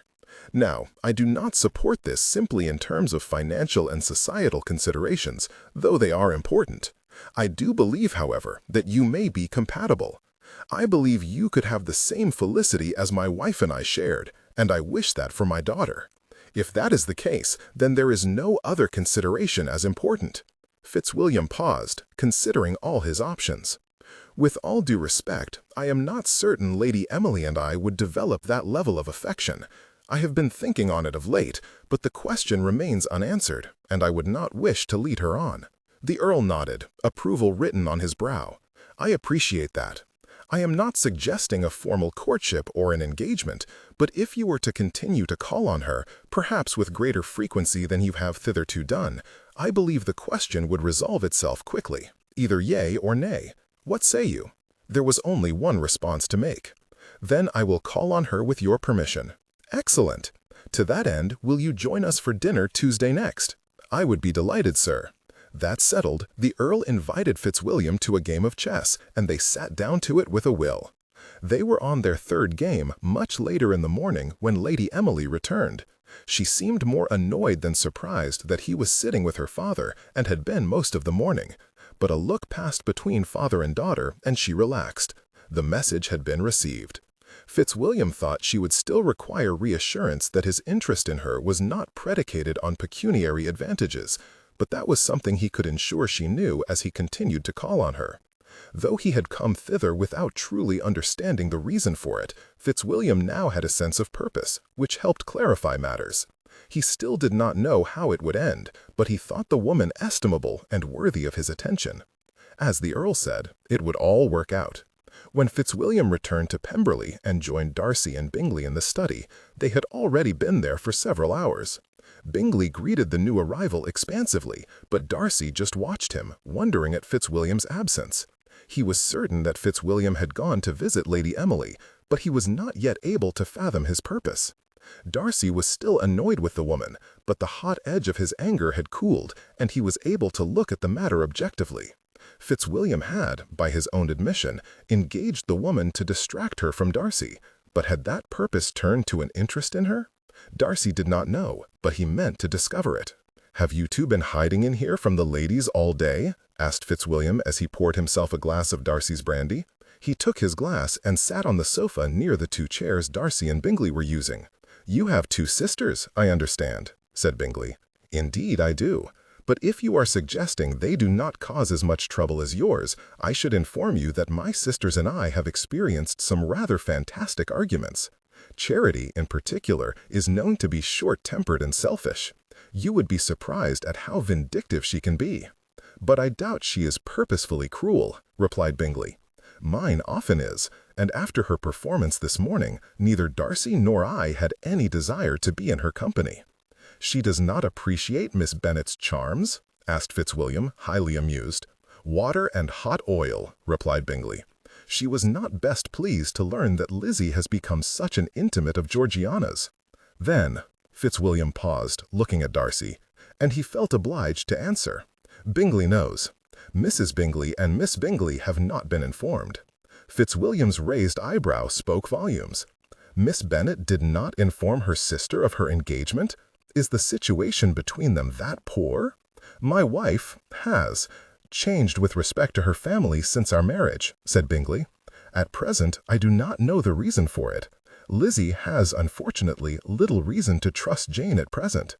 "I knew there was some trouble there, but I did not know the extent of it," replied Fitzwilliam. He seemed to think his words to be inadequate, and Darcy could not disagree. But as none of them knew what to say, he could not fault his cousin. "We are to go to Kingsdown on Tuesday next for dinner," said Darcy. "You are invited, of course." "Ah, but that evening the Earl of Chesterfield has invited me to dine with them. I am afraid I shall be forced to decline." "Truly?" asked Darcy, now more than ever intent upon learning of his cousin's intentions. Fitzwilliam only nodded and sipped his drink. "I visited this morning. We spoke for some time, and the invitation was extended." "That is unfortunate," said Bingley, unaware of the import of what Fitzwilliam was telling them. "The company, I have no doubt, will be excellent. Then again, with Caroline and Elizabeth in attendance together, it might be best that you are absent. You do tend to throw fuel on the fire, old boy." A bark of laughter met Bingley's tease.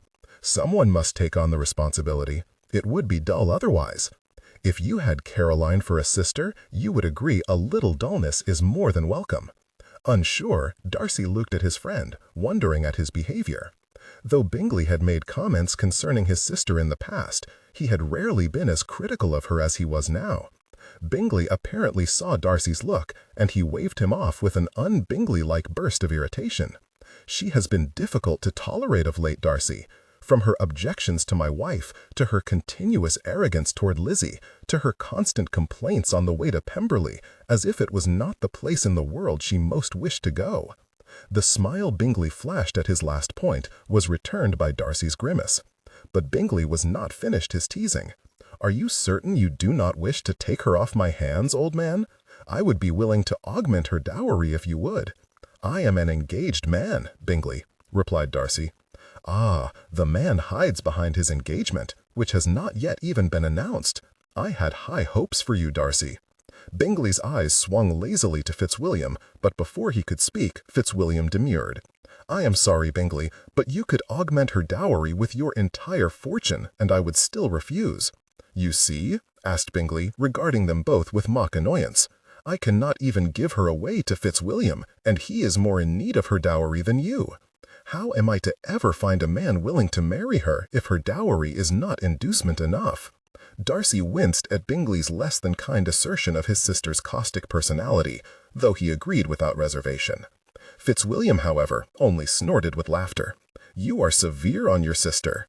"I know I should not speak so," replied Bingley, "but it is not unwarranted. It seems to me the first task should be to get Darcy married off to Miss Bennet. With him removed from consideration, your sister will be forced to turn her attention to some other man."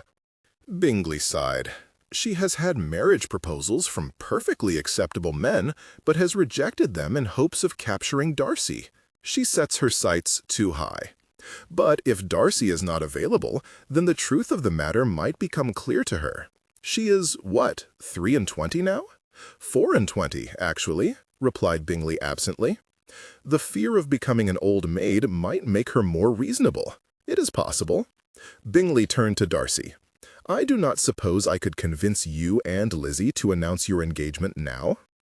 "I am bound to follow Lizzie's wishes," replied Darcy, shaking his head. "She is of age, and yet she wishes to wait. You know her reasons. I will not insist." "Either way," interjected Fitzwilliam, "you know that nothing less than Darcy's marriage will induce her to surrender. You should be pushing him to make for Gretna Green." Bingley brightened and looked at Darcy, who just shook his head. Fitzwilliam burst out in laughter, and though Darcy thought the discussion was highly inappropriate, he and Bingley soon joined him. "Ah, well, it was worth asking," said Bingley. The discussion descended to ennui after that, nothing more than a comment here and there of little import. Darcy watched his cousin as they talked, noting Fitzwilliam was his usual light-hearted self. Nothing he said indicated what he had been doing at Teesdale Manor, and Darcy's curiosity increased the longer they sat there. Finally, Bingley excused himself to return to his room, and Darcy was afforded the opportunity to quiz his cousin. The answers, however, were not to his liking. "You seem to have been engaged often at Teesdale Manor lately. I am surprised you have been there so often of late." Fitzwilliam's eyes swung to Darcy. "She is not a bad woman, Darcy. I have never considered her to be so, regardless of her behavior with Elizabeth. But I do wonder about your intentions." "As do I, Darcy," replied Fitzwilliam quietly. "The Earl has taken an interest in me, and I cannot fault him. I will be calling on Lady Emily, but I do not know how it will end." "That is an interesting development. How did it all come about?" Fitzwilliam spent the next several minutes explaining his conversation with the Earl, of the Earl's wishes for his daughter, Fitzwilliam's agreement to call on her, his confusion of whether she was what he wished for, and the possible motives for her actions towards Darcy and Elizabeth. In the end, Darcy was forced to agree that Fitzwilliam's information did explain quite a lot. "I still do not exonerate her for leaving Elizabeth to fend for herself," said Darcy, after his cousin had completed his recitation. "Nor should you," replied Fitzwilliam. "I am inclined to think of it as losing her temper in a moment of anger. It was not right, and she will need to prove herself in that regard. She will need to regain my trust, as well as yours." Darcy grunted, but did not respond. The Earl's arguments were persuasive, but I want more than simply to father the next Earl of Chesterfield. The coming days and weeks will reveal my future path. I will say that I am not opposed to an alliance with Lady Emily, only that I wish to have a connection with her before I move forward. "Then I wish you the best of luck, cousin," replied Darcy. "I know what this could mean for you, beyond finding a woman you can love.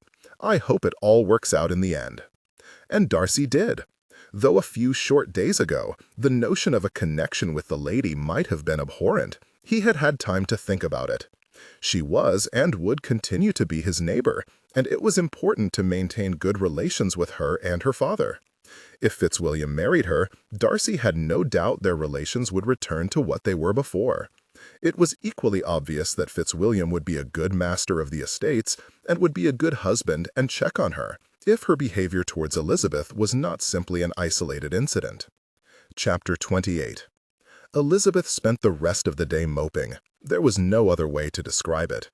The hope for her sister's change back to the person she knew had been tempered by the realistic expectation that nothing had, indeed, changed. But that did not make the blow any less severe. It was fortunate, then, that Elizabeth was not made for melancholy, and furthermore had relations who were not about to allow her to wallow in self-pity. In particular, it was Olivia who took it upon herself to raise Elizabeth's spirits. "I was surprised by your new sister by marriage, Lizzie," said Olivia. "Oh?" asked Elizabeth. "In what way?" "Why, from all the hints you have given me of her character, I expected her to be much more prideful than she was. She only sneered at me once, though she made a much better showing to you. How can you account for such a lackluster performance?"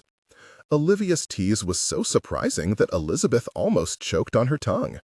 Then she had no choice but to burst into laughter. "I am sorry to inform you, dearest, but I believe she felt you beneath her notice. If she had considered you more, I am certain she would have made a better showing." A superior sniff, so reminiscent of the woman at whose expense they were laughing, was Olivia's response. "I suppose I shall have to wait and see, then. But if she does not respond appropriately, I will be forced to consider your words an exaggeration." "You may do so if you like," said Elizabeth. They bantered on for some time, speaking at Miss Bingley's expense, and though Elizabeth knew that she should moderate Olivia's words and her own amusement at the woman's conceit, she decided she had little desire to do so. The lady was eminently deserving of it. For the rest of the evening, therefore, Elizabeth found herself in much better spirits, and she allowed herself to forget her troubles for a time. The next day brought a shock which Elizabeth had not been expecting. It happened in the morning, as Elizabeth and Olivia were preparing to once again go to Pemberley in the Edwards Company. They were in Olivia's room, changing into appropriate clothing and making certain they were presentable, when the sound of a carriage was heard on the drive. "Was Mr. Darcy to come today, Lizzie?" asked Olivia. Elizabeth frowned. "I do not think so, though I suppose it is possible." As Elizabeth was still looking in the mirror, ensuring her hair was in place, Olivia took herself to the window, which overlooked the front drive of the house, and pulled aside the curtains to afford herself a better view. "It is not one of the Darcy carriages," said she. "It is much smaller, in fact." Curious, Elizabeth followed her cousin to the window and looked out. The carriage was familiar to Elizabeth, very familiar. "Papa!" gasped she, and she turned and ran out the door, the sound of Olivia's startled exclamations following her down the stairs. By the time Elizabeth had reached the outer door, her father was already alighting from the carriage, and her uncle was greeting him. "Lizzie," said Mr. Bennet, as Elizabeth flew into his embrace, "I have missed you, my darling daughter." "I have missed you too, father, but I am shocked to see you." She turned a look on her uncle. "Did you know father was to come?" "He did, but you may reserve your displeasure for me alone. I asked and not to inform you." Elizabeth looked on her father, wondering at his meaning, but he was already turning to supervise the unloading of his trunks and seeing to the disposition of the carriage driver. Soon these tasks were complete, and Mr. Bennet came into the house with them. He was greeted by all, Mrs. Drummond greeting her brother with more than a little asperity, and settled in to speak to them. "What brings you here, father?" asked Elizabeth. Elizabeth did not miss the glance he shot at Mrs. Drummond, and she was aware of his dissembling when he responded. "I have received some interesting news of late, Lizzie, and I thought it would be best if I came to deal with it personally." There were two interpretations to his statement. His wish to keep the reason for his coming from his sister might have applied to either reason. Elizabeth did not think he was aware of the engagement, and did not think he would have come for nothing more than the knowledge that a man was paying attention to her. But she did not think he would have come for the other reason either. Regardless, she did not wish to speak with him with her aunt listening intently to their every word, so she suggested a walk around the back park, to which he readily agreed. "Shall I send a note to Pemberley, Lizzie?" asked Olivia. "It seems like we will not be going there today." "I see no reason why we should not, Olivia," replied Mr. Bennet. "If you will allow me to speak with Lizzie for a few moments, we may depart soon after. I believe I will enjoy meeting these people of whom I have heard so much." "And Jane is there," said Olivia. "She is, indeed, though I did see her only days before she departed Hertfordshire. Still, I would be happy to go with you if you will wait patiently." Olivia nodded happily, and father rose to escort his daughter from the room, Mrs. Drummond looking on, her countenance more than usually unreadable. They walked in silence for some few minutes, Elizabeth waiting, albeit with impatience, for her father to tell her why he had taken the trouble to visit Derbyshire again, when she knew how much he loathed to travel. But Mr. Bennet appeared less than inclined to speak. His manner was contemplative, his mien thoughtful. Finally, Elizabeth could stand the silence no longer. "I must own to some confusion and concern, Papa. I cannot account for your being here. Was it wise to leave Kitty and Lydia at home with Mamma? You know she will indulge them without anyone to check her." "You speak of the matter as if I have ever taken the trouble to check her, Lizzie." Elizabeth, confused, could not immediately respond, and Mr. Bennet chuckled. "In fact, I believe you would be proud of me of late, Lizzie. You are correct that the girls should not be left to their own devices, but they are not alone. Your Aunt Gardiner has come to Longbourn for the summer with her children, and it is she who has the care of your sisters. I thought Aunt and Uncle were to journey to the lakes." "Their plans were altered because of your uncle's business," replied her father. "It seems he is not able to travel after all this summer, so they made arrangements for your aunt to have a holiday of her own in Hertfordshire, though I cannot imagine it will be at all restful for her." "Oh," said Elizabeth, "and what of Mamma? You know that she is not happy if anyone gainsays her with respect to Kitty and Lydia." "That is another matter that has changed. I presume you are aware of the militia's removal to Brighton for the summer." Elizabeth rolled her eyes. "Lydia has written of little else, though rumors were circulating before I came to Derbyshire." "Well, they have since departed," replied Mr. Bennet. "Before they left, Lydia received an invitation from the colonel's wife to accompany her there." Elizabeth looked at her father with consternation. Since he spoke of Lydia's presence at Longbourn, Elizabeth was reassured that he had not allowed her to go. But the mere thought of Lydia in Brighton, where she could flirt and carry on, and ruin them all with naught but the colonel's wife to check her, a woman as silly and ungovernable as Lydia herself, was enough to fill her with disquiet. "I see from your expression that you are horrified by the mere thought," said her father with a chuckle. "I will own that my first instinct was to allow it." "Oh, Papa!" exclaimed Elizabeth, but her father only chuckled. "As you will have guessed, I did not allow it, and I resisted all of Lydia's tantrums and wailings. Not only would her behavior have been beyond redemption among all those soldiers, but I thought I detected a hint of interest from Wickham in your sister, and it made me uncomfortable. Had Lydia gone, Kitty would have been left to her own devices, and with no other sisters to remain with her, I did not think it was fair for Lydia to have fun while Kitty was left alone. Her father paused. I did not inform Lydia of the role Kitty played in my decision, for I am certain you will apprehend Kitty would have received the bulk of the blame. I am sure that is an understatement, murmured Elizabeth. Your sister, needless to say, did not agree with me. It was her constant complaints and outbursts which convinced me that she has no business being out of the schoolroom. And Mamma? Asked Elizabeth. I cannot think that she was sanguine about your decision either. She was not, at first, but I took her aside and spoke with her quite firmly about the reality of Lydia's behavior. Furthermore, I spoke of our connection with the Bingleys and your sister's distance since her marriage. Though I do not know all of Jane's reasons, the thought of two unruly and undisciplined sisters and how they might embarrass her in public may be part of her thoughts. If nothing else, I am certain Miss Bingley understands and does not appreciate the connection. I explained these things to your mother and spoke of how Lydia and Kitty must improve before they can be introduced to any of Mr. Bingley's rich friends. Mr. Bennet laughed. Your mother has high hopes of marrying Lydia and Kitty off to wealthy men introduced to them by your new brother. Elizabeth rolled her eyes. Did Mamma not make those same comments at Mr. Bingley's ball in a loud voice no one could possibly have missed?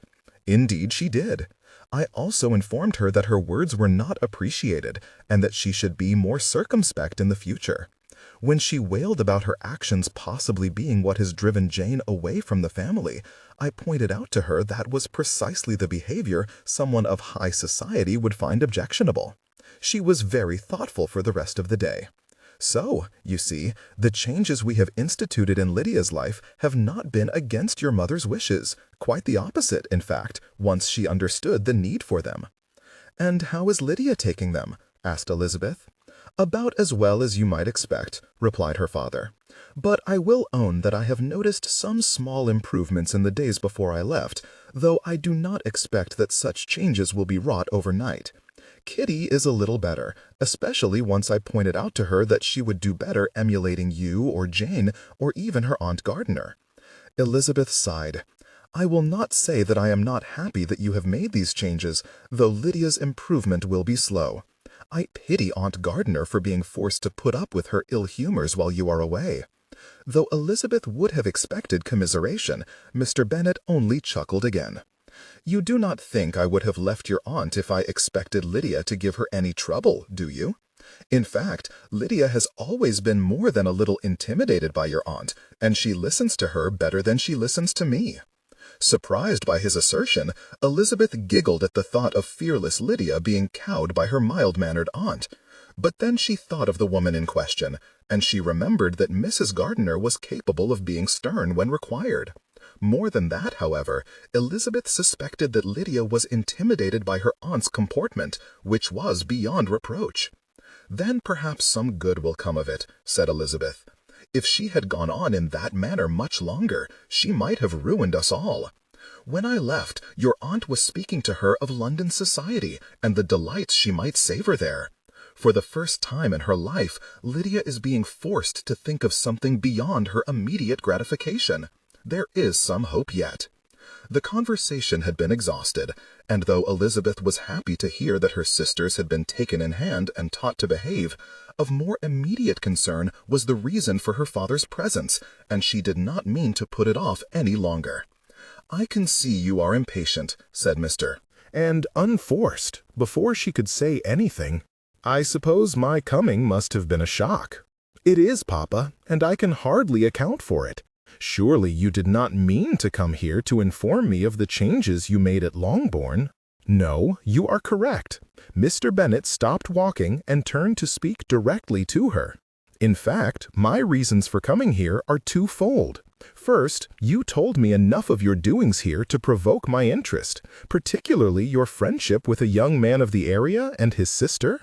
Her father's raised eyebrow prompted a blush. Mr. Bennet chuckled. I thought so.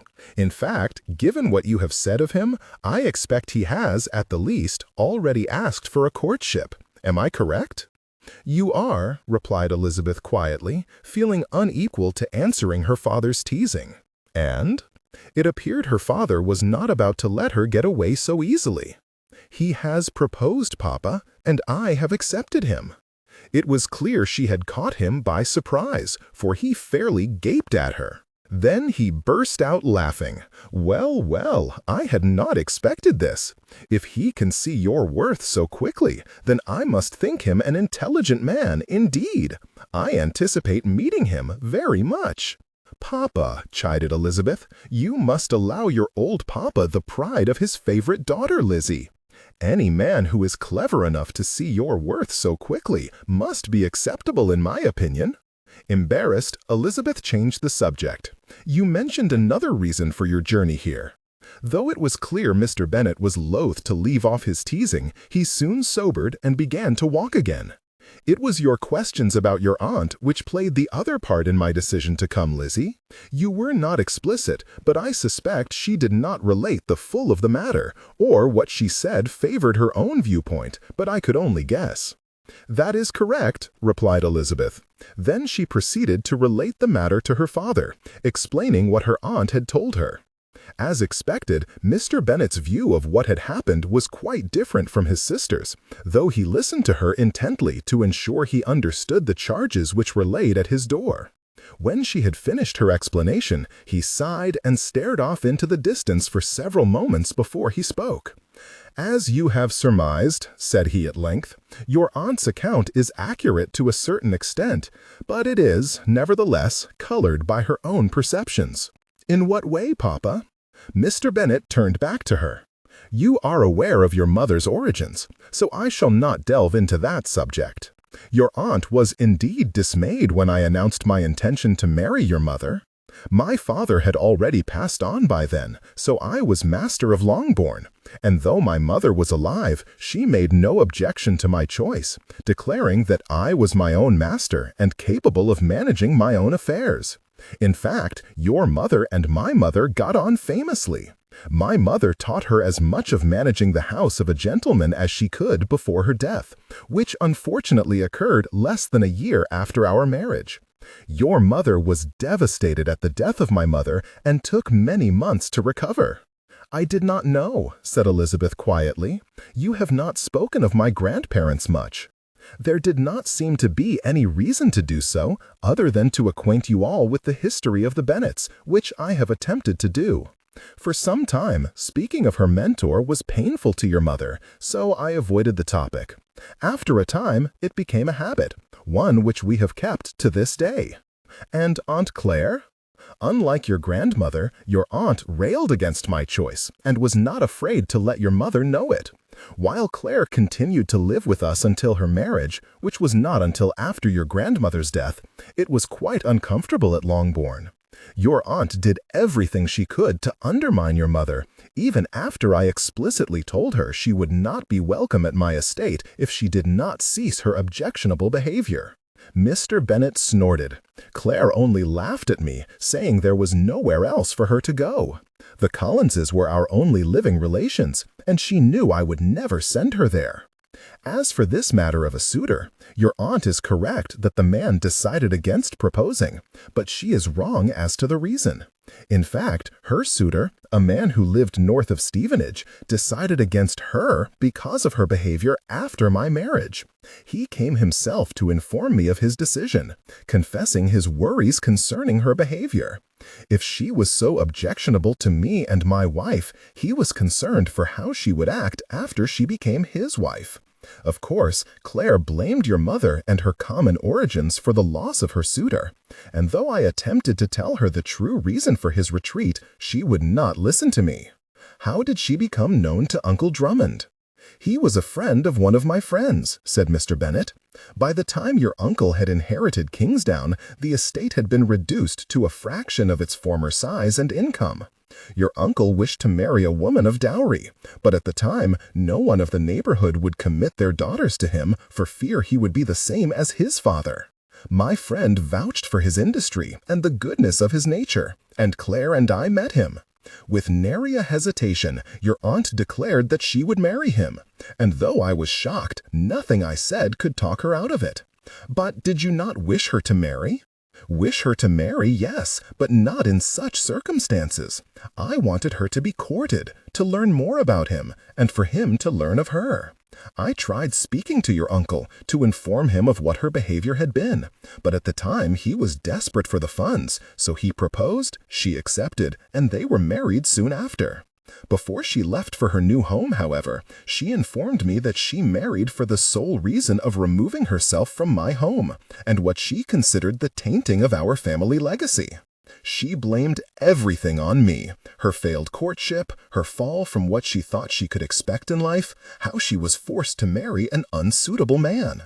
She made it clear that she was the one to suffer from my disgrace, and left in the bitterest of spirits.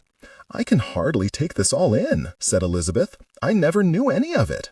"It was never intended that you should know of it." Mr. Bennet stopped and looked at her seriously. "I know this tale does not reflect well on your aunt, and I did not wish your perception of her to be colored by it.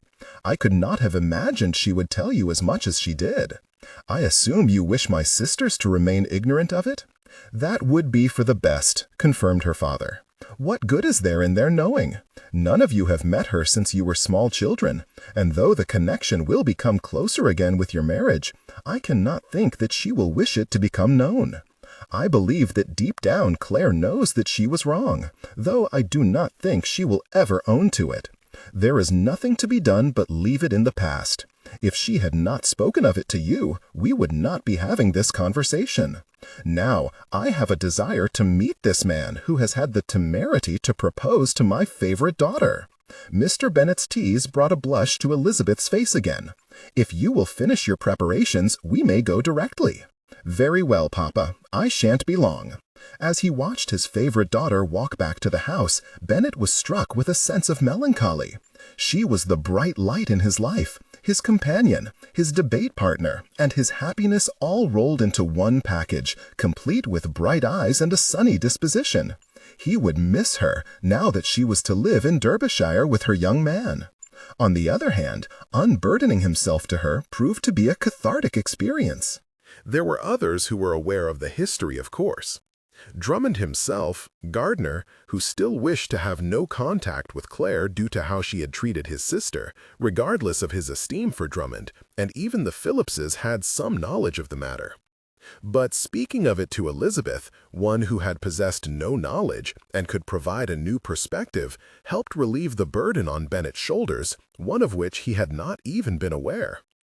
Bennet knew his sister had not been completely incorrect as to the reasons for his marriage and her objection to Maggie in particular. Bennet had proposed to her in a moment of infatuation, blinded by her happy disposition and beauty to her lack of sense and irritable nature. Still, he liked to think that he and Maggie did well enough together, though the infatuation had long since died. His mother's death had come at an unfortunate time. Had she had another year to work with Maggie, he thought his mother might have been able to mold her into a respectable gentlewoman. That he himself had not done enough was a fact of which Bennet was not unaware, but in his defense, his mother's death had affected him severely as well. And nothing he had taught her would have ameliorated the situation brought about by the succession of 5 daughters born without a son. Regardless, it had not been Claire's place to act as she had.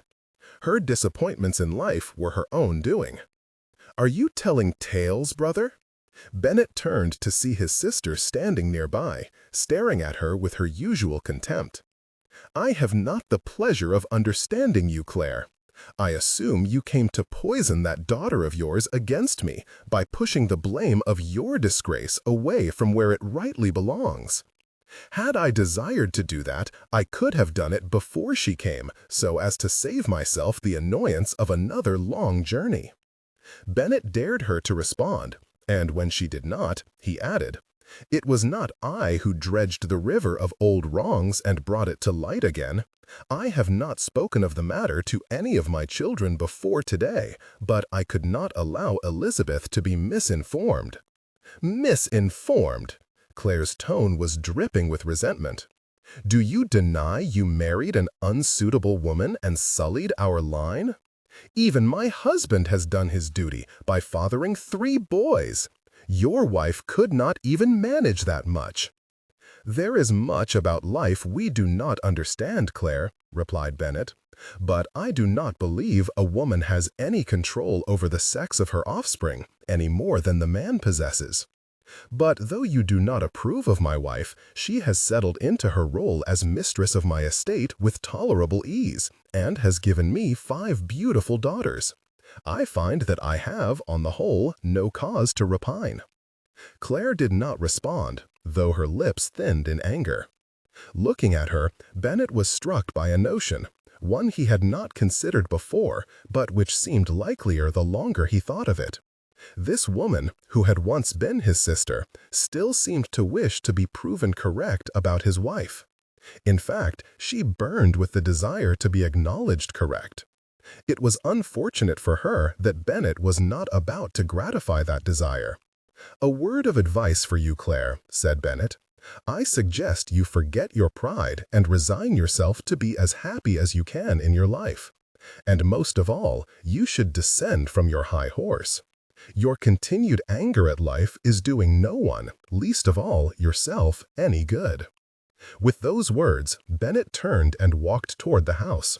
He had no time for a bitter woman when there were many other things of more importance on which to focus. Chapter 29. Although the carriage ride to Pemberley was not long, it seemed interminable to Elizabeth. Elizabeth could not imagine what her sister's reaction to seeing her father again would be, and, except from some second-hand accounts of Jane's rarely seeing her family since Elizabeth's departure, she was not certain how Mr. Bennet's relations with his eldest daughter stood. The only one of them who was truly excited for the upcoming visit was Olivia. "What a shock Jane will get!" exclaimed Olivia, as the carriage rolled along the road. "You did not tell her of your coming to Derbyshire, did you, uncle?" "No, Olivia," said Mr. Bennet with a smile for the young girl. "When Jane left Hertfordshire, I had not yet made the decision to come, and had not even conceived of the idea yet. It was a surprise to see you. You did not tell Lizzie you were to come?" "I did not. By the time I decided to come, I was off, so there was no time to inform her. Though I did send an express to your father. How strange Papa did not mention it, even to Lizzie. I asked him not to. I was hoping to surprise your cousin." Olivia clapped her hands with glee. "Then you were successful. Lizzie had no notion you would come, though if you had been 10 minutes later, you would have missed us altogether." "Oh?" asked Mr. Bennet, raising an eyebrow at Elizabeth. "Yes, for we were about to go to Pemberley ourselves." In this manner, the girl continued to chatter, and though Mr. Bennet only gave her banal replies, Elizabeth could readily understand that they were designed to persuade the girl to reveal stories of Elizabeth's activities in Derbyshire. Thus, much of what had happened had soon been prompted from the girl's mouth. Their outings with those of the area, Lady Emily's visits, William's attentions, and his sister's friendship. Though Elizabeth did not think she had done anything particularly noteworthy, certainly nothing to provoke embarrassment, still, she found herself uncomfortable by what Olivia revealed. Was it possible to be mortified beyond all endurance by nothing more than receiving a good man's attentions? She would not have thought so before. When the carriage stopped at Pemberley, Elizabeth was eager to disembark, and they did so and made their way inside. From the looks Mr. Bennet was giving their surroundings, he was impressed by what he was seeing. Mrs. Reynolds was curious about the man's presence, but like any experienced servant, she did not ask questions. The door to the sitting room was opened, and Elizabeth led her father into the room, to the surprise of more than one of the inhabitants. "Papa!" exclaimed Jane upon seeing her father. "What are you doing here?" Mr. Bennet chuckled and greeted his eldest daughter. "I found I had business with your sister. My coming was unannounced, though I hope I will be welcome nonetheless." "Of course you are," said William, standing and approaching them. He turned to Elizabeth with a broad grin, which seemed to suggest pleasure that he would be able to ask her father's permission long before he might otherwise have been able to, and requested an introduction. Elizabeth obliged readily, including Colonel Fitzwilliam and Georgiana in her introductions. When that had been completed, Mr. Bingley stepped forward and greeted his father-in-law with a vigorous handshake. "Mr. Bennet, I am surprised to see you here. I had no idea you were contemplating following us to Derbyshire." "I had no notion of it myself, Bingley," replied Mr. Bennet, "but I found I needed to speak with Elizabeth, and once I had made that determination, I wasted no time in setting out." Mr. Bingley laughed. "That is much like I would do it. I have always said that should I decide to leave a place, I should do it on a moment's thought." "I never would have guessed," was Mr. Bennet's dry reply. "You are very welcome here, Mr. Bennet," said William. "In fact, your presence is quite serendipitous." "I rather thought so myself, Mr. Darcy." "Are my mother and sisters well, Papa?" asked Jane, though she hesitated first. "They are. Your Aunt Gardiner is visiting, and I do not doubt that between them they have the estate well in hand."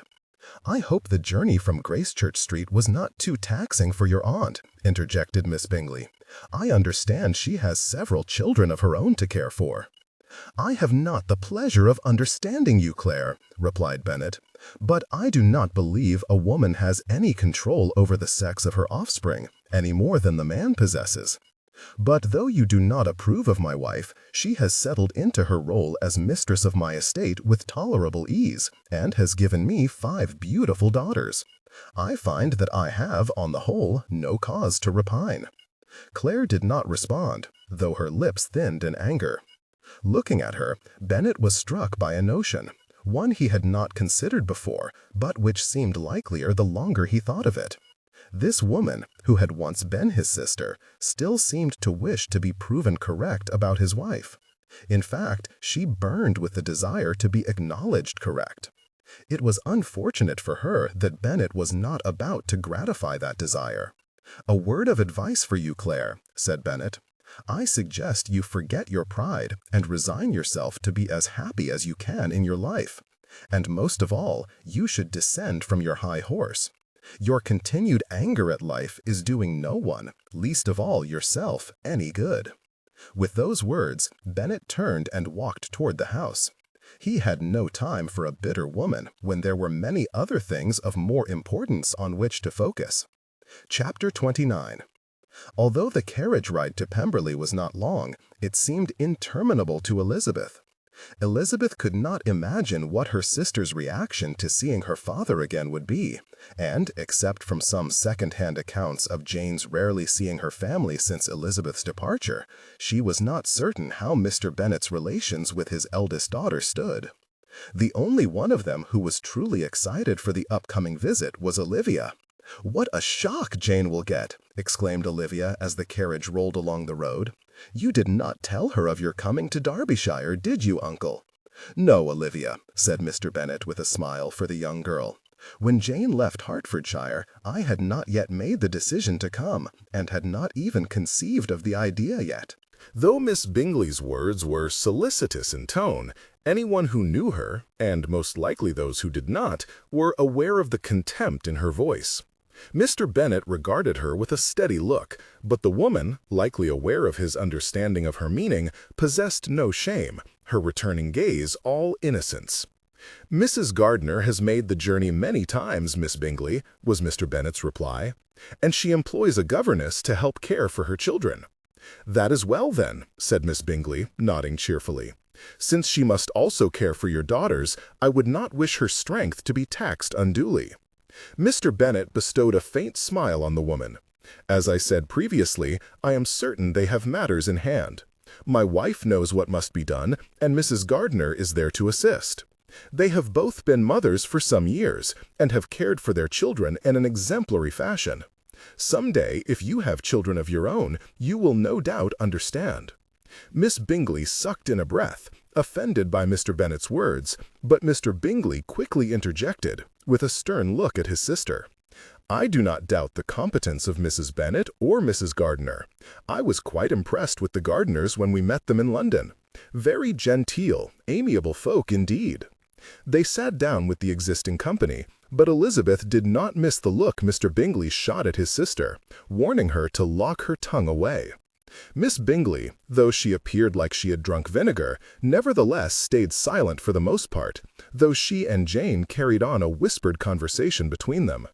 For Jane's part, though her surprise at seeing her father had been evident when he had arrived, it had faded to a confusion which appeared to be even greater than that Elizabeth had witnessed only the day before. The facade she had shown upon her return from her wedding tour had begun to crack, though Elizabeth could not determine what was behind it. Would it be the true Jane, or would it be something even more objectionable than before? "Miss Bennet?" asked William in a quiet tone, as he took a seat beside her. The action drew the attention of Miss Bingley, and it was easy to see the woman did not appreciate his attention to Elizabeth. "Does your father know?" "He does," replied Elizabeth. "Then I shall find a pretense to speak with him alone." "Are you so impatient, sir?" asked Elizabeth, fixing him with a playful smile. "I have been given the opportunity to secure your hand long before I might otherwise have expected," replied William, showing her not a hint of a tease. "Of course I am impatient." "Then offer to show him your library. The only issue I see is that you might not be able to remove him from the room once he is inside, and you might not be able to hold his attention for long enough to ask. I believe I will take that chance. Before I excuse myself, however, I would like to take the opportunity of securing your hand for the first dance at the assembly next week. Is that agreeable to you?" Elizabeth feigned offense. "Only the first dance, sir? I am certain there will be other opportunities to secure other dances that night. But since I cannot claim you for all the dances, I believe I will settle for the first, if you please." "Of course, William. I would be happy to." William grinned and nodded to her. "Now, if you will excuse me, I believe I would like to know my future father-in-law better." And with that, he rose and approached Elizabeth's father, where he was speaking with Colonel Fitzwilliam. They three men were joined by Mr. Bingley soon after, and they stood there speaking with some animation. Though Elizabeth was not close enough to overhear all their words, she thought she heard mention of a hunting party, as well as William's commentary on his fishing stream. Though her father was not the angler her uncle boasted of being, he seemed agreeable to William's suggestion of a fishing party in the next few days. Soon after, William, following Elizabeth's suggestion, offered to show the library to her father, which was accepted with alacrity. Mr. Bingley and Colonel Fitzwilliam begged off, each being quite familiar with the room, and the two men left together. Elizabeth could not hope for anything more than good relations between her father and her future husband. She hoped the business would be completed quickly, and they would return. She could hardly wait, though she still did not mean to make it known, due to her uncertainty over Jane. "You should not read too much into Mr. Darcy's attentions to your father, Eliza." Startled from her reverie, Elizabeth looked up to see Miss Bingley looming over her. When she had approached, Elizabeth was not certain, but given the offense she was displaying, not to mention the ever-present contempt, the woman was not happy with what she had been seeing. "Mr. Darcy, you see," continued she, "is attentive to all those duties as a host with guests in his home. I have no doubt his civility is prompted by nothing more than the desire to maintain good relations with Charles. They are such close friends, you understand, and Mr. Darcy will do anything for my brother, even excepting those with whom he would not usually associate." "You need not fear for me, Miss Bingley," said Elizabeth, ignoring the woman's insinuations. "I have no desire to interpret Mr. Darcy's actions, especially since I already know why he asked to speak with my father. It is well then, for only heartache can come of such expectations." "Of what expectations do you speak?" asked Elizabeth, though inside she wished she could put this woman in her place. Miss Bingley only sneered. "The expectations nearly all young ladies have of Mr. Darcy when they meet him. But his are the highest, most discerning tastes, and I have no doubt his destiny lies in a place unlike that which you inhabit." "That of a gentleman's daughter?" asked Elizabeth mildly. The lines of her mouth tightened, and Miss Bingley chose not to answer. Elizabeth was more than willing to oblige her by speaking again. "I assume it is marriage of which you speak. I suppose you mean that he will likely marry a noble's daughter, if he is not to marry the daughter of a mere gentleman, for I hardly think you would suggest he would marry a woman who was not at least his equal." My words were nothing more than friendly advice to one who is, after all, related by marriage, said Miss Bingley, ignoring Elizabeth's rejoinder. I suggest you do not forget this, Eliza, for if you do, you will surely be disappointed in the end. The woman then turned and walked away, returning to the sofa on which Jane sat. Again, Elizabeth watched her sister, noting the way there was once again a crack in the veneer of her behavior, though this time it consisted of annoyance with Miss Bingley. It was a feeling Elizabeth could well understand. She herself was almost perpetually annoyed by Jane's new sister. As for the woman herself, though Elizabeth longed to inform her of her new status, she forced herself to practice patience. Though it would be gratifying to see Miss Bingley's countenance when she discovered Elizabeth's understanding with William, the anticipation would make the event that much sweeter. She should not enjoy another's consternation so much, but for such a specimen as Miss Bingley, Elizabeth was willing to make an exception. "You have a fine estate, sir." "Thank you, Mr. Bennet," said Darcy, nodding to the man's praise. "It has been in the family many generations, and I am proud of it." "There seems to be much to be proud of. Bingley has given you a rather flaming character, but I can see the care and attention you have put into Pemberley, and, I expect, into every facet of your life. It seems, therefore, the praise was not exaggerated." Darcy, as ever, was uncomfortable speaking of himself. Nevertheless, he took pains to speak with the man he was hoping would approve of his marriage to Elizabeth. They exchanged some few words as they walked through the halls of Pemberley, Darcy noting some of the history of the place to Bennet, who listened and asked questions with interest unfeigned. When they arrived at the library, Elizabeth's prediction of her father's reaction to the room was proven correct, and even more to Darcy's amusement, it mirrored his daughter's rather closely. Mr. Bennet stepped into the room, his eyes widening in awe as he took in the sight of so many bookshelves stuffed with the bounty accumulated by so many generations of the Darcy family. For a moment, he wandered about, looking at this title or pulling a volume out, reading the cover and taking in the beauty of the written word. "I think you have made a tactical error, Mr. Darcy," said Mr. Bennet after he had wandered about the room for several moments. "I may never wish to leave this room, for I do not doubt that it would take me more years than I have left to make my way through such an abundance of books." Darcy laughed. "I can see that you are indeed Miss Bennet's father. She predicted your reaction to the letter and even suggested that I might face a difficult time of evicting you." "Ah, my Lizzie, yes, she knows me quite well." Mr. Bennet pulled out another book and inspected it. Then he turned and gestured with it before setting it back in its place on the shelf. "I can see that your collection is of long standing, sir, for this volume is much older than I am. I cannot take credit for most of this, though my father, my grandfather, and I have added a great many volumes, as books have become cheaper to produce and more readily available. The house itself is over a century old, and several times modifications or additions have been made to it.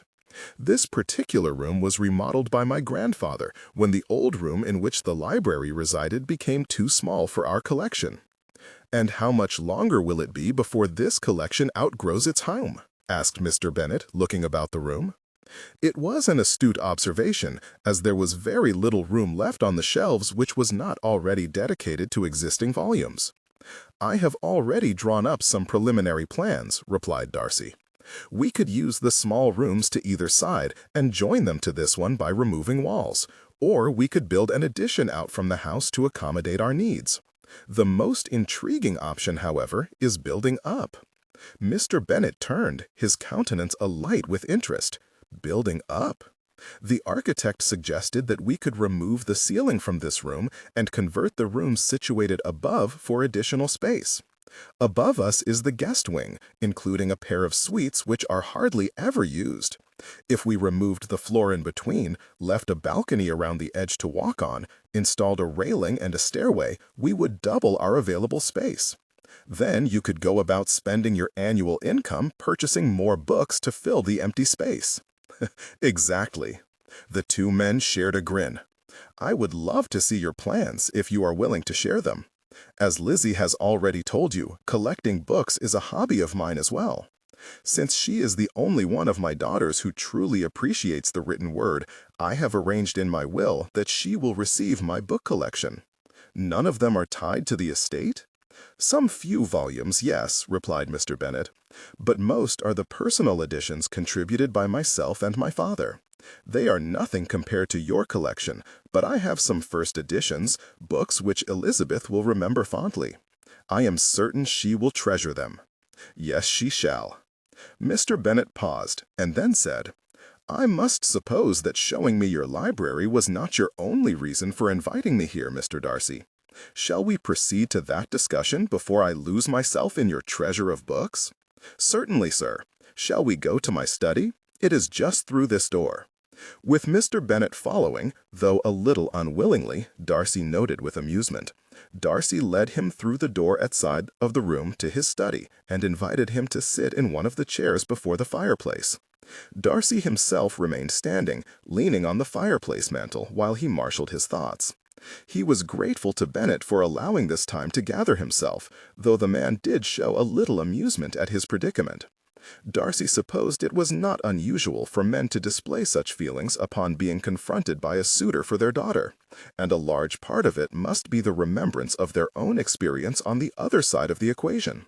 Miss Bennet has told me that you know of my proposal. Yes, she did inform me. It appeared the man was not about to make this ordeal any easier. It was not many days after meeting Miss Bennet that I understood her worth. Her capabilities are extensive, and she compliments me perfectly. Her joy in life and ability to be easy in company pulls me from my sometimes more dour temperament and awkwardness. I respect and love her, and have her assurance that she loves me in return. I ask for your permission and your blessing to marry her, sir. You have said the word. I can only concur that she is not the most sensible woman, though she herself would not agree. So I have gathered. Then are you the cousin Mr. Collins has so generously told us is destined for Miss de Bourgh? For that matter, how would the rest of your illustrious family view your marriage to my daughter? Miss Bennet mentioned something about having heard that rumor, said Darcy. In Mr. Collins' defense, I do not believe he related it to all and sundry. But as Elizabeth's father, the matter is one of some concern. Then let me put your mind at ease. This supposed cradle engagement is nothing more than a fabrication of my aunt's. My mother never spoke of it, and though my aunt began to speak of it after my mother's passing, my father openly disparaged such a report. It is only since his passing that Lady Catherine has begun to speak of the matter in detail. I pay little attention to her. And Miss de Bourgh's wishes? I avoid much contact with her, confessed Darcy.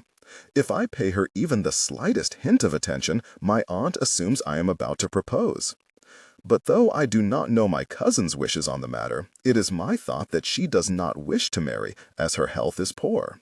Regardless, as Lady Catherine's schemes require my participation and consent, it is of little matter, for I will not yield. As for your questions regarding the rest of my family, I have no Darcy relations close enough to solicit their opinions, and my uncle's family, Lady Catherine's brother, though close, will not object. The Earl is proud of his situation, but he knows he cannot direct me. Colonel Fitzwilliam you have already met, and he esteems your daughter highly. His brother and sisters and the Countess will all accept her, some more readily than others, it is true, but their support will go far in smoothing Miss Bennet's way in society. And her lack of dowry does not concern me in the slightest. Pemberley is not my only holding, and I have a diverse set of investments which make the lack of a dowry irrelevant. I have enough wealth to provide for her and 12 children, if necessary. I am fortunate enough to possess the means to marry wherever I like. Darcy gazed into the other man's eyes, speaking frankly so he was clearly understood. All the wealth in the world means nothing if I do not use it to secure my happiness. Miss Bennet compliments me in every way. There is nothing I would not do to be granted her presence in my life. Then there is nothing left to be said, replied Mr. Bennet. Though you do not need my consent, I grant it anyway, in addition to my blessing. I could not have wished for more for her than to see her married to a man who will respect and cherish her. Thank you, sir, said Darcy, extending his hand to his soon-to-be father-in-law. "Now," said Mr. Bennet, rubbing his hands together, "if I might be allowed to sample some of your excellent library, I think I will be very well pleased." "Of course, sir," replied Darcy, grinning with delight. "I shall arrange to have you called for luncheon." He led the way back into the library, showed Mr. Bennet where the port could be found, and took his leave. Before he could, however, Mr. Bennet's amused voice stopped him. "Surely you must know that I shall be inclined to visit frequently after you are married, Mr. Darcy." "And you shall be quite welcome, sir. I would expect nothing less, given your close relationship with Miss Bennet. I am certain the library has nothing to do with it." Bennet chuckled and turned to the book he had already chosen, and Darcy left the room. Though the outcome had never been in doubt, he knew Elizabeth would be thrilled to hear the results of their conversation. Chapter 30. The official nature of Elizabeth's engagement did wonders for her happiness, and she could often be found humming to herself or smiling at the oddest times. It did a world of good to Bennet's heart to see his daughter in such high spirits. He would miss her, it was certain, but he could not have asked for a better man to be her husband. The decision to send her to Derbyshire had turned out spectacularly well, far better than Bennet had ever expected, and he was certain to let his host know of his gratitude. "Thank you for the invitation, Drummond," said he to his brother one day when they were ensconced in the man's study. "I could not have imagined a better outcome for my Lizzie than she has found here in Derbyshire." "You are quite welcome, Bennet," said his brother. "I have enjoyed having her, and I know my daughters have had as much benefit from her presence as she has derived from being here." They raised their glasses and sipped from them, Bennet already lost in thought. "She was not happy in Hertfordshire," said Bennet quietly. "I have never seen her so affected, from Jane's marriage and subsequent distance to what she considered to be the monotony of life in her home. She has always been so happy and resilient. It was difficult to witness it. I noted some of the same when she first arrived, but with new acquaintances and the company of my daughters, I could quickly see the resilience you have mentioned. She has a unique ability." "I dare say she does," Bennet snorted. "I believe she would have even been able to adapt to marriage to my fool of a cousin, though she never would have been happy with him. I have always struggled to imagine a man who was worthy of her, who would appreciate her for what she would bring to a marriage beyond the obvious concerns with which society is so enamored. It is fortunate that such a man existed so close to your borders." "She would have met him eventually," said Drummond. "Darcy's closest friend is married to your eldest." "True," said Bennet, wondering if it would have come to pass, considering Jane's distance. Those days were filled with more society than Bennet usually wished for, though he surprised himself by enjoying it thoroughly. There was the promised fishing expedition at Pemberley, visits there and to some of the other friends Elizabeth had made in the district. The spoils from the fishing expedition were sent to Kingsdown with Darcy's compliments, to be used at the dinner to which the Drummonds had invited those at Pemberley. Of course, there was much ridiculous behavior to savor, primarily perpetrated by Miss Bingley, whose head Bennet had always known was far too big for her bonnet. The woman seemed to sense something had changed between Elizabeth and Darcy, and though their engagement had not been announced, she seemed to sense the danger to her schemes, redoubling her efforts accordingly. Bennet watched her flailing with great relish and amusement, though Darcy appeared to appreciate it much less. When the day arrived for the Darcy party to join them at Kingsdown for dinner, Bennet anticipated it with his usual eagerness for amusement, for there was much to be had. They arrived and entered the estate, and Bennet could have predicted their responses in advance, had he cared to think on the matter. Bingley entered with a jovial smile and an eagerness for his company, while Miss Bingley appeared like some foul odor had wafted past her upturned nose. Darcy and his sister entered with eyes for no one but Elizabeth, whom they joined with alacrity upon entering the room, further souring Miss Bingley's disposition. The one for whom Bennet possessed some concern was Jane. The past few days in her company told Bennet that her troubles were at the very least being exacerbated by Miss Bingley's poisonous presence. The two women were always together, when Miss Bingley was not attempting to put herself in Mr. Darcy's lap, and there were many whispered conversations to be had between them. Jane appeared confused during those days, as if nothing was as she had expected and she was having trouble accepting it. Thus, when Miss Bingley appeared preoccupied by Darcy's attentions to Elizabeth, Bennet took the opportunity to approach his daughter. "How are you enjoying your visit to Pemberley, my dear?" said Bennet as he sat beside her.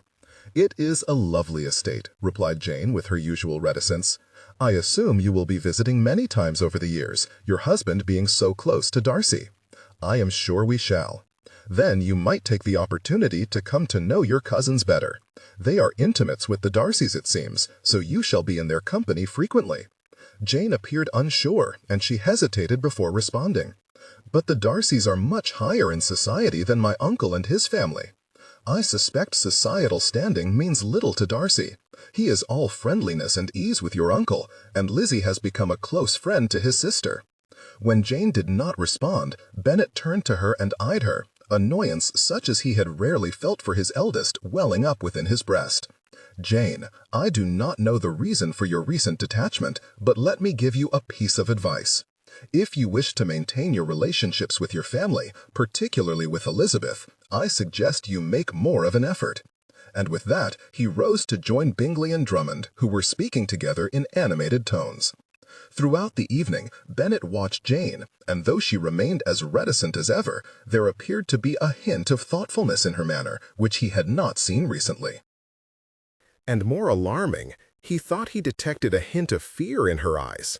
There was something he was missing, he was certain of it, but he could not determine what it was. When the company was called in to dinner, William escorted Mrs. Drummond, but he was also quick to put Elizabeth's hand on his arm and claim her for his partner for dinner by the simple expedient of sitting himself between the two ladies. Elizabeth was far from being opposed to his solicitous behavior, though it did provoke suspicious stares from both Mrs. Drummond and Miss Bingley. As the engagement was already sanctioned, Elizabeth did not care for their opinions. In fact, she was beginning to wonder why she had not already agreed to have it announced. Jane would act how she would act, and there was nothing Elizabeth could do on the matter. Miss Bingley's opinion concerned her not a whit. As usual, the food was good, and the gentlemen laughingly boasted of their prowess in catching the fish. It was prepared well by the Drummonds' cook, and Elizabeth thought everyone enjoyed the dinner. A chance comment from Olivia brought to mind the upcoming assembly, and Elizabeth could not resist teasing her fiancé once again. "Shall you rescue any travelers in distress this time, Mr. Darcy?" asked she playfully. "If there is no rain, you may be required to scour the countryside for someone to assist in some other manner." "I do not believe I have heard this tale," interjected her father. "Mr. Darcy makes it a habit to roam around the countryside helping unfortunate travelers?" "Indeed he does," replied Elizabeth, throwing a smirk at William. "I shall tell you the tale, Papa, for you shall be amazed by Mr. Darcy's prowess." True to her threat, Elizabeth proceeded to regale them with the tale of Mr. Darcy's rescue the night of the first assembly in Lambton, complete with all the requisite embellishments, wondering and thankful maidens, and impossible feats, much as she had to Georgiana some weeks earlier. By the end of her tale, most of the company was in stitches, though there were a few expected curmudgeons present. "Not that I would doubt my daughter's honesty," said her father to Mr. Drummond, "but is that truly the way it happened?" "More or less," replied he. "I will own that I do not recall being set upon by desperate brigands, but it is a fine story nonetheless." "What is a good story without a little embellishment?" asked Elizabeth, fixing her father with an impish smile. "I find a story that cannot be related exactly as it happened to be intolerable," huffed Miss Bingley. Elizabeth and her father caught each other's eye and burst out laughing. Miss Bingley only glared at them. "Your comment concerning embellishment is one my cousin subscribes to," said William. "He has never heard a story he did not think needed a rash of details added to it. They add spice, he claims." "I shall have to ask after his experiences then," said Mr. Bennet. "I love a good yarn." "A yarn is what you would get from my cousin. Whether it is good, I am afraid I cannot say." Dinner was consumed with this banter, and after dinner was over, the ladies returned to the sitting-room, leaving the gentlemen to their port. Though Elizabeth might have expected Miss Bingley to display her usual ill-breeding, she might have thought Mrs. Drummond would make her own mark on the company. Her aunt, however, surprised her. The conversation appeared to go smoothly for a time, though the bulk of it was carried by Elizabeth, Georgiana, and Olivia. Miss Bingley sat beside Jane, who watched them all as if they were the pieces to a puzzle which did not quite fit together. Aunt Drummond added very little to the conversation, contenting herself with a few remarks occasionally inserted at different times.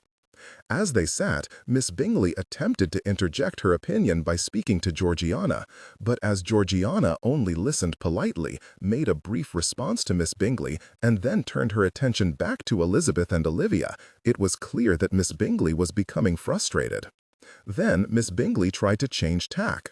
"Miss Drummond," said she, her manner all insolent superiority, "it seems you have had the good fortune to become close to dear Georgiana these past weeks." "Yes, she has become a good friend. I could not be happier." "Nor could I," interjected Georgiana before Miss Bingley could respond. "Lizzie and Olivia becoming my friends is one of the best things that could have happened to me." "I am certain you believe so," replied Miss Bingley, in a tone which suggested she believed anything but. Miss Bingley then turned back to Olivia. "Did your mother follow the country practice of bringing you out into society when you were but 15? I dare say you are a veteran of the drawing-rooms in the neighborhood." "In fact, I have only started to participate in society since Lizzie came to join us," replied Olivia. "I am indebted to her, for she has helped me become accustomed to society and provided the support I needed." "And you did not instruct your daughter?" asked Miss Bingley, turning to Mrs. Drummond. "Of course I did," said Mrs. Drummond. "But I am frequently busy, and since the girls are of age, my husband and I decided to extend the invitation to Elizabeth, knowing she would be a good example." It was a bald-faced lie, Elizabeth knew, but she did not challenge her aunt on the matter, as there was little point, and she did not wish to give Miss Bingley any fuel for her caustic tongue. "I did not know you had come to Derbyshire to be a companion to your cousin, Eliza," chortled Miss Bingley. "If you are interested, I have an acquaintance who is looking for a companion. I could put in a good word for you if you like." "That will not be necessary, Miss Bingley," said Elizabeth. "I came to mentor Olivia, but I am not in need of a position." "Perhaps you should give it greater thought," replied the woman. The spite in her words lashed out at Elizabeth. "You have not to recommend yourself, and as your father can give you little, I do not doubt you will end in such a position, if you can find someone to take you on, given your lack of education." "I believe you have said enough, Miss Bingley," said Mrs. Drummond. "Whatever Elizabeth's future might be, I would appreciate a little more tact and a little less venom when you are speaking in my sitting-room." "I apologize for my words," said Miss Bingley, her tone oozing insincerity. "I mean only to give my sister by marriage some advice. I had not known that the sitting-room of a farmhouse was so fine as to make such subjects objectionable." Mrs. Drummond directed a faint smile at Miss Bingley. "You are excused, Miss Bingley. Given the fact that you are not but the daughter of a tradesman, we could not expect you to understand the finer points of polite behavior." It was fortunate that the door opened at that moment, and the gentleman rejoined them. Miss Bingley's reddish locks seemed to be connected to her skin, for all the color seemed to leach out of them and into her face, which soon turned as red as a ripe tomato. She almost certainly would have said something unforgivable if not interrupted, and so Elizabeth was grateful no further unpleasantness could occur. That was not to say that the woman was finished speaking her piece. "What a charming family you have, Mr. Drummond," said she not long after. The gentleman had returned. "I cannot remember a time when I was so entertained during an evening engagement."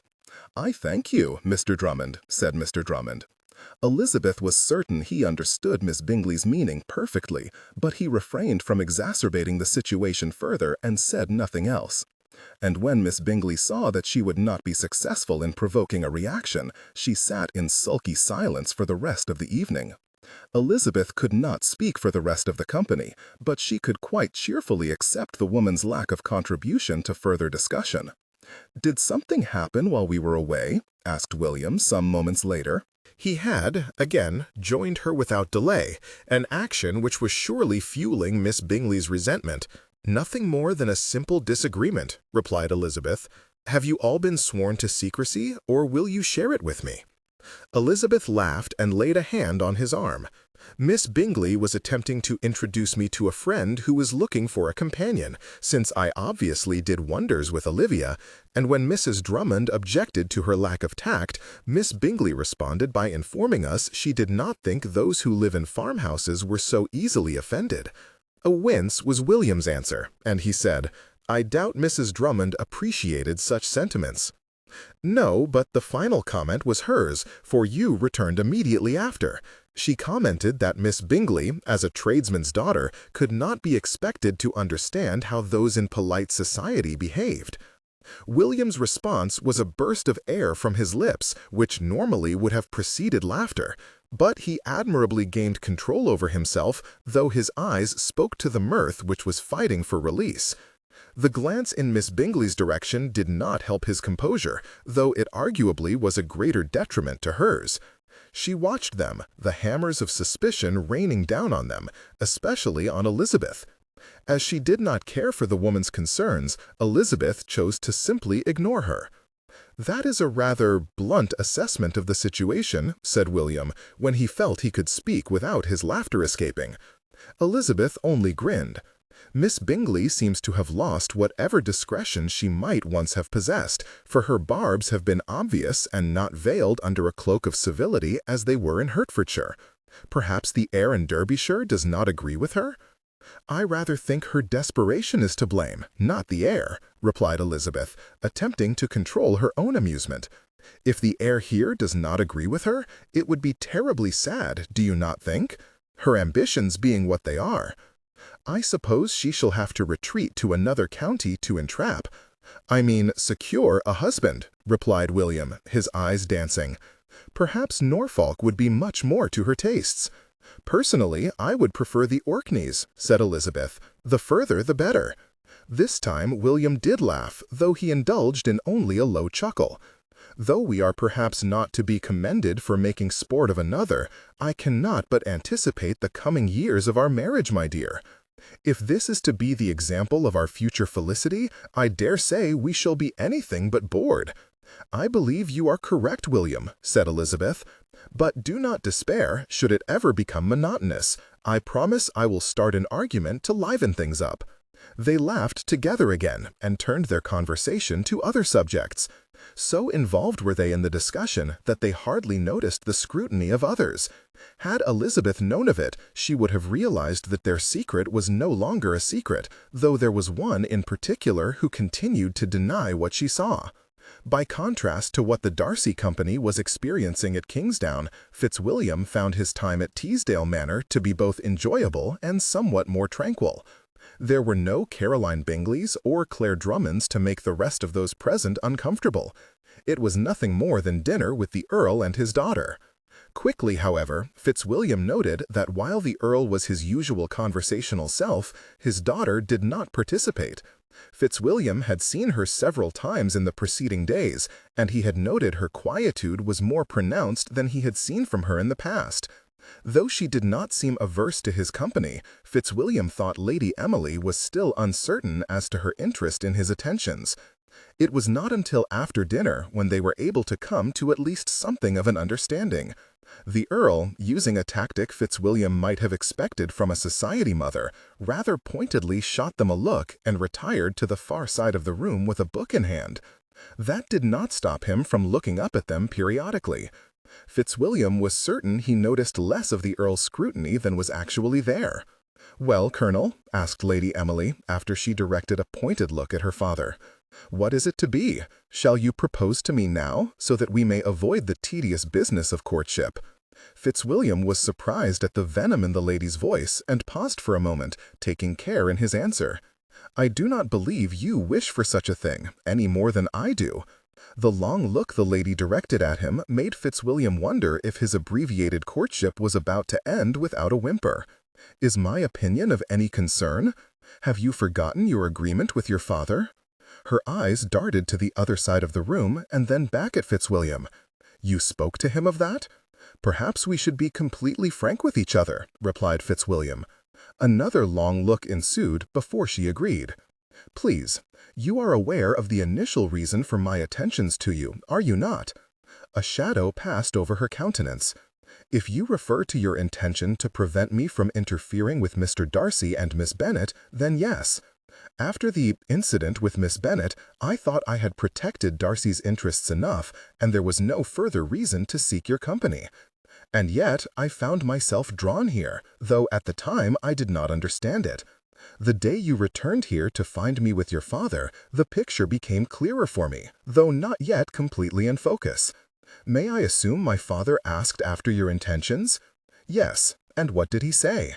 "Only that he considered me a worthy candidate, but had no intention of brokering a marriage for you. I was still confused about my own feelings, but I felt that to continue calling on you would bring them further into focus. And now?" It was maddening, but Fitzwilliam could reach no conclusion as to the woman's feelings on the subject.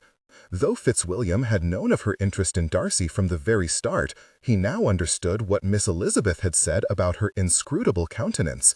She was Darcy's equal in that sense. Thus he decided it was best to be completely open with her. "It has only been a week, Lady Emily. I have always found you to be an estimable woman, but for any further feelings on both our parts, I believe we may need time together to sort those out. Do you not agree? What of my position as my father's heir, and the advantages which would be yours by marrying me?" Fitzwilliam frowned. "You know those will be a consideration for any man who contemplates marriage to you." "I am aware of that. I wish to know your thoughts on the subject." "Then yes, they are a consideration, but I hope they are not the only consideration. As you know, I am independent myself, and though my estate will not make me a wealthy man, it does make me comfortable. It may be difficult for you to believe, but I too wish for what Darcy will share with Miss Bennet." The mention of Darcy was deliberate. Though she had shown no tendency toward continuing to bedevil Darcy and his betrothed, Fitzwilliam was not at all certain of what her feelings for his cousin consisted, not even considering Miss Bennet, the woman she had so callously left at the side of a lonely country road. But he was destined to be disappointed, as she did not even bat an eyelash at his mention of the two for whom she might harbor resentment. "Then what do you propose?" "I thought it was clear," replied Fitzwilliam. "I have been calling on you, speaking, sharing of myself, and seeking to understand you better in turn. Is that not the purpose of these courting rituals? The fact that I have your father's blessing truly only smooths my way, and in no way sets the matter in stone. And if you propose and I reject your suit, then I believe we will have nothing further to discuss." Fitzwilliam returned her steady look. "Really, Lady Emily, I would have thought this much would be evident. Your father is not trying to force you into anything with me, nor am I. You are an estimable young woman, of that I am aware. What I do not know is if we are compatible. That is what I hope to discover. The question is whether you wish it. If you do not, then I will not bother you again." Lady Emily sighed and turned away, her gaze far away. Her father looked up at that moment and caught Fitzwilliam's eye, and though Fitzwilliam could see some concern in the older gentleman, he shook his head, asking him not to intervene. The Earl gave him an almost imperceptible shrug and turned back to his book, though he remained watchful.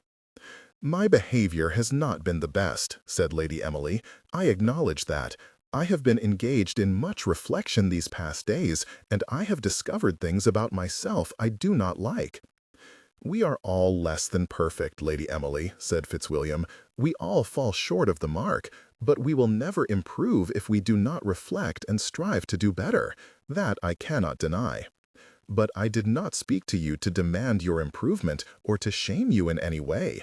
You are already an estimable woman, and I think highly of you." Lady Emily turned to him and regarded him for several moments before speaking. He thought she seemed a little annoyed, though whether it was his presence, her father's presumption, or something else which was promoting it, he could not be certain.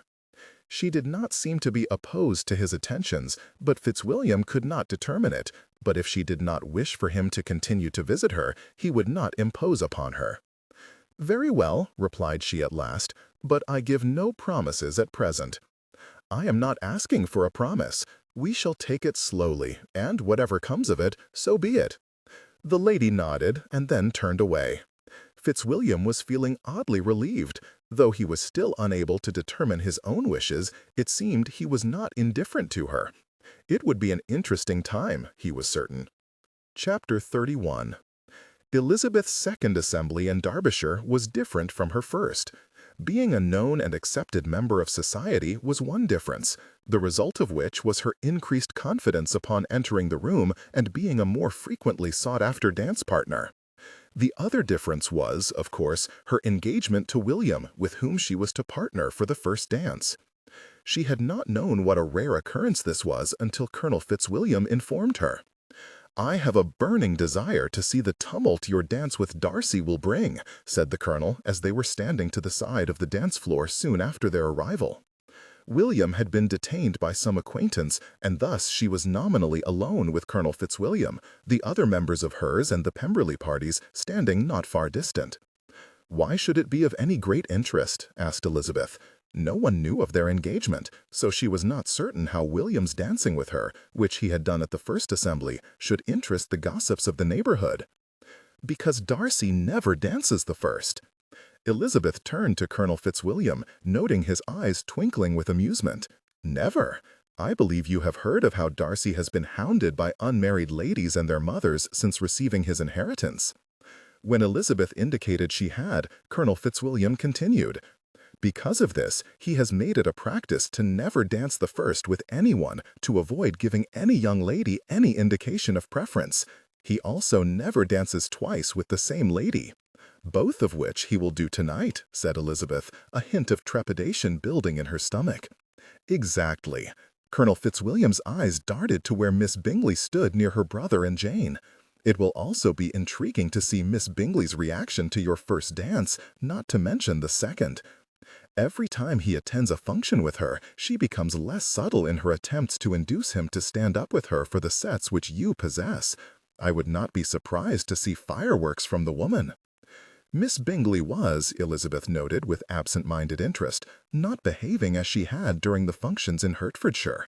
During those, her barely concealed contempt and overt arrogance had not made her many friends. Here, however, where there were attendees of a higher station, she was acting as if she belonged in such company, her bearing suggesting confidence, yet restraint. But the way her eyes often darted to where William still stood, the hungry look in her eyes, like a wolf starving on a diet of field mice, spoke to her continuing ambitions. "Poor Miss Bingley," said Elizabeth, not feeling sorry for the woman in the slightest. "Poor Miss Bingley, indeed," said Colonel Fitzwilliam, laughing under his breath. "You must concede she is a most deserving recipient of the set-down she is likely to receive should she rise above herself tonight." "Rise above herself?" asked Elizabeth. "By my account, she has already climbed the heights of conceit." Colonel Fitzwilliam laughed. "I believe you are correct, Miss Bennet."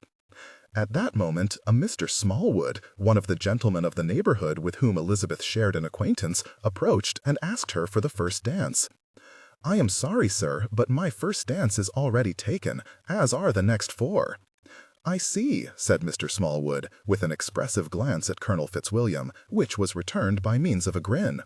Elizabeth did not quite understand why they were amused. "You are a popular partner, it seems.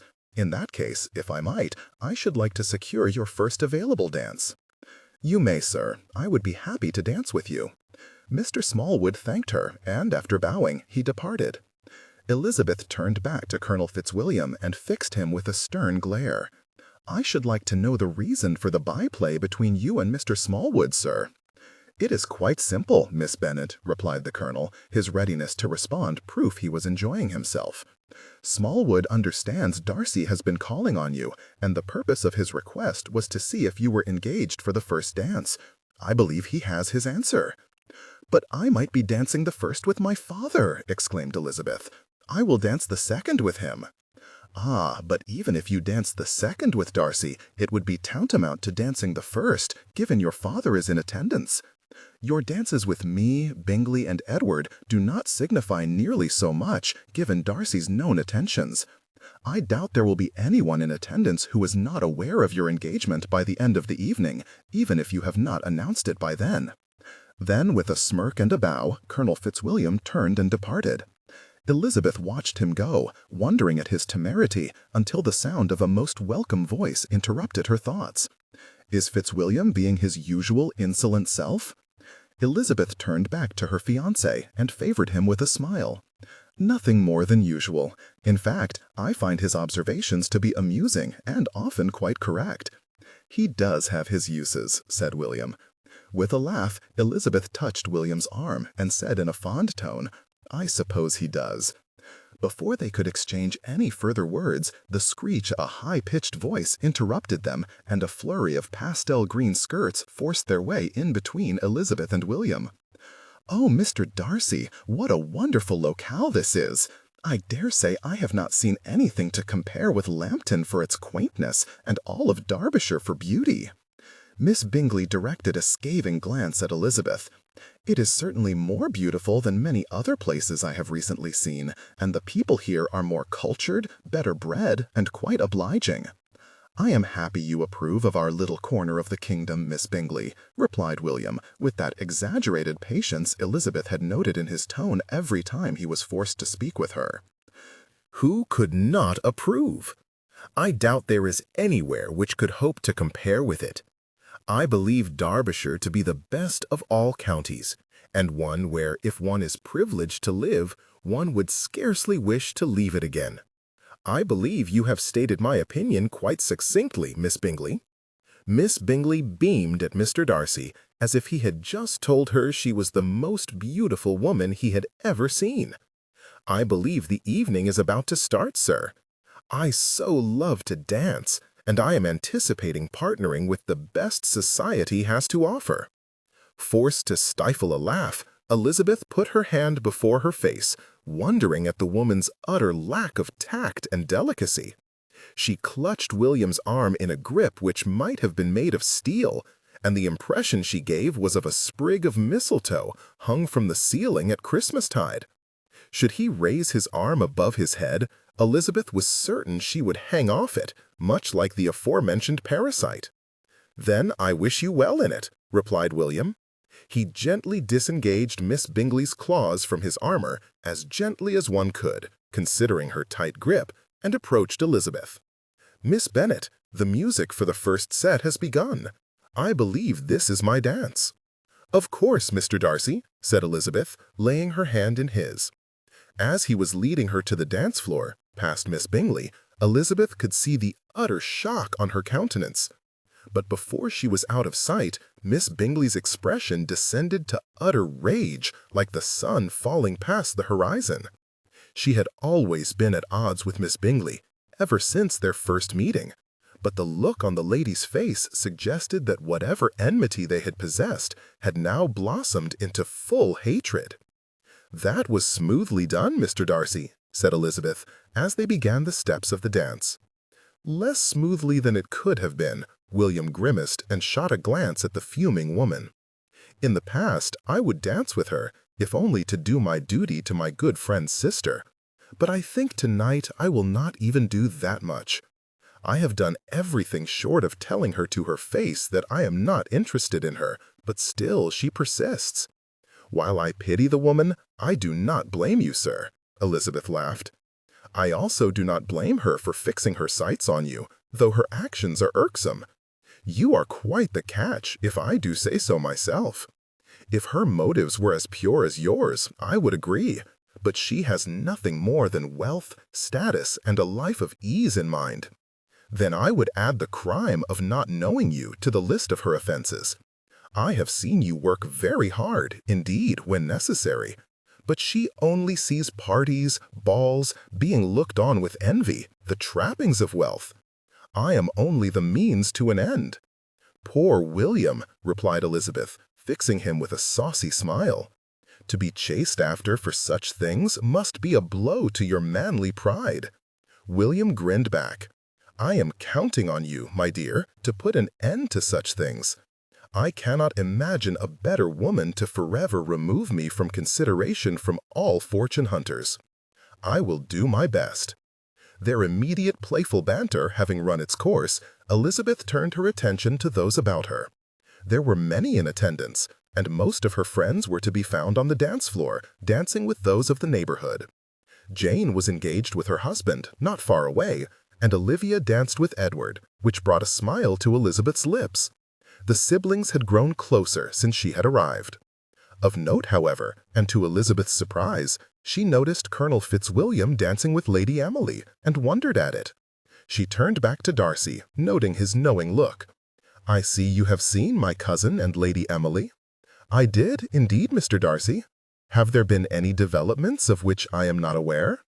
"There is nothing official, but Fitzwilliam has been calling on Lady Emily, with her father's approval, I might add. I do not know if Fitzwilliam's intentions have grown over time, but they do seem to be rather comfortable in each other's company."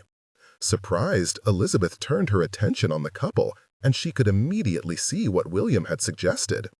Colonel Fitzwilliam spoke with his usual animation, and though Lady Emily responded with much more reserve, as was her custom, she did not seem unhappy with his company. Elizabeth was unsure what to think. The residue of anger over Lady Emily's callous actions had been washed away, replaced by a sort of indifference to the woman. She was not certain a friendship could ever be re-established. "Then I wish him the best," said Elizabeth. "It seems to me there may be some benefit to such an arrangement, on both sides, actually." "I agree," replied William, "but I do not think he will propose unless he is assured of affection between them." Elizabeth nodded.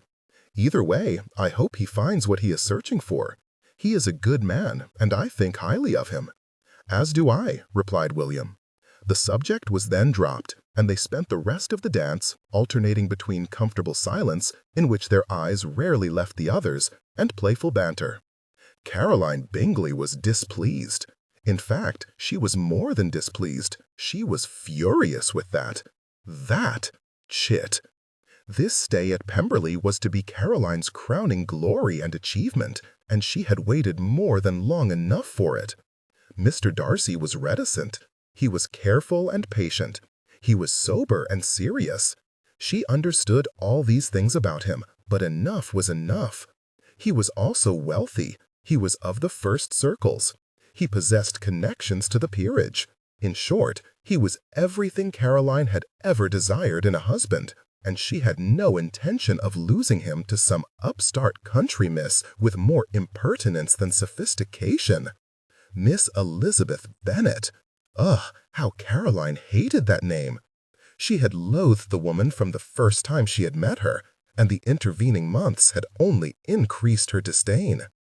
Jane was, because of her pliant nature, somewhat tolerable, though Caroline still railed against her brother's infatuation, which had led him to attach himself to a most unsuitable woman. But Eliza was too much to be borne. Worse, it seemed the chit had somehow managed to fool Mr. Darcy into thinking that she was a respectable woman, one who was worthy of receiving the attentions of a man who was as wealthy and high in society as Mr. Darcy. Caroline could not account for such blindness, but there it was. She had not wanted to believe it, but the talk at the assembly was rife with the attentions he had paid to her the last weeks. In particular, one conversation had caught Caroline's attention. "I see Mr. Darcy continues his attentions to Elizabeth." Fuming as she was over Mr. Darcy's snub and how he had subsequently escorted Eliza to the dance floor, Caroline almost missed the comment. Careful to keep her composure, she turned slightly to where two young women were standing nearby, watching the dancers. They were both dressed well, though not overly lavishly, and while both might be deemed pretty, Caroline did not think either was anything special. Certainly nothing to herself on that evening. "As he has every time we have seen them together. I am happy for her. She is a good friend and will make him a good wife." "I think you may be putting the cart before the horse, Clara. Nothing has been announced yet." "Oh, pish-tosh. I would be very surprised to learn they are not already engaged." "Perhaps, but she would not wish it to be spread about until it is official." The other, first young lady, Clara, laughed. "She is a rare breed. If I were the recipient of Mr. Darcy's attentions, I would be spreading it far and wide as soon may be.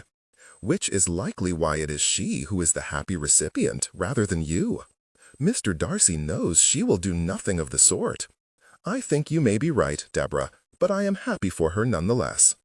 While Caroline did not put much stock in this talk of engagements, it was still worrying nonetheless.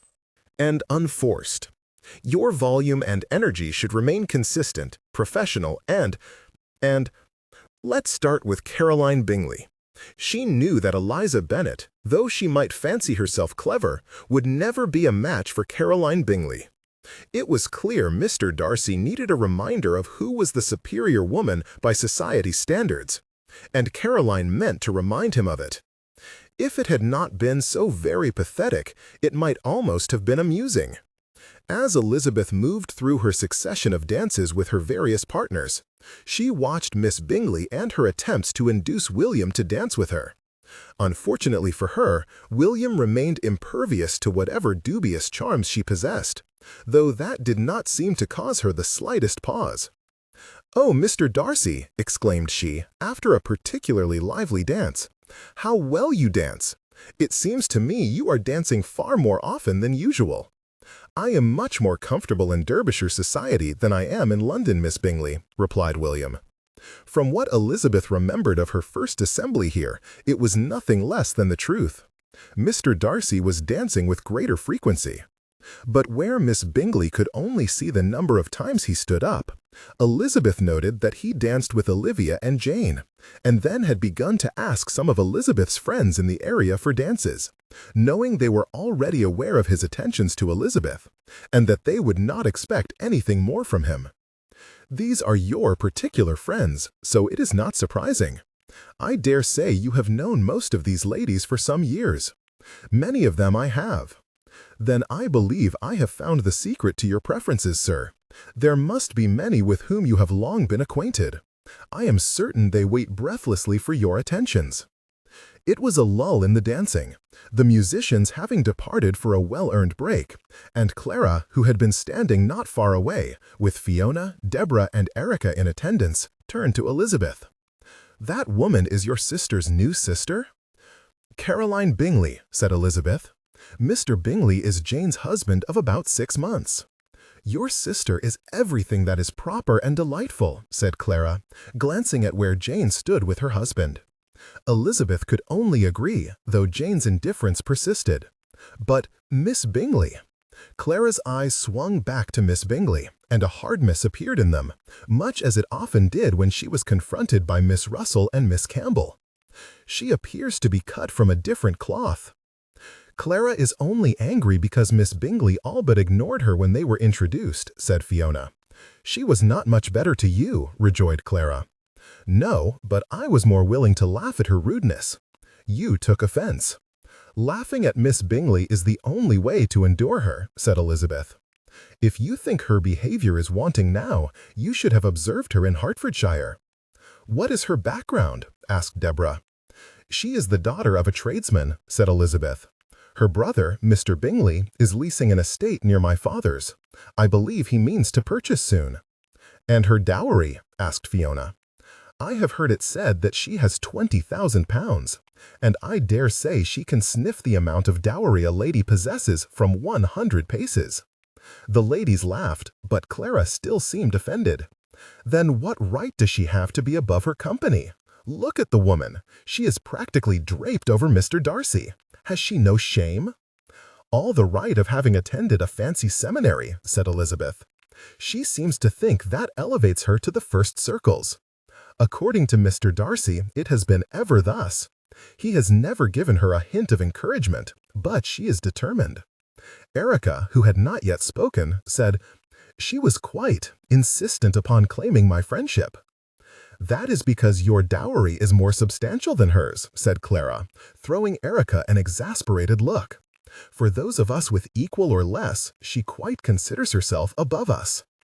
At that moment, having disengaged himself from Miss Bingley, William approached the group of ladies and bowed to them. Elizabeth did not miss the slightly harried look around his eyes. "Ladies, how do you do this evening?" "Very well, Mr. Darcy," said Deborah, "but you need not feign interest in us. We all know you have no eyes for anyone but our Lizzie." A burning started in Elizabeth's cheeks, and she glared at Deborah, who only returned her displeasure with a cheeky grin. The other three ladies raised their hands to their mouths to stifle their laughter. For his part, William seemed startled, but then he grinned. Miss Bennet is quite charming, and I am happy she has been added to our society. But I moved this way to seek dance partners for the upcoming sets. Would you, Miss Grant, be willing to stand up with me for the next? Of course, Mr. Darcy, said Deborah, curtsying and throwing a look at Elizabeth. Excellent, said William. Then he turned to Clara. I believe I not danced with you either, Miss Burbage. Might I claim the set after? I would be delighted, Mr. Darcy. I will accept your gesture as the compliment to Lizzie I know it to be. The girls all giggled again, and Elizabeth wondered if one could possibly die from mortification. Mr. Darcy only shook his head, amusement sparkling in his eyes, and he turned back to Elizabeth. Indeed, I would like to thank you, Miss Bennet, for providing me with these charming dance partners. I have already danced with Miss Allen and Miss MacDonald, and I am certain my future dances will be equally interesting. I hardly think I am the reason they are so charming, Mr. Darcy, replied Elizabeth, wondering what the man could possibly be about. No, that is all their own doing. But your presence has shown me what charming ladies they are, and furthermore, they are all willing to simply enjoy a dance between friends. I have you to thank for that. Bowing, Mr. Darcy grasped her hand and bestowed a lingering kiss on its back, before he turned and walked away, Elizabeth watching him as he went. The back of her hand burned where his lips had seared into it. It could not be proper in a public forum such as this, but Elizabeth found herself wishing he had kissed her on the lips as he had done occasionally. Elizabeth, said Clara, drawing her attention back to her friends.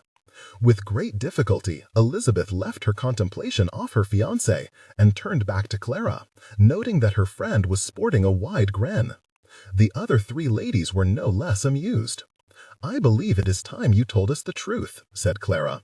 She grasped Elizabeth's arm and drew her to the side, where there was a little open space, and they were less likely to be overheard. Mr. Darcy all but declared himself to you back there. You cannot simply treat it as if it was nothing. Has Mr. Darcy proposed to you? Asked Deborah. By her side, Erica and Fiona stood, watching with interest. If she could not trust her closest friends, Elizabeth decided she could not trust anyone. She nodded, saying, He has. With a surprised grunt, Elizabeth was cut off as Clara flew into her arms, embracing her tightly, with tears appearing in her eyes. The other ladies all crowded around them, voicing their congratulations, though with quiet comments, which were not less heartfelt due to their reserve. Congratulations, said Clara, fixing Elizabeth with a watery smile. We have long suspected he would, but to hear it confirmed is wonderful. You will be a very happy woman, Elizabeth, added Erica. The others all chimed in with their own congratulations.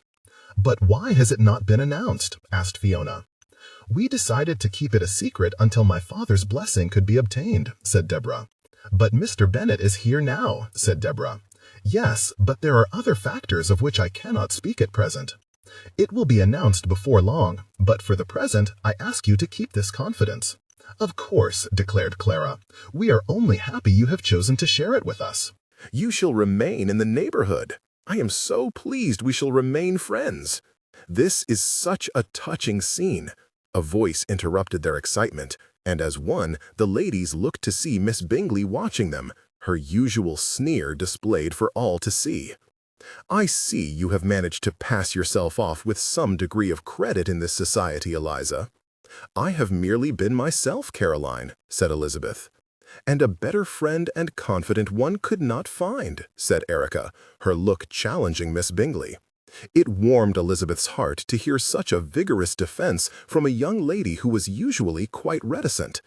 We have all grown to love Elizabeth in the time she has been here. We would be distressed if she was to leave the neighborhood, added Clara. She has become an integral part of our society, and I know I speak for us all when I say that we are happy to have her with us. Not all. Two more ladies approached, and Elizabeth glanced at them, revealing them to be Miss Russell and Miss Campbell. Some of us have more discerning tastes than to accept the likes of Miss Bennet into our society. Oh, no one cares what you think, Hilary, said Deborah, contempt winding its way through her voice. "You are only unhappy because Mr. Darcy chose to focus on Elizabeth," added Fiona. "You are still smarting due to the knowledge of your own insignificance." Miss Russell's countenance purpled in her anger, but Miss Bingley chose that moment to inject her own venom. "Then I fear you have all been grievously misled. She is no lady. She is nothing more than a hoyden, with nothing more to recommend her than being an excellent walker.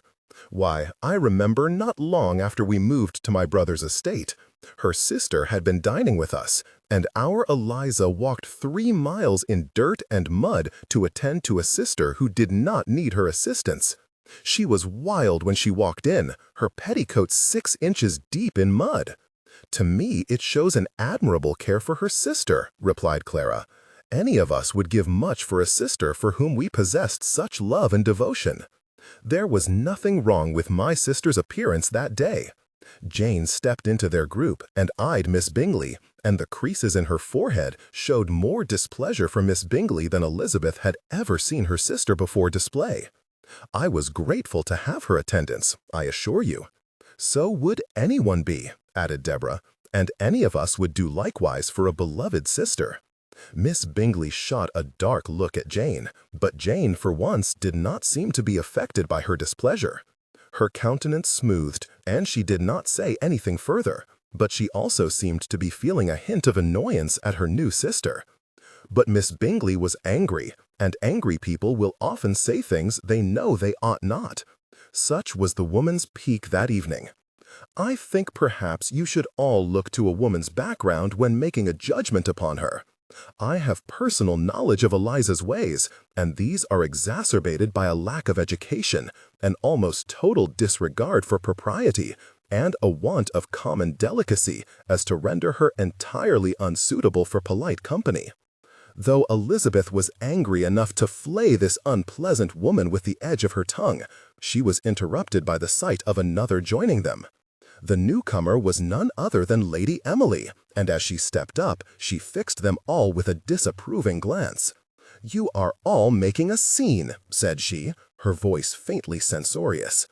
Elizabeth looked up and caught sight of William, who stood some distance away, and she noted that many in the vicinity seemed to be watching with interest. She shook her head slightly at him and rolled her eyes at Miss Bingley. He seemed to catch her meaning as he shook his head, but his vigilance never wavered. "Miss Bennet," continued Lady Emily, "perhaps you would do me the honor of introducing me to your friend." Though Elizabeth wanted to take the word friend and trample it underfoot, she readily agreed, though she wondered what mischief Lady Emily intended. The lady had no reason to be friendly to her after all. "Of course, Lady Emily, this is Miss Caroline Bingley, my sister's new sister by marriage. And, if I may, I would also like to present Mrs. Jane Bingley, my eldest sister who has lately married Miss Bingley's brother. Caroline, Jane, this is Lady Emily Teasdale, daughter to the Earl of Chesterfield and Mr. Darcy's eastern neighbor." The ladies curtsied to each other, but their responses could not be any more different. Lady Emily was her usual enigmatic self, and even Elizabeth, who had now known her for some months, did not know if she supported Miss Bingley or disdained her. Jane was calm and controlled, as was her wont, but her countenance did show a little wonder at being introduced to the daughter of an earl. For her part, Miss Bingley was looking like that cat who had got into the cream, as she clearly expected to be the closest of friends with the earl's daughter. Her next words confirmed that supposition. "It is indeed a pleasure to meet you, Lady Emily. I am certain we shall have much to speak of in the coming days, more so than other persons who are present." Though Miss Bingley obviously expected some sort of agreement from the lady, she was destined to be disappointed. Lady Emily only regarded her through lidded eyes, seemingly contemplating her. When she finally spoke, it was not to Miss Bingley. "Miss Russell, Miss Campbell." The ladies themselves replied with tolerable greetings, but having been acquainted with Lady Emily a little longer, they appeared to be more than a little apprehensive.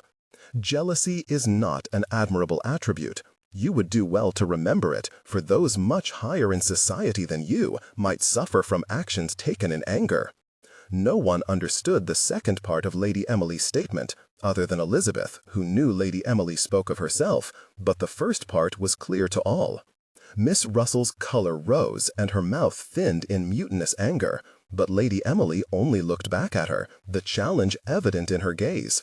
Miss Campbell nudged Miss Russell, and the woman's defiance bled from her, though she still appeared cross.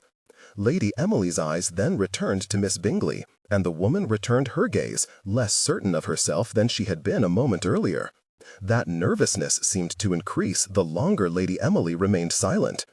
"I overheard what you said to Miss Bennet," said Lady Emily at length. "Perhaps you would be wise to confine yourself to banal conversation while in an assembly room, for my words concerning jealousy apply to you as well. Miss Bennet has been in this neighborhood for some months now, and she is almost universally respected and liked. You have been here for a matter of days, and your performance tonight is not leaving a good impression. Furthermore," continued Lady Emily, and this time the ice in her voice and disdain in her glare was unmistakable, "you would do well to remember that an education does not make one a sterling example of a well-bred woman. It takes much more, not the least of which includes kindness, thoughtfulness, charity, and many other exemplary virtues. I have seen none of these qualities in you." Then Lady Emily turned away from Miss Bingley as if she was of no consequence, and smiled at Elizabeth. "I am happy to see you, Miss Bennet, and I would love to become better acquainted with your sister. Perhaps we might meet for tea sometime soon." "I would be happy to," said Elizabeth, giving the woman a warm smile. It seemed she wished to make amends and put their past difficulties behind them, and Elizabeth was willing to do so, given her behavior at present. "Excellent. I will send an invitation around." With one final glare at Miss Bingley, Lady Emily departed, leaving a quieter and much subdued group of ladies. And unforced. Your volume and energy soon left, though their injured glances at Elizabeth did not suggest they had learned anything. And Miss Bingley soon stalked off, her posture screaming her offense. With an unreadable look, Jane also walked away to join her husband, and could be seen in earnest conversation with him thereafter. The other ladies stayed by Elizabeth's side. "Was that Lady Emily?" asked Fiona. "I have rarely heard her speak so much at once." "She can be quite pleasant," replied Erica. "But she is more often reserved," said Clara. "It seems, Elizabeth, that you have won her approbation." "There is nothing the matter with her behavior," replied Elizabeth. "I have counted her among my friends for some time now." And it was true, Elizabeth decided. Before Lady Emily had begun showing her jealousy, Elizabeth had considered her a friend.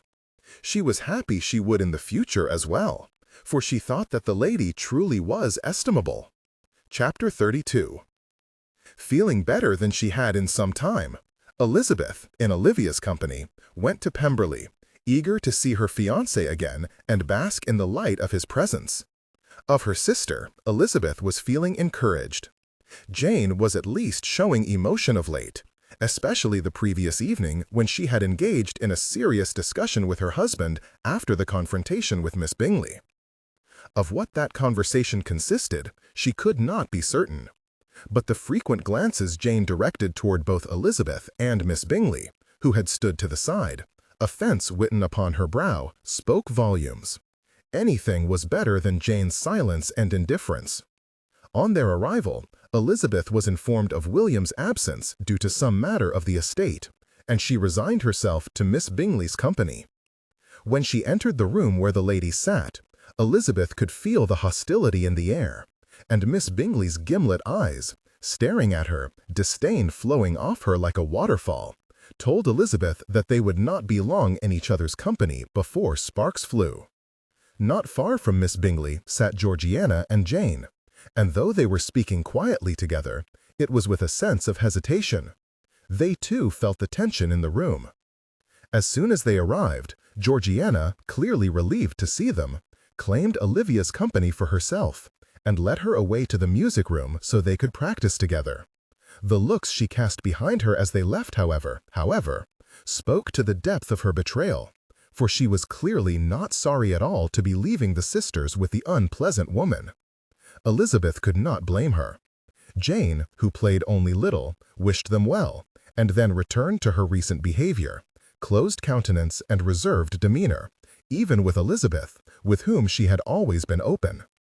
She was, however, watchful and attentive, which Elizabeth had not recently witnessed in her sister's behavior. Regardless, this time Elizabeth was not about to stand for it. She was determined to breach this wall of Jane's and discover what had happened to her elder sister. "Jane, Miss Bingley," said she as she sat down with the two women, "how lovely it is to see you today." Miss Bingley did not even condescend to make a response. Jane, however, allowed a slight smile to reach her lips. Elizabeth attempted to ignore this incivility and proceeded to speak with her sister, not allowing silence to fall between them again.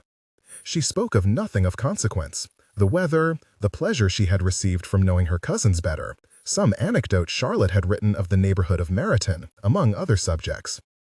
But though Jane did not say much in response, Elizabeth was determined and kept speaking with her sister. All the while, Miss Bingley sat to the side watching Elizabeth chatter. It was not a surprise when Miss Bingley's thinly held veneer of civility cracked and the true woman shone forth. In fact, Elizabeth had been waiting for the woman's vitriol to flow, and was prepared. "Miss Eliza Bennet," said she, interrupting Elizabeth's words, "I do not know why you have suddenly become loquacious like your younger sisters, but I believe when one visits Pemberley, one must inject a little gravity into her manners, and not carry on like a child. Perhaps you should return to your uncle's house," Miss Bingley sneered. "It is much more appropriate to your position in life." Elizabeth did not miss the sudden darkness in Jane's countenance, but she turned her attention to Miss Bingley, knowing that if she was ever to bridge the distance with her sister, being rid of Miss Bingley was a necessity. "It is interesting to hear you speak so, Miss Bingley. I must assume you have not been at Pemberley much. It is a home, a large and imposing one, but still a home. I have shared laughter here with Mr. Darcy and his family, and in no way did any of us behave as if Pemberley was a mausoleum." Affront blazed in Miss Bingley's eyes. "I have noticed that those who consider themselves witty often use humor to attempt to make themselves feel important.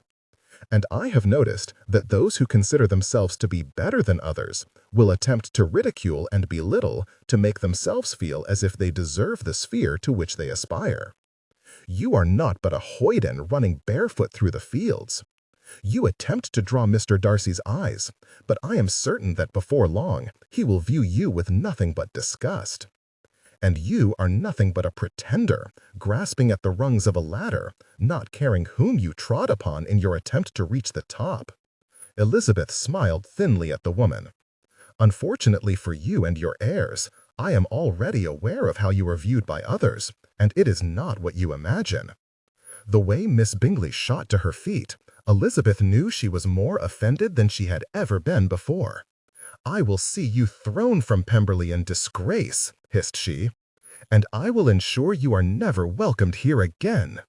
And with those final words, Miss Bingley turned on her heel and marched from the room.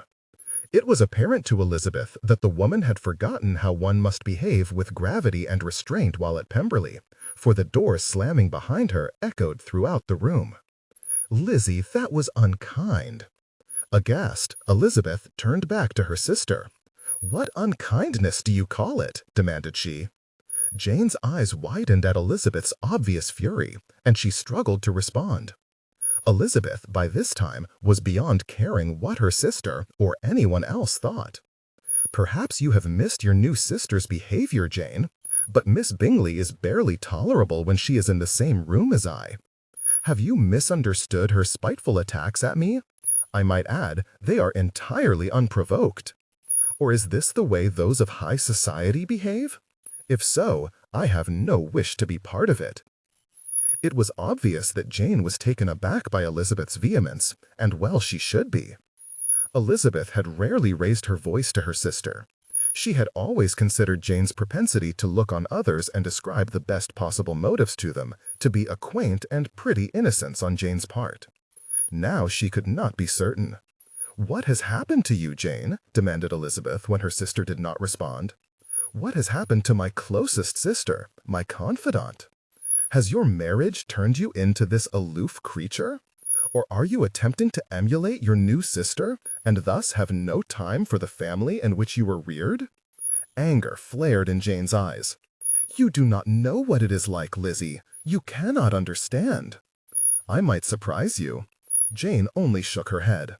It is useless. You have no part in the world I have joined. You cannot understand. Then my sister is lost to me. Elizabeth stood, looking down at Jane, now certain that her father's suppositions about Jane's behavior were true, feeling all the desolation of the loss of a wonderful friend and confidant. I wish you all the happiness with your shrewish sister in your cold and unfeeling world, Jane. Remember this. You say I have no part in your world, and you may be right, but you will also have no part in mine. With those final words, words which seemed to pierce Jane to her core, Elizabeth spun on her heel to retreat from the room. She had no desire to see her sister again, and little wish to see Georgiana and Olivia either. Better to return to Kingsdown, where she could attend to her grief in private, to mourn the loss of a sister she loved more than life itself. As she reached the door, Elizabeth heard a choked sob behind her. She reached for the handle, determined that she was done with her sister, when something, she knew not what, stayed her hand. Perhaps it was an echo of what they had shared, or a hint of her compassion coming to the fore, but she never could leave Jane when she was distressed. Jane's eyes were full, and tears rolled down her cheeks unheeded, leaving wet, salty trails and dampening the front of her dress. The gaze with which she regarded Elizabeth was stricken, 1,000 pains all gathered in one breast, crushing her with their dead weight, making her seem smaller than the elder sister Elizabeth had always known. I cannot do this any longer. It was nothing more than a whisper, so quiet that Elizabeth had to strain to hear her sister. But Elizabeth was not willing to simply allow Jane to buy her way back into her affections with tears. Do what? Jane started, as if she had forgotten Elizabeth was even in the room. She peered up at her, confusion warring with fear. Her mouth worked for several moments, but nothing issued forth. Then she released a keening wail and rose from the sofa, rushing past Elizabeth and out into the hall, leaving Elizabeth listening to the sound of her sobs as they faded in the distance. There was now no question of leaving. Elizabeth turned and followed her sister, out through the doors and into the gardens of Pemberley.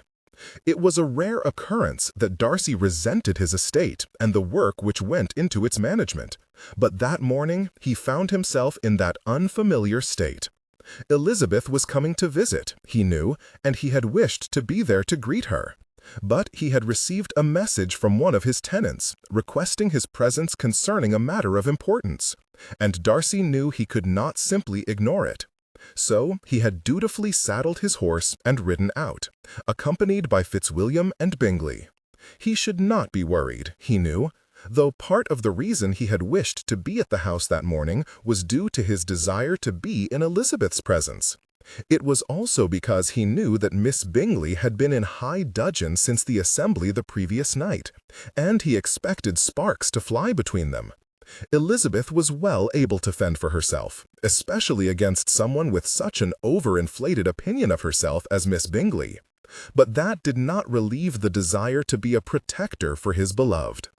Now that the matter had been dealt with, he was free to return to the house and to Elizabeth, and he set a quick pace back, with his companions following behind. "It seems to me that you are rather eager to return to Pemberley," said Fitzwilliam. Darcy shot him a grin. "I will own to finding much more agreeable company there. Here I have naught but the glib tongue of an old soldier, and a married man who is as eager to return to his wife as I am to return to my betrothed." "Ah, so it is the lovely Miss Bennet which draws you home with such haste. Did you expect anything else? Perhaps the desire to interfere with the unpleasantness which is likely occurring at this very minute?" asked Bingley in a tone of vinegar and lemon. "My sister is present at Pemberley, do not forget, and she and Elizabeth have never gotten on well. Darcy eyed his friend, wondering what he should say in response to Bingley's correct statement. "Oh, do not look at me that way, Darcy," replied his friend. "You need not say it, for I am perfectly aware of Caroline's behavior." "Then what do you intend to do about it?" asked Darcy. He did not wish to accuse his friend or make him uncomfortable, but Miss Bingley was disrupting the peace in his home. It was a matter Darcy could not tolerate, especially since the woman's vitriol was aimed at that which was most precious in Darcy's life. Bingley sighed. "I previously said I have thought of sending her to my aunt in Scarborough. Caroline hates being there and decries it as the worst punishment. But since she cannot go to the Hursts, and she is quickly making herself unwelcome here, there is nowhere else for her to go unless I set up her own establishment. Would it help if I spoke with her?" "I doubt it," replied Bingley with a grimace. "It would likely only make her more difficult to bear." Darcy shook his head. "I will leave her in your hands. But when you speak to her, make certain she understands that I will not tolerate her continued belittling of Elizabeth." With a clipped nod, Bingley said, "I will." They rode on in silence for some time, Bingley deep in thought, no doubt his sister being the center of his considerations. Darcy's deliberations, though, turned in a different direction, though he was loath to speak of it. Again, concern for Elizabeth led him to voice his thoughts. "What of Mrs. Bingley?" asked he, pulling Bingley's unwilling gaze.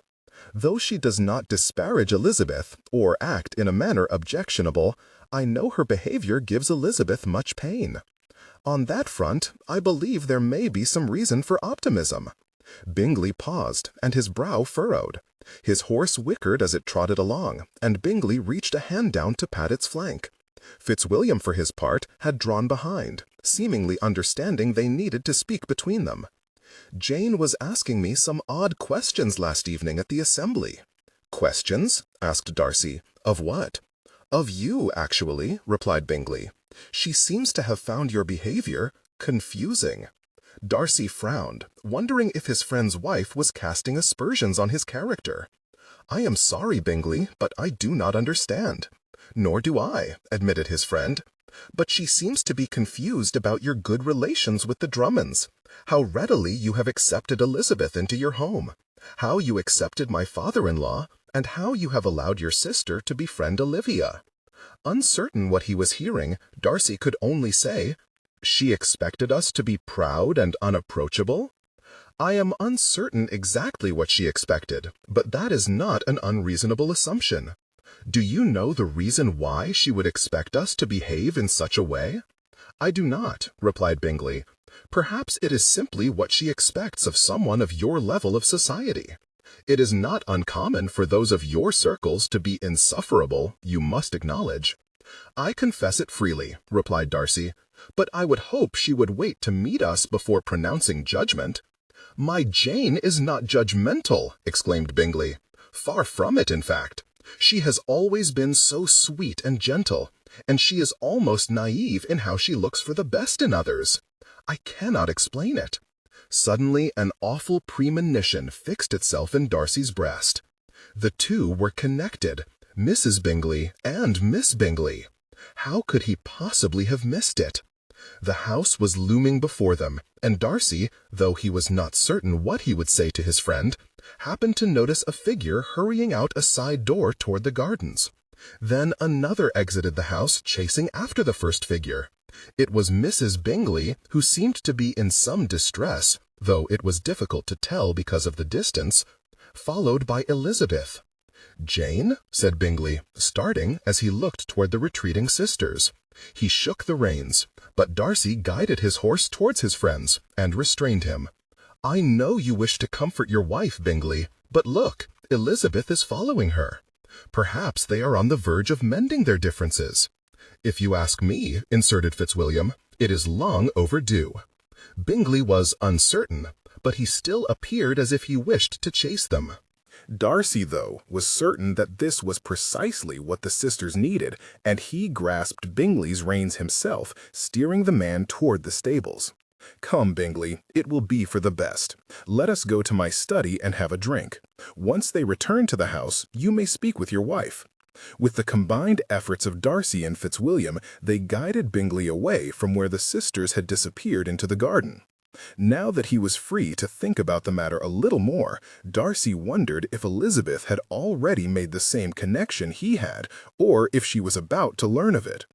Miss Bingley's motives for poisoning Mrs. Bingley against Elizabeth were easily seen, but Darcy was not certain why she would have done the same against Darcy himself. Either way, if his suspicions were borne out, the woman would not be welcome at Pemberley any longer. Good riddance. He could barely tolerate her anyway. When Elizabeth finally caught her sister, she found Jane on a bench in a secluded nook, hidden from the house. As she had when she had fled the sitting room, Jane was sobbing as if her heart might break, her face hidden in her hands. It broke Elizabeth's heart to see her sister in such straits, so unlike Jane's usually optimistic outlook. But then again, nothing of Jane's recent actions could be construed as normal, so she was not certain what to think. Carefully, not wishing to startle her sister or drive her away, Elizabeth settled on the bench next to her and put her arm around Jane's shoulder. It only made matters worse as Jane turned to Elizabeth and wailed, "Oh, Lizzie!" and flung her arms around Elizabeth, clinging to her as if afraid to let go. There was nothing to be done at present. Jane was almost hysterical in her distress, and there was no understanding what she was saying, so Elizabeth only embraced her sister and rubbed her back, trying to impart what comfort she could. Elizabeth did not know how long they sat in that attitude, but at length Jane's storm of tears slowed and then stopped, leaving her sniffling and hiccuping in Elizabeth's arms. Elizabeth continued to hold her as if she were a young child, knowing that her sister needed comfort rather than explanations at present. "I think I have been a fool, Lizzie." Jane's words were so soft that Elizabeth almost missed them. "How were you foolish, Jane?" Her sister let out a deep sigh, but she did not remove herself from her comfortable position in Elizabeth's arms. I have listened to someone to whom I should not have listened. In doing so, I have allowed that which is most precious to slip away. How you must hate me now!" "Indeed, I do not," said Elizabeth. She pushed Jane away from her, forcing her sister to look her in the eyes, which was difficult as Jane's gaze immediately dropped to the ground beneath their feet. "I believe it is time you told me what has been happening, Jane. Why have you pushed us all away?" "Because I thought it was expected of me." Elizabeth stared at Jane, not certain she had heard her correctly. "You thought it was expected of you? I do not understand. Surely Mr. Bingley could not have made such a claim." Jane shook her head. "Not Charles. I was deliriously happy, Elizabeth, but I am also aware of what Charles gave up in attaching himself to me. I wished to ensure he never regretted marrying me." "That is admirable, and a sentiment I completely understand, dearest," replied Elizabeth. With a dejected heave of her shoulders, Jane resumed her place in Elizabeth's arms. "Not long before the wedding, I was visiting Caroline, and I confided my concerns to her. She was very solicitous and understanding. She claimed that those I met could not fail to see my worth." "I believe I gave you the same advice, if you recall," replied Elizabeth. "I do. But that is not all she said. She fell silent for a moment, frowning at nothing I could see, and when I asked her what the matter, she confessed to worry for her brother's reputation.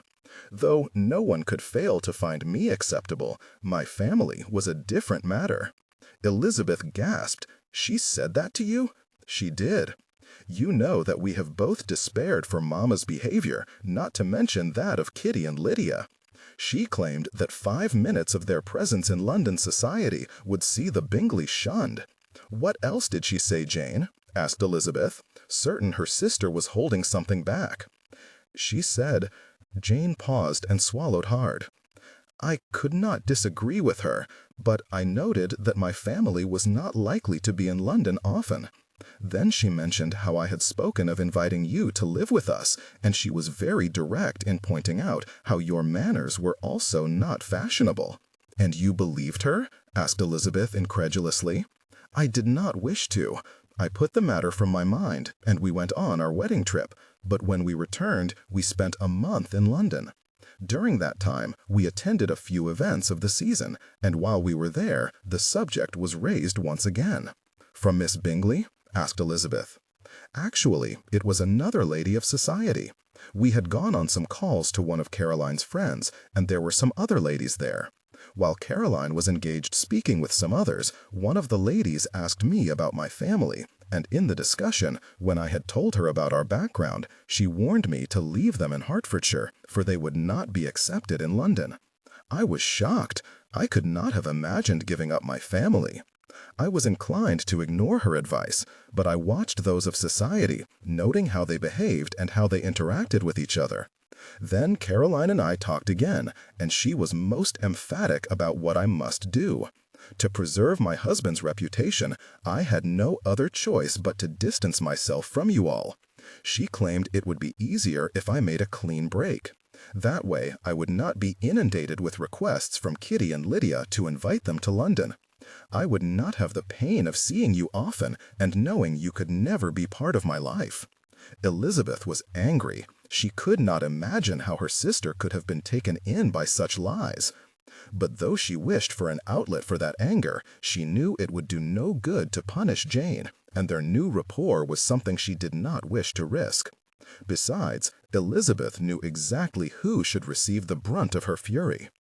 "Oh, Jane," said Elizabeth. Once again she pushed her sister away and made her face her. "How could you have believed such lies?" "I was afraid, Lizzie," replied Jane. "I did not wish to be the means of my husband losing his place in society. And you must confess that Kitty, Lydia, and Mamma are not paragons of proper behavior." "No, I do not dispute it at all. But Jane, to hear such things about our family and do nothing to defend us? Miss Bingley herself is not of the first circles. How could she possibly know what is acceptable and what is not? We are her superior in the eyes of society, no matter what earthly wealth she possesses. The Bingley status in society is dependent on Mr. Darcy's friendship. Charles is an estimable man, but he is the son of a tradesman. Nothing but time will change how society views him. Time, good behavior, and continued connections to those such as Mr. Darcy.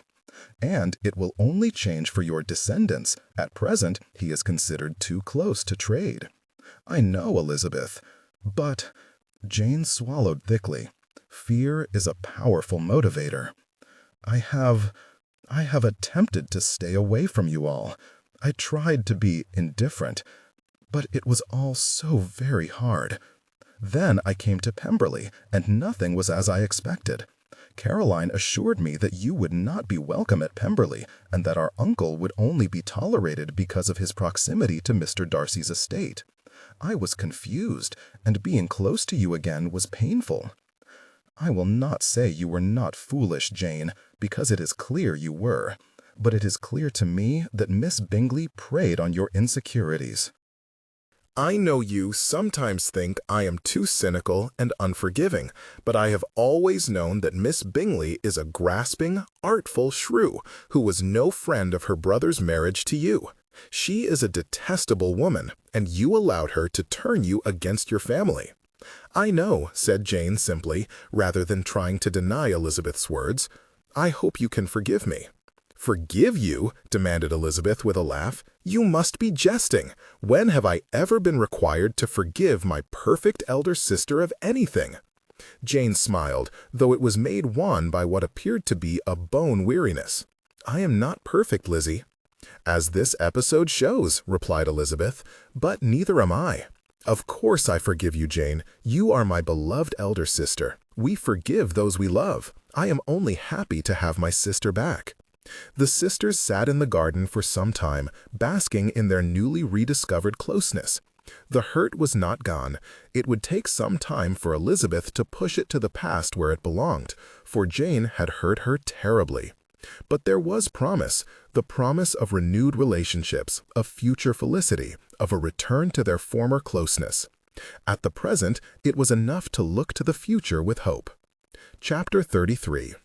After some time, Elizabeth observed that her sister was on the verge of collapse from weariness. Coaxing Jane to her bedchamber was not difficult, for her sister went along without question like a small child trusting in its mother.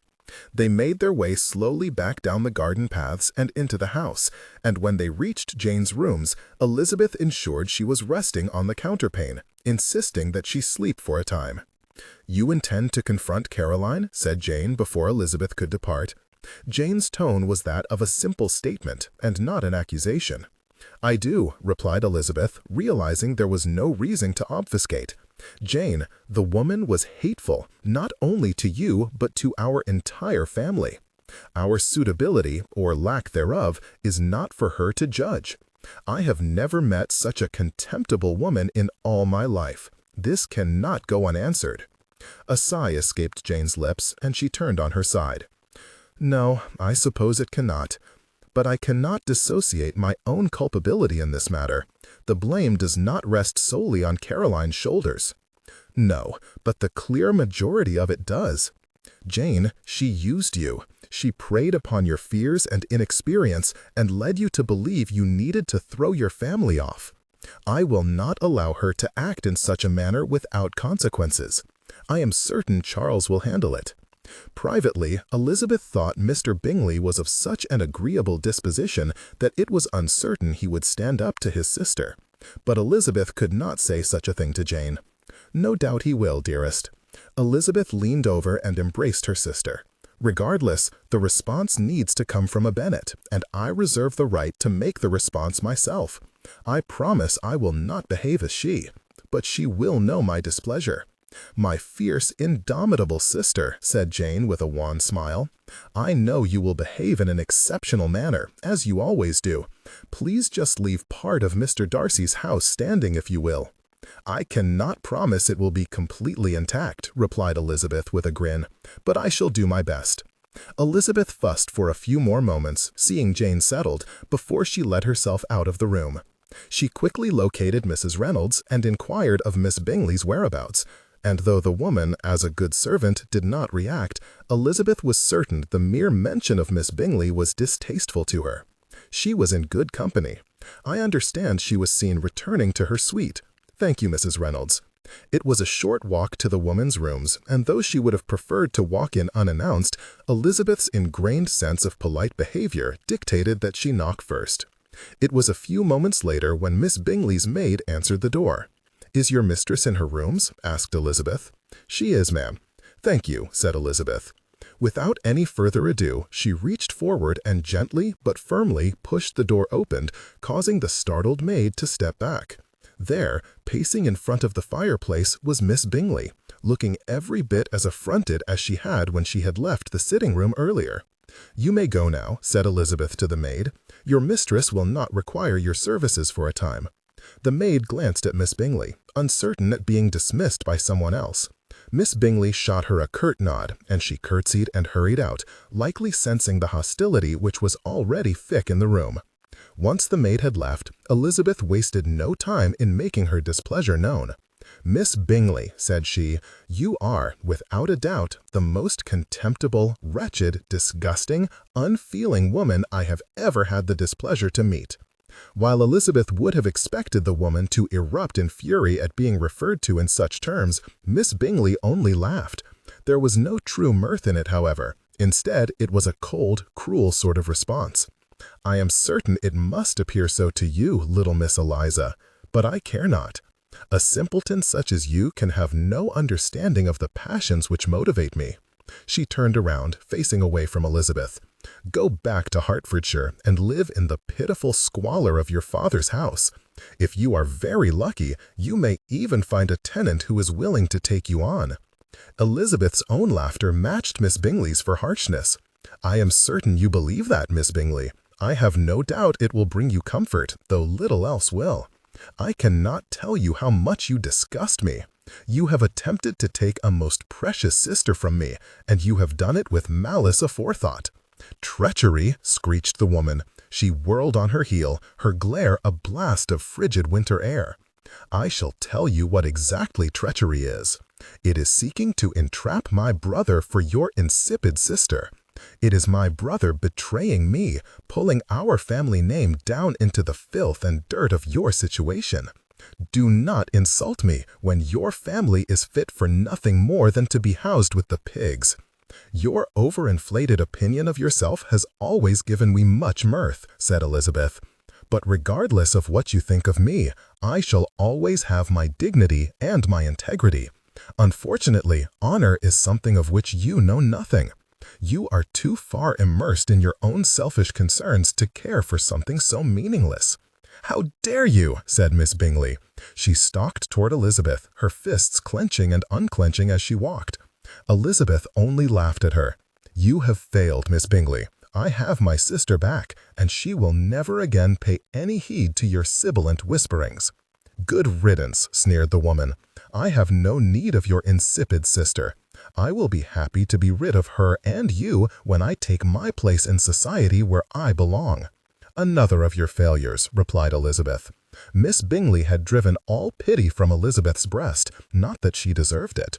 "Not only is my relationship with my dearest sister restored, but you shall never have Mr. Darcy." "Poor deluded Miss Bingley, you never had a chance with him. He detests you almost as much as I do." That brought Miss Bingley up short. She stared at Elizabeth for several moments, her eyes widened in terror. Then, as a dog shakes the water from its coat, Miss Bingley shook off Elizabeth's words, her fury coming over her again. Mr. Darcy would not attach himself to a simpleton with no dowry or connections, nor would he attach himself to an arrogant termagant who is nothing more than the daughter of a tradesman giving herself airs. Regardless, you have missed your mark, Miss Bingley. I am, in fact, engaged to Mr. Darcy." "Impossible!" Elizabeth did not miss the note of desperation in the woman's voice. "It is not impossible. It is fact. He proposed to me not a week before you came." "But even if he had not proposed to me, he would never have paid that compliment to you. You are everything he despises about society. You never stood a chance with him." "Be silent," shrieked Miss Bingley. "I will not listen to such lies." "You may call them lies if you wish," said Elizabeth. She purposely kept her tone offhand and deliberately turned her back on Miss Bingley, much as the woman had done to her not long ago. "But remember this, Miss Bingley, I will marry Mr. Darcy, and I have no doubt I will be very happy. My relationship with my sister has also been restored. What will you have?" Elizabeth turned and regarded the woman, noting the anguish on her face. She knew she should be ashamed for the pitiless way in which she was destroying Miss Bingley's pretensions, but she was beyond caring. "You will have nothing," said Elizabeth, answering her own question. "And after your reprehensible behavior, I cannot but believe that you deserve nothing." With those final words, Elizabeth walked from the room. She quickly made her way down to the music room, where Olivia and Georgiana were still in each other's company. She quickly communicated to Olivia that she was welcome to stay, but Elizabeth was required to return to Kingsdown. Georgiana protested, but Elizabeth was firm, and within minutes she was in the carriage and on her way, having left a message with Georgiana for William. Though Elizabeth did not wish to leave her family and fiancé thus, her father needed to learn of what she had discovered. Though Darcy had kept his friend with him in the study as long as he was able, at length Bingley left to attempt to find his wife. Darcy could not blame the man. Seeing Elizabeth chasing after a fleeing Mrs. Bingley who had obviously been crying was more than a little disconcerting. And as his wife's behavior had been odd for some months, it was not in question Bingley would try to discover what had happened. In the same vein, Darcy had thought to attempt to find Elizabeth himself, but his departure from his study, only moments after Bingley left, was forestalled by an enraged Miss Bingley. Not disposed to tolerating the woman at the best of times, her demands on that occasion rendered Darcy ready to eject Miss Bingley from his house. "Mr. Darcy!" exclaimed she as she rushed through the door, almost colliding with Darcy, who had the presence of mind to jump out of her way. "I must insist you throw Miss Eliza Bennet from the house at once." Yet another attack against Darcy's beloved sent a scowl to his face, and the sound of the door impacting the frame, setting it to a loud rattling, did nothing to cool his temper. Eager to avoid being found in a room alone with the woman, Darcy avoided Miss Bingley's flailing arms and pulled the door open, leaving the interior fully exposed to anyone walking by. He then turned to Miss Bingley, noting her sour glance at the door and her accusatory glare, and he wondered if she had meant to attempt, in a final desperate ploy, to compromise him. "I am sorry, Miss Bingley, but I fail to understand you. Not only do I doubt Miss Bennet could ever have done something which would warrant such a response, but you have no power to demand anything when you are in my home." Miss Bingley swallowed the bile in her throat with some difficulty and attempted to cover her reprehensible demand through excessive anger. "You have my apologies, sir. If my errand were any less serious and the tidings I bring any less dire, I would never have spoken so. But when you hear what I must say, I am certain you will agree that all pretenses toward acquaintance with the Bennets must be disavowed without delay." "Very well, Miss Bingley, you have my attention," replied Darcy, hoping to induce her to leave as soon as may be. "What is it that has offended you so?" "Why, it is Miss Eliza trying to force your hand by speaking of an engagement with you," cried Miss Bingley. She threw her hands into the air and began to stalk the room, the sounds of her slippered feet striking the tiles beneath her feet reverberating in Darcy's ears much louder than should have been the case. "I know it must be a falsehood, for you could never offer for one so unsuitable as she. She must think to claim a betrothal to engage your honor. You must disavow her and her entire family as soon as may be." "I am afraid you have wasted your time then, Miss Bingley," replied Darcy. The woman stopped her pacing in mid-step and whirled to face him, incredulous at his words. Then her gaze turned hard. "Miss Bennet and I are indeed engaged, and she has said nothing which is not the truth.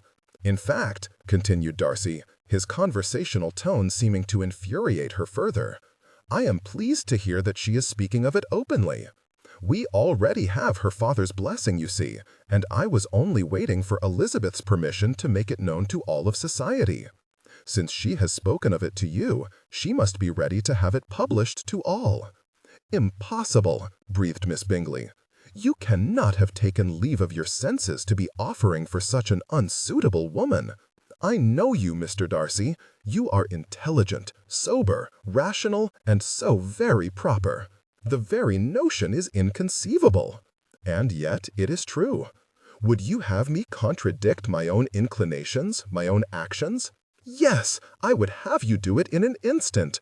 I have waited for you to propose to me all this time since we were first introduced. I possess a handsome dowry. I have been trained to be the wife of a great man, and I have all the usual accomplishments necessary to make me a credit to your name. What does she have?" An ugly sneer came over the woman's countenance. "She has nothing, nothing other than relations to make a man blush, a paltry dowry, connections to trade and a country parson, and an impertinence which would make you the laughingstock of society. You cannot seriously be considering an alliance with her." "Miss Bingley," said Darcy, his voice no less harsh for not having raised it, "I will thank you not to speak so of my betrothed.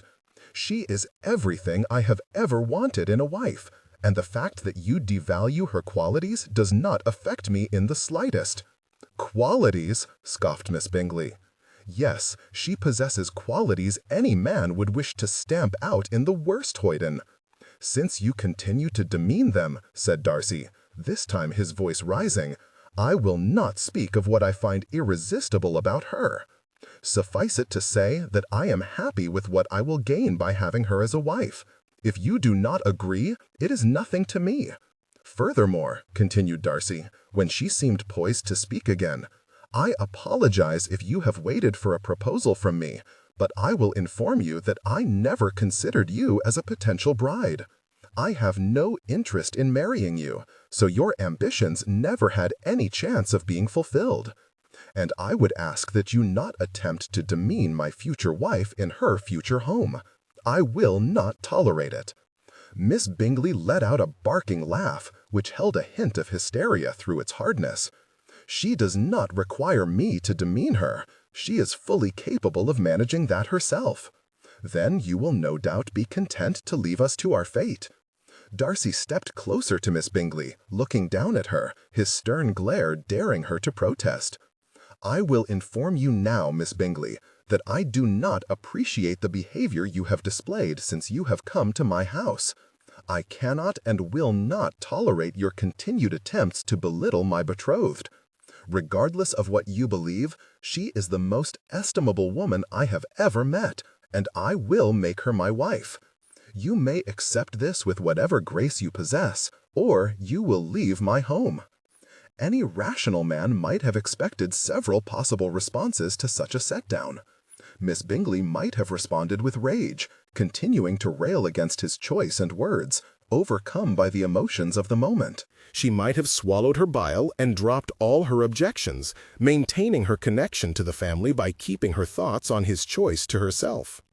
She might even have been expected to swing wildly about, looking to ingratiate herself with Elizabeth as an intimate, though Darcy did not think her pride could be so readily dispelled. He supposed any one of those three possibilities, or another he had not considered, still might happen.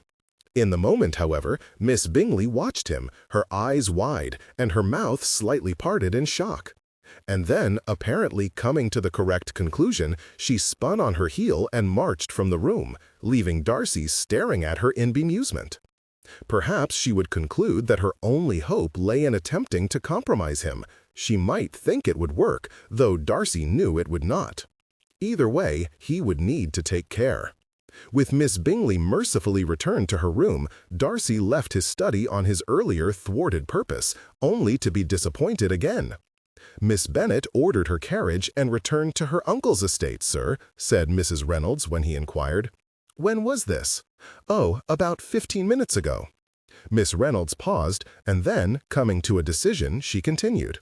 "The young miss asked after Miss Bingley and went to her room. Miss Bingley's maid came scurrying out soon after, and one of the upstairs maids heard raised voices in Miss Bingley's room." Darcy thanked Mrs. Reynolds and returned to his study. It was clear to Darcy that Elizabeth had discovered something and confronted Miss Bingley about it, which led him to believe his own suppositions had some basis in fact. Why she had decided to return to Kingsdown in such an expeditious manner, Darcy was not certain, but he thought it unlikely she would return that day. Perhaps Bingley would confirm his suppositions, he mused as he looked out the windows onto the grounds. He wasn't certain there was any other way he would learn what happened that day. Jane Bingley felt like a fool. She had always thought her patience and her ability to see the best in others to be a virtue, but it was obviously not nearly so desirable a trait as she had thought. It felt more naive, sillier than it ever had before. She felt stupid and used, and the fact that Miss Bingley would not feel any remorse for what she had done made Jane feel even worse. But even as she lay on her bed, sleep far away, even though she felt as weary as she ever had, Jane knew that she could not change her basic character. She would always tend to look for the good in others, and she did not think it was a contemptible trait. Unfortunately, it was one which could be used by another, more unscrupulous person for their own purposes, as Jane had discovered. It was a mistake that Jane did not ever intend to make again. In the end, then, though she could never be thankful to Miss Bingley for her actions, she decided that she had learned a valuable lesson. Never again would anyone prey on Jane Bingley for their own purposes. Starting with her beloved Charles and her wonderful sister Lizzie, no one would ever come between Jane and her family again. This she vowed. Jane was not sure how long she lay in her bed thinking of the past months, but soon the door to the bedchamber opened and Charles stepped in. The dear man seemed to know that something had happened, for when he looked at her, she noted his hesitance. Feeling as if she had not seen him in weeks, Jane opened her arms to him, and he readily came and enfolded her in his embrace. "Something happened between you and Lizzie," said he, wasting no time. "Can I assume it is good?" "I don't know that anything good is to be had from this situation," said Jane. "I have been stupid and foolish, and I am fortunate to have a sister such as Lizzie, who is eager to forgive." Charles drew away, and he looked in her eyes, a slight furrow in his brow. "Can you tell me what has happened?" Jane burrowed into his chest yet again. "I am afraid of provoking your disappointment in me." "Never!" exclaimed her wonderful husband. "If you have been foolish, I can only imagine there was some circumstance which clouded your judgment. Please tell me." And so Jane did. Her story of what had happened all those months ago, and what she had divulged to Elizabeth, was told in stops and starts, embarrassed as Jane was about how she had been duped, and by his own sister. But all the while Charles listened with patience, though his countenance suggested a growing anger the longer she spoke. When she finally came to the end of her recitation, she fell silent, knowing his outburst of fury was to be expected. He didn't disappoint. "I can hardly fathom it," said he. Jane could feel the shaking of his head, though she could not see, as she was still cocooned in the warmth of his arms. "How dare she suggest such things about my new family? Your mother and sisters are not the best behaved at times, it is true, but I value them because they are genuine. There is no malice or improper conceit among them, which is more than I can say for Caroline." Then a thought occurred to him, and he looked down at Jane, demanding she return his gaze. "This lady with whom you spoke in London, might I ask who it was?" "I believe her name was Miss Carrington," replied Jane, wondering how it could signify. Charles shook his head, dismay written in every movement. "Oh, Jane, I wish you had come to me about this. Not only would I never suggest that you cut your family from your life, but Frances Carrington is one of Caroline's oldest friends. They are thick as thieves and support each other in everything. I have no doubt they planned this in advance." Shocked, Jane could only look at Charles. Then the anger descended, an anger such as Jane had never felt. It has. With a suddenness of motion, Charles disengaged from Jane and stood. "This cannot go unanswered, Jane. Caroline's behavior has become untenable. Darcy will be incensed by her attacks against Elizabeth, and I do not blame him." "If you do not mind, I will stay here and rest," replied Jane. "I am exhausted from what has happened, and I would like to think of my own response to Caroline's perfidy." "Of course, dearest." Charles leaned down and kissed her. "I will see to Caroline. She cannot stay, so I will send her to my aunt in Scarborough. What happens to her after that is entirely up to her." After Charles left, Jane allowed herself to think a little more on the matter. Though they, neither of them, were as tenacious or direct as Elizabeth, this situation called for boldness. Though Jane knew her sister by marriage would never respect her, would never accept her, Jane would know how to act. In time, the events of the day caught up to Jane, and she slept.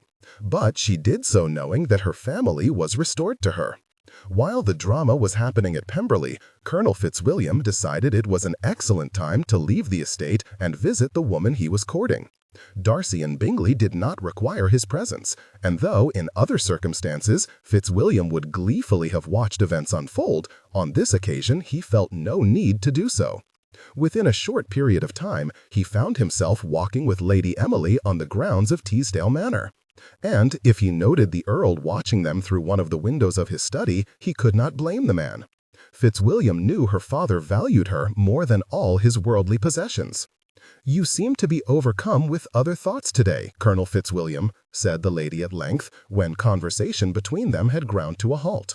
"Should I be concerned for your inattention?" Fitzwilliam turned to regard her, noting her playful expression.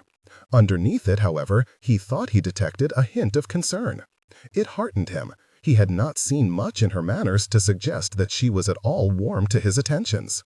"Would you be concerned if I was inattentive? A woman likes to know she is the center of the man's world, sir," replied she, her glibness revealing even more of herself to him. "We do not like to suppose there is anything more important." "Then you need have no fear. I was merely thinking of some events at Pemberley this morning." A frown was her response. "Is there something of which I should be concerned?" "No, I am certain Darcy and his friend have things well in hand." When she turned a perplexed look on him, Fitzwilliam shook his head.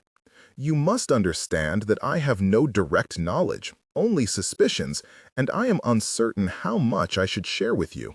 Suffice it to say that it seems Miss Bingley has managed to insult not only Bingley's wife, but also Elizabeth. Lady Emily's distaste was clearly displayed. The woman has no shame. Imagine her, the daughter of a tradesman, no less, thinking herself superior to gentlemen's daughters. I cannot even begin to account for such effrontery. Amusement flowed through Fitzwilliam, though he stifled its release. Though she was not, in essentials, a proud or haughty woman, she was still every inch of an earl's daughter. This instance he agreed with her, though that may be as much due to Miss Bingley's disgusting character as anything else.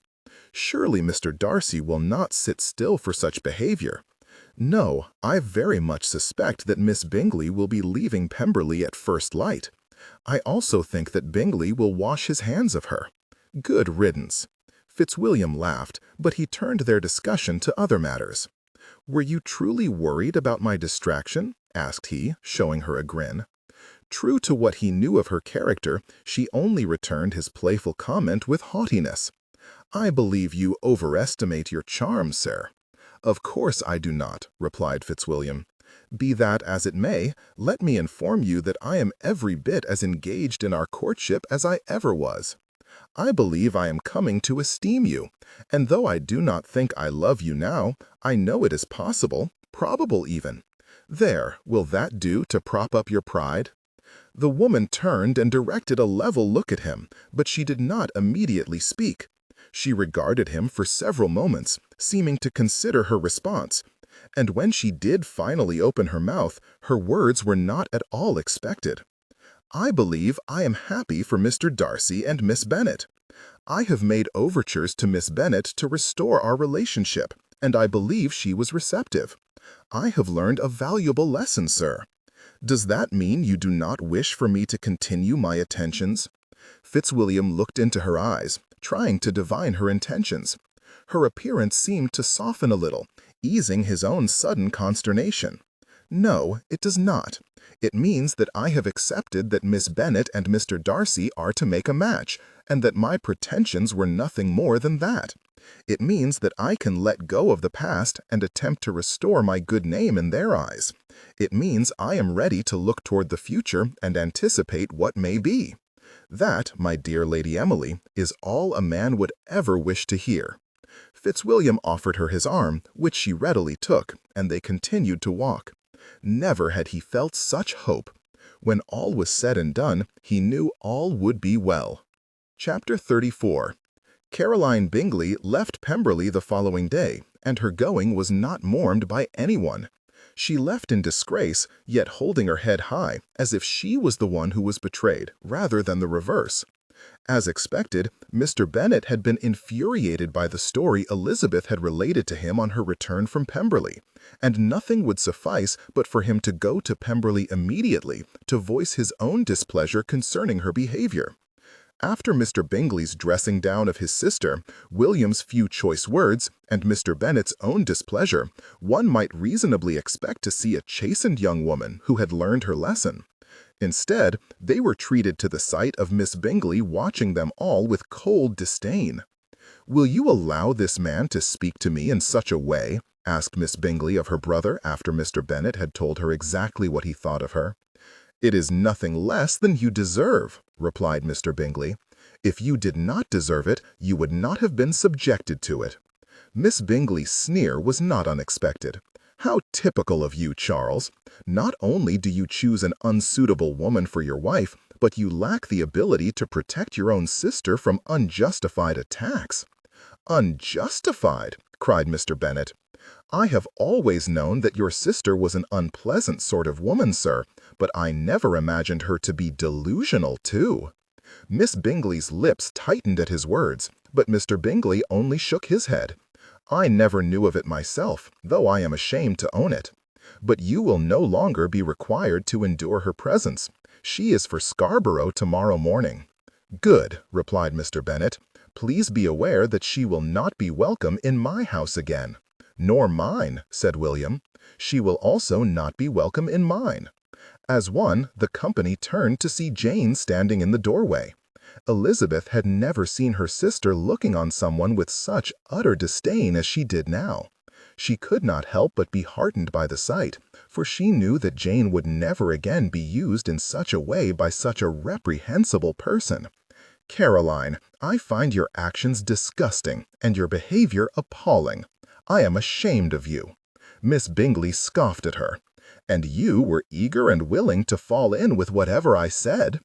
"Do not presume to blame me for your actions," replied Jane, an implacability in her manner which was a revelation. "But I also know that if you had not betrayed me, I would never have behaved in such a manner. My guilt is greater, but yours is greater. I will not ever have you in my house again. If Charles chooses, he may keep up his connection to you, but I will not have you distressing me, my family, or poisoning my children with your forked tongue." "And I support my wife in this," was Mr. Bingley's short reply. "Caroline, you have gone beyond all decency in what you have done. You may live in Scarborough. If you prefer, I will release your dowry to your control and assist you in creating your own establishment in London, but I will not inflict you on my relations again." "So, it seems you have simply passed your leading strings to another," mocked Miss Bingley. "For years it was my apron to which you were tied. Now your little country wife holds the reins. How utterly predictable!" "Enough," said Mr. Bingley. "I will tolerate no more of your vitriol. You may return to your room and direct your maid to begin packing. Do not bother to come down for dinner, as I shall ask Mrs. Reynolds to bring you a tray. If you are not prepared to depart in the morning, I will carry you to the coach myself." Hatred simmered in Miss Bingley's eyes, but without another word she stood and left the room. It was the last time Elizabeth was ever in company with the woman, and she would see her only infrequently and completely by coincidence over the coming years. After Miss Bingley's departure the next morning, those from Kingsdown joined the Pemberley party at William's estate, free from the spectre of Miss Bingley. Though much still needed to be done to mend that which stood between them, Elizabeth thought they were well on their way to making a start. What she had not expected was for her sister to cling to her, as if she thought Elizabeth would disappear in a puff of smoke without any provocation. "I always knew the eldest Bennet sisters were close," remarked Mr. Bingley after they had been together for some time. "But I do declare it would be impossible to insert a sheet of paper between them at present." "You have the pleasure of your wife's presence for the whole of your life, Mr. Bingley," said Elizabeth, shooting him an amused glance. "For now, I believe Jane and I require the reassurance of each other's affections." "Well then," said Mr. Bingley. Bingley, reclining back in his chair and looking on them with fondness, "If such close sisters are not to be parted, I believe I will need to move forward with my purchase of an estate in this neighborhood." Elizabeth gaped at him, but Jane was even more surprised. "Move to the neighborhood?" asked she. "Yes, my dear," said Mr. Bingley. "As you are aware, I had originally leased Netherfield with the option to purchase. Recent events, what they are, I had thought a change in scenery might be beneficial for your happiness, and I spoke with Darcy about the prospect of properties coming available in the north. There are a few possibilities, including a pair within 30 miles of Pemberley, which might suit our needs. I thought we might look at them while we are here." "Oh, Charles!" exclaimed Jane, and she abandoned her place by Elizabeth's side and threw herself into her laughing husband's arms. "I will assume that the presence of my wife near Netherfield has not played a role in your decision," said Mr. Bennet. No one who heard him speak could have missed the sardonic note in his voice. "I will attempt not to take offense. But with you, and now Darcy here, taking away my most sensible daughters, I will have no one with whom to hold an intelligent conversation." They all laughed at that, though Elizabeth noted that Mrs. Drummond only frowned at her brother. "Surely you do not begrudge us this, Papa." "Of course I do not, but that does not mean I will not miss you. I feel the same way. I am not surprised.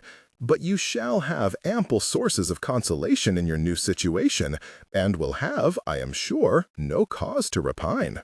"With the possible exception of being forced to endure my dour cousin," interjected Colonel Fitzwilliam. "Oh, I think Darcy is not nearly so stern as you make him out to be, Colonel. I believe I shall like my third son-in-law nearly as much as my second, though my first shall always hold a special place in my heart." Colonel Fitzwilliam almost choked on his tea as he laughed. "I have been led to understand that your first son-in-law is my Aunt Catherine's parson, and given what I know of her preferences, I cannot imagine his society would be agreeable." "And in that you would be correct, Colonel," replied Mr. Bennet. "But though he is all you say, he is also entertaining. I would not give up his acquaintance for anything." "Oh, Papa," said Elizabeth and Jane in tandem, while Colonel Fitzwilliam only grinned and raised his teacup in a toast to the absent Mr. Collins. "It is clear you have much experience admonishing your father, girls," said Mr. Drummond, watching all with amusement. "That is because he provides us so much opportunity," said Elizabeth with a wink. The banter continued for some time, and Elizabeth participated in it as much as was her custom, finding joy in these relationships with beloved companions. Much had happened since she had come to Derbyshire, and she could not be happier. It was strange how such things worked out, but sometimes a ray of sunshine is found in the most unlikely of circumstances. Later, Mr. Darcy crossed the room and took a seat by her side, and Elizabeth smiled at him, happy to be the recipient of his attentions and love. "I do not believe I have told you, Elizabeth," said he, "but I am grateful you came to Derbyshire." "No more grateful than I," replied Elizabeth, "and there is no need to despair. We would have met in time, even if I had not come. I am absolutely certain of it." "Perhaps we would have, but this brings us to our happy resolution much more quickly, and I find I am impatient." "As am I," replied Elizabeth, touching a hand to his face. "We shall be happy, Mr. Darcy, I have no doubt." "And I have no doubt you would never allow unhappiness to reign," replied he. "It would not dare even try." Elizabeth laughed. "Then it shall not have a chance, for we shall be united against it." The newly acknowledged lovers spent many moments in the company of each other, and at times the rest of those in the room faded away, leaving them feeling like they were the only ones present. And contented and happy they would be. His reserve and shyness would be overcome by the lady's happy disposition, and her previous depression had been overcome by means of his love, her sister's restoration, and the newness of her circumstances. Indeed, there could be no happier couple in existence. Bennet watched his second daughter and her lover, and he felt a wistful sort of joy well up within him. It was hard, he decided, losing such a beloved part of his life to another, but he consoled himself in the knowledge that she had found exactly what she deserved. Darcy would care for her and make her happy, and that was enough for Bennet. Of course, there were certain additional benefits to gaining such a son-in-law, not the least of which was the wonderful library the man possessed, not to mention his future expansion plans. Bennet's breath was almost literally taken away by the plans he had been shown, and he was certain that the future library of Pemberley, with its 2 levels of treasures available for his enjoyment, would be a thing of wonder to behold. Everything had turned out well, from Jane's restoration to Elizabeth's engagement, and he supposed Mary was fortunate too, in that she had been able to gain the attention of a respectable, albeit foolish man. On the whole, his family had gained much, and he did not doubt that even Lydia and Kitty would benefit from their sisters' marriages. There was one present, however, who seemed like she had not changed, and though Bennet knew it was likely a lost cause, he decided one more word into the woman's ears would not go amiss. "I would like to thank you, Claire," said he, as he sat down next to her. She looked at him, as if wary he intended to be severe upon her. "For what?" was her blunt query. "For accepting Elizabeth into your home, and giving her this opportunity." Bennet waved her off when she opened her mouth to speak. "I am aware it was not your choice to do so, but even so, she has stayed under your roof and has blossomed into the future wife of a wealthy man, and for that I am grateful. I believe she deserves it." Claire only grunted and turned away, her eyes fixed on the couple who were seated not far away, oblivious to the presence of anyone else. Bennet watched her, and he thought he noticed something different in her manner. He was not certain, but he hoped that she was reconsidering her actions, remembering the happy times rather than the objectionable ones. Bennet had never been certain if Claire had felt anything for the man who had declined to pursue her. She had never allowed herself to feel anything for her husband, though he was a good man. Perhaps she was feeling a hint of regret for her choices. "I would like to give you a word of advice, if you will." Claire's eyes swung back to Bennet, and he chuckled at the warning therein. "Nothing so objectionable, I assure you. I merely wish to advise you to let go of the past, sister. Allow yourself to be as happy as you can. Perhaps this life you have chosen for yourself has not been so bad after all." Then, nodding to her, Bennet rose and went to speak with the happy couple, and a moment later he was out the door of the sitting room. The library was beckoning, after all, and he had no doubt there were many delights to be savored. In the years to come, Elizabeth and Darcy would often speak of the events which had led to Elizabeth's coming to Derbyshire, and neither could view them with anything other than gratitude. For if Elizabeth's estrangement with Jane was a circumstance which had caused her great pain for a time, still it had, albeit indirectly, led to her decision to stay with her uncle, and through those means they had been able to find each other. Their affections and love strengthened daily, which helped them overcome the rough patches. Elizabeth would give Darcy 4 healthy children, all of whom were blessed with loving parents, and all of whom found their own paths in life. Bennet watched his second daughter and her lover, and he felt a wistful sort of joy well up within him. It was hard, he decided, losing such a beloved part of his life to another, but he consoled himself in the knowledge that she had found exactly what she deserved. Darcy would care for her and make her happy, and that was enough for Bennet. Of course, there were certain additional benefits to gaining such a son-in-law, not the least of which was the wonderful library the man possessed, not to mention his future expansion plans. Bennet's breath was almost literally taken away by the plans he had been shown, and he was certain that the future library of Pemberley, with its 2 levels of treasures available for his enjoyment, would be a thing of wonder to behold. Everything had turned out well, from Jane's restoration to Elizabeth's engagement, and he supposed Mary was fortunate too, in that she had been able to gain the attention of a respectable, albeit foolish man. On the whole, his family had gained much, and he did not doubt that even Lydia and Kitty would benefit from their sisters' marriages. There was one present, however, who seemed like she had not changed, and though Bennet knew it was likely a lost cause, he decided one more word into the woman's ears would not go amiss. "I would like to thank you, Claire," said he, as he sat down next to her. She looked at him, as if wary he intended to be severe upon her. "For what?" was her blunt query. "For accepting Elizabeth into your home, and giving her this opportunity." Bennet waved her off when she opened her mouth to speak. "I am aware it was not your choice to do so, but even so, she has stayed under your roof and has blossomed into the future wife of a wealthy man, and for that I am grateful. I believe she deserves it." Claire only grunted and turned away, her eyes fixed on the couple who were seated not far away, oblivious to the presence of anyone else. Bennet watched her, and he thought he noticed something different in her manner. He was not certain, but he hoped that she was reconsidering her actions, remembering the happy times rather than the objectionable ones. Bennet had never been certain if Claire had felt anything for the man who had declined to pursue her. She had never allowed herself to feel anything for her husband, though he was a good man. Perhaps she was feeling a hint of regret for her choices. "I would like to give you a word of advice, if you will." Claire's eyes swung back to Bennet, and he chuckled at the warning therein. "Nothing so objectionable, I assure you. I merely wish to advise you to let go of the past, sister. Allow yourself to be as happy as you can. Perhaps this life you have chosen for yourself has..." In the end, they were contented, and that is what Elizabeth thought was most important. Of course, the Darcys were not allowed to arrive at the altar without exciting some drama, in the person of Darcy's aunt, Lady Catherine de Bourgh. The lady descended on Longbourn soon after Elizabeth's return to her father's house, full of demands and claims of a pre-existing arrangement. Unfortunately for the lady, Darcy anticipated her offense and managed to ensure his presence at Longbourn when she arrived, and she was forced to resign the battlefield without carrying her point.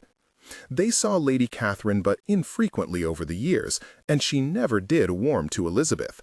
Miss de Bourgh, however, seemed to accept the situation with philosophy, and if Elizabeth did not find the woman to be exactly friendly, at least they shared a cordial relationship.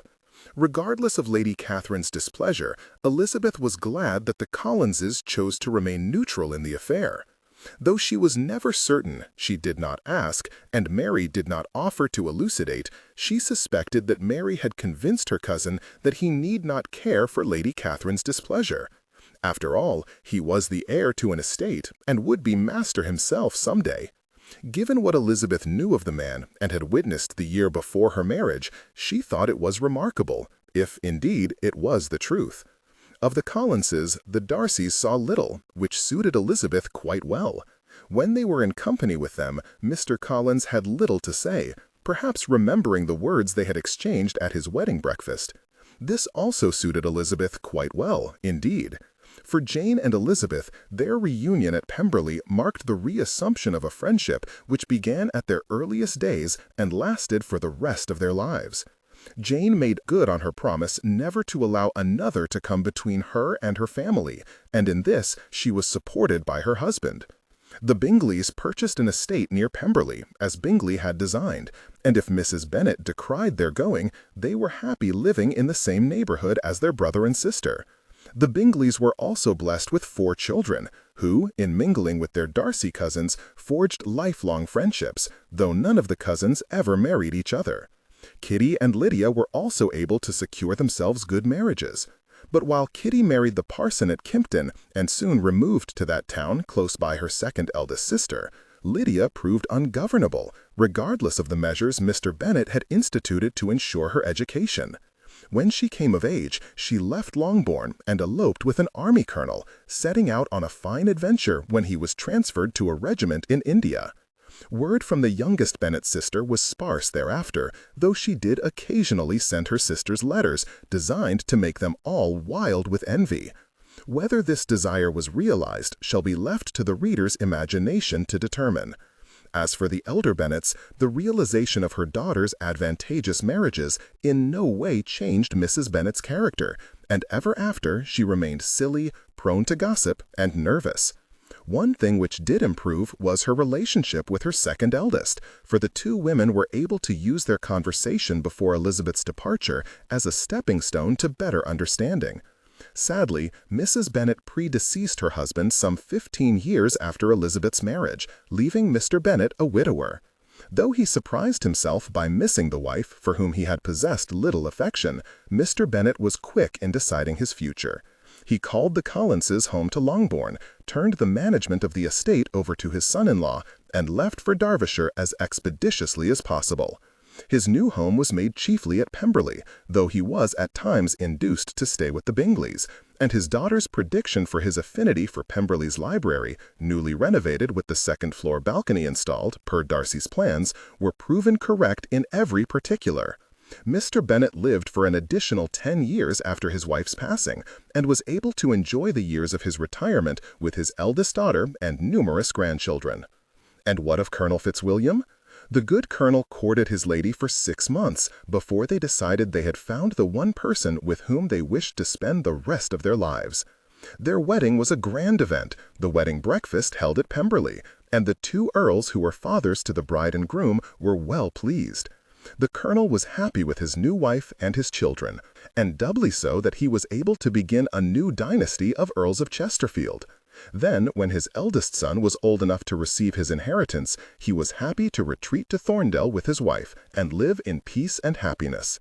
They always remained friends with the Darcys, and Lady Emily and Elizabeth came to their meeting of minds, each pleased with how their lives had turned out and able to forgive the past. Miss Bingley, unfortunately for her, was never fully welcomed back into her brother's circle of friends. She stayed only 6 months in Scarborough, for the sedate pace of life did not suit her needs, nor did her poor temper suit her aunt, who had generously offered her a home. Miss Bingley returned to London, her sister allowing her to stay with her during the season. But Mrs. Hurst's conditions included a cessation of all harangues against Elizabeth Darcy, and a promise that Miss Bingley would attempt to find a husband. It was perhaps surprising to them all that she did so readily, and though the match was not the equal of the one to which she had previously aspired, the gentleman she married possessed an income of about £5,000, so it was not inconsequential either. Finally, the Darcys continued to have good relations with their Drummond family, particularly Mr. Drummond, Edward, Olivia, and Leah. Sensible of the fact that Mr. Drummond had been the means of putting them in a situation where they might grow to love each other, Elizabeth and Darcy both esteemed Mr. Drummond. Olivia and Leah, when she became old enough, both benefited from the Darcys' patronage, both making respectable marriages to gentlemen of the area. Mrs. Drummond ever after remained aloof, but her manners softened a little, and she was, eventually, able to maintain a cordial relationship with Elizabeth. As she grew and had children, aged, and became a leading member of local society, Elizabeth found Derbyshire to be everything she had ever wanted in a home. The friends she had made also found their own husbands, and most of them stayed in the area. She received joy in these friendships for the rest of her life. The end. Please enjoy the following excerpt from the upcoming novel On Tides of Fate, Book 3 of the Earth and Sky trilogy. Wisteria was much as Terrace remembered. She was heavy-set, though not quite overweight, with the brown hair and eyes of her people, and though her younger sister was delicate and slender, Wisteria was rather like a battering ram in comparison. She was not unattractive, but Terrace knew many men would be put off by her plainer features and the contemptuous curl of her lips, if indeed they had not already been put off by her domineering manner and poisonous tongue. With some interest, Terrace noted a few pockmarked scars on Wisteria's face, including one, quite deep, just under her left eye. Terrace wondered whether she had been in a battle of some kind. There were a number of noble men and women standing by in the room, gazing on Terrace as though wondering what she would do. Wisteria held her hand out to a nearby servant, who placed a goblet in her hand, backing away deferentially, almost genuflecting before the woman. Terrace watched this scene with shock. Ground breathers had never required such strong obeisance from their subjects. Most of those who lived in the castle were ground breathers themselves, descended from the same people who had originally been blessed by Tarentilman's requirements, for respect had been almost perfunctory in nature, though Sequoia had always been more stringent. But even that imperious woman, who Terrace knew to be a good person at heart, had not acted the way her oldest daughter did. The girl almost seemed to think that she was Terrain himself. "Welcome, Aunt," Wisteria said, her contemptuous amusement not hidden when she paused to drink deeply from the goblet that had been provided to her.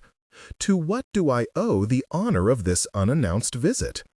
"I am sure you understand exactly why I am here, Wisteria. I wish to know what happened to my brother, and I want to know what you have done with River." Wisteria cocked her head to the side. "You were informed, were you not?" "I was, but I would hear it from you nonetheless." Wisteria shrugged. "It is as you were told. There was an attempt to take over the castle, and my father was an unfortunate casualty." "You speak of him as if he was nothing more than a ground-walker," Terrace spat. "He was king of our people." "You had best moderate your tone," the Chamberlain said. "Your niece is to be addressed with the respect she deserves, and referred to as Your Majesty.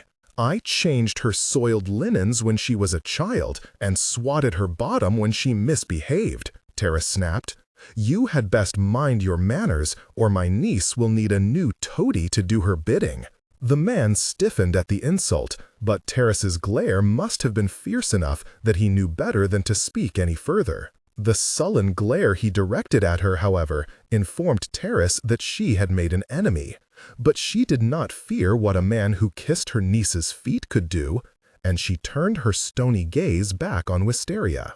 "Well, Wisteria," Terrace prompted, "I am waiting for your answer." "I do not make light of my father's death," Wisteria responded.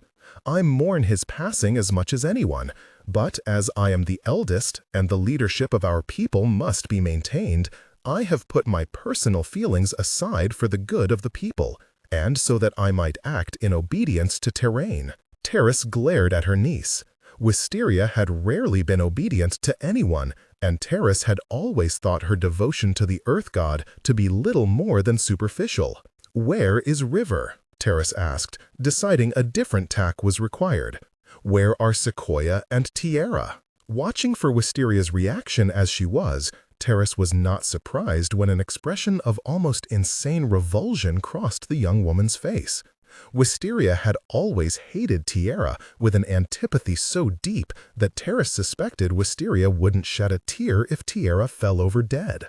"My mother disappeared in the chaos," Wisteria replied, though her short tone indicated her patience was being exhausted. "As for River and Tierra, they are safe at present. That is all you need to know. River is my daughter, and I demand—" "You are in a position to demand nothing." Aunt and niece glared at each other, neither giving an inch. Wisteria stared with cold eyes, her gaze almost seeming to bore through Terrace as though she were not even there. Belatedly, Terrace realized that this woman now held absolute power over the castle and its surrounding environs. These strange iron swords guaranteed that. Wisteria would not be loved by her people. She did not have the ability to inspire such loyalty. Rather, she would rule by fear and her implacable will. Judging by the atmosphere in the throne room, she had already made a start down that path. It was time to take greater care. Terrace could not do anything from the inside of a cell, and Wisteria would have no compunction about incarcerating her own aunt if her displeasure grew too great. "I am merely concerned over my daughter," Terrace said. Her attempt at a conciliatory tone was likely an abject failure, but Terrace thought Wisteria would care more about outward respect than inner feelings. "I know you are concerned," Wisteria replied, her grating attempt at a soothing tone nearly causing Terrace to grimace. "But at present, you must trust me. River will be returned to you, and I promise you she has not been harmed." Terrace did not miss how Wisteria didn't even attempt to mollify her concerning the fate of Tierra. "And when will that be?" Again, Wisteria's composure cracked, though she controlled her tone. "That is yet to be determined. I will keep you informed of her status. At present, I believe it would be best to return to your home." Though it galled Terrace to be forced to retreat in such a manner, there was nothing more to be done. "Very well. But I must insist you inform me the moment there is any news." Terrace inclined her head in farewell and turned to leave, but she was arrested by the sound of Wisteria's voice. "Aunt, I am afraid I must ask you to remember that my father is dead, and I am now the queen. My father's reign was marred by laxness, not only in the manner in which his subjects were allowed to behave, but also in other matters that he championed before his death. I have restored the order of our kingdom now. I require all my subjects to behave properly, as our God would require it. I will not hesitate to enforce my dictates. Am I understood?" Once again, Wisteria and Terrace stared at each other, Terrace searching for any hint of weakness. If there was any, it was well hidden, for Wisteria's expression was unreadable. It appeared Tillman was correct after all. He had often mentioned his concerns over the fitness of his daughter to rule when he passed away, and Terrace could see nothing before her but the realization of those fears. Wisteria was not to be trifled with, and if she were not stopped, then she had the potential to become the worst despot in the history of their people. "Perfectly," Terrace replied. "Excellent. Then we shall see each other anon. Changes are coming, Aunt, and we must do our part to bring about our God's designs." Terrace nodded and turned to leave the room, her retinue trailing behind her. She did not understand what Wisteria meant concerning Terrain, but she feared it nonetheless. It was at times like this that she wished Heath was still with her. He had always known what to do, and he had possessed an instinctual ability to read others and determine their motivations with a single glance. Terrace missed him, she had loved and cherished him, and theirs had been a marriage of the hearts. But there was no point in dwelling on her loss. Terrace had to take action. First, Terrace needed to try to find Sequoia. She was the key. If Terrace could find Sequoia, then Tierra and River could be located afterward. But first, Terrace needed to involve Basil. As it was his fiancée who was missing, Basil had a direct interest in the matter, and Terrace would not leave him out of it. And so, Terrace departed the castle. But it would not be for the last time. She was now convinced that Wisteria had played a part in Tillman's demise. Terrace meant to find out what had happened to her brother. Wisteria would be held responsible, even if she had only failed to act to save him. Coming in 2016 from One Good Sonnet Publishing, http onegoodsonnet.com. Thank you for reading My Brother's Keeper. Please share your thoughts and reactions, or join the One Good Sonnet Publishing mailing list. For readers who liked In the Wilds of Derbyshire, A Life from the Ashes, a sequel to Jan Rowland's beloved first novel Acting on Faith, A Life from the Ashes chronicles Lydia's journey towards self-discovery, knowledge, and a future she never knew she wanted. Chaos comes to Kent. Mr. Collins invites his cousin to stay at his parsonage, and the Bennets go to Kent and are introduced to an amiable Lady Catherine de Bourgh. And unforced. Your volume and energy should remain consistent, professional, and preferable.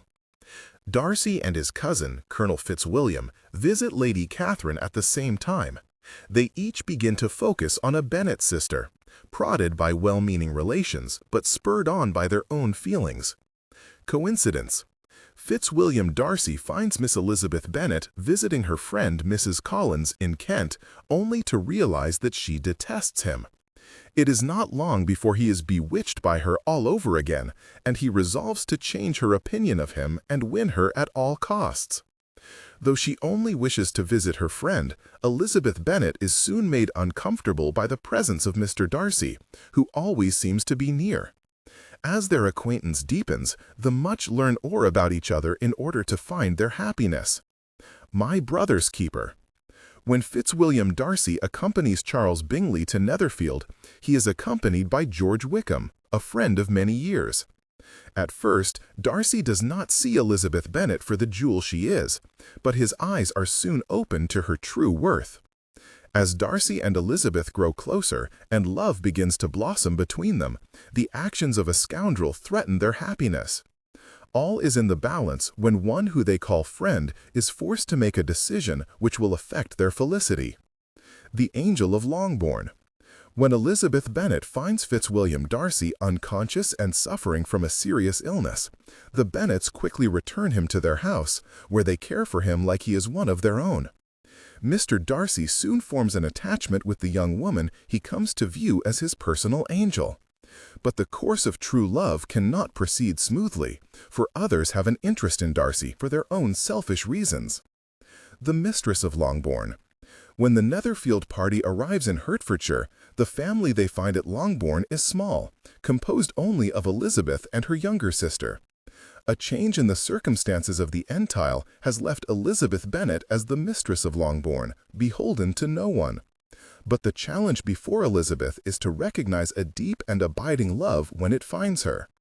For more details, visit http onegoodsonnet.com/genres/pride-and-prejudice-variations. Also by One Good Sonnet Publishing. The Smothered Rose Trilogy, Book 1, Thorny. In this retelling of Beauty and the Beast, a spoiled boy who is forced to watch over a flock of sheep finds himself more interested in catching the eye of a girl with lovely ground-trailing tresses than he is in protecting his charges. But when he cries wolf twice, a determined fairy decides to teach him a lesson once and for all. Book 2, Unsoiled. When Elle finds herself constantly belittled and practically enslaved by her stepmother, she scarcely has time to even clean the soot off her hands before she collapses in exhaustion. So, when Thorny tries to convince her to go on a quest and leave her identity as Cinderella behind her, she consents. Little does she know that she will face challenges such as a determined huntsman, hungry dwarves, and powerful curses. Book 3, Roseblood. Both Elle and Thorny are unhappy with the way their lives are going, and the revelations they have had about each other have only served to drive them apart. What is a mother to do? Reunite them, of course. Unfortunately, things are not quite so simple when a magical lettuce called Rapunzel is involved. If you're a fan of Thieves with a Heart of Gold, then you don't want to miss The Princes and the Peas, A Tale of Robin Hood. A novel of thieves, royalty, and irrepressible legumes by Lelia I. An infamous thief faces his greatest challenge yet when he is pitted against 49 princes and the queen of a kingdom with an unnatural obsession with legumes. Sleeping on top of a pea hidden beneath a pile of mattresses? Easy. Faking a singing contest? He could do that in his sleep. But stealing something precious out from under old maid Marian's nose, now that is a challenge that even the great Robin Hood might not be able to surmount. When Robin Hood comes up with a scheme that involves disguising himself as a prince and participating in a series of contests for a queen's hand, his merry men provide him their support. Unfortunately, however, Prince John attends the contests with the Sheriff of Nottingham in tow, and as all of the merry men know, Robin Hood's pride will never let him remain inconspicuous. From sneaking peas onto his neighbors' plates to tweaking the noses of prideful men like the Queen's Chamberlain, Robin Hood is certain to make an impression on everyone attending the contests. But whether he can escape from the kingdom of Clorinda with his prize in hand before his true identity comes to light is another matter entirely. About the author. Jan Roland is a Canadian who enjoys reading and sports and dabbles a little in music, taking pleasure in singing and playing the piano. Though Jan did not start writing until his mid-20s, writing has grown from a hobby to an all-consuming passion. His interest in Jane Austen stems from his university days, when he took a class in which Pride and Prejudice was required reading. However, his first love is fantasy fiction, which he hopes to pursue writing in the future. He now lives in Alberta with his wife of more than 20 years and his 3 children. For more information on Jan Roland, please visit http://onegoodsonnet.com/onesonnet.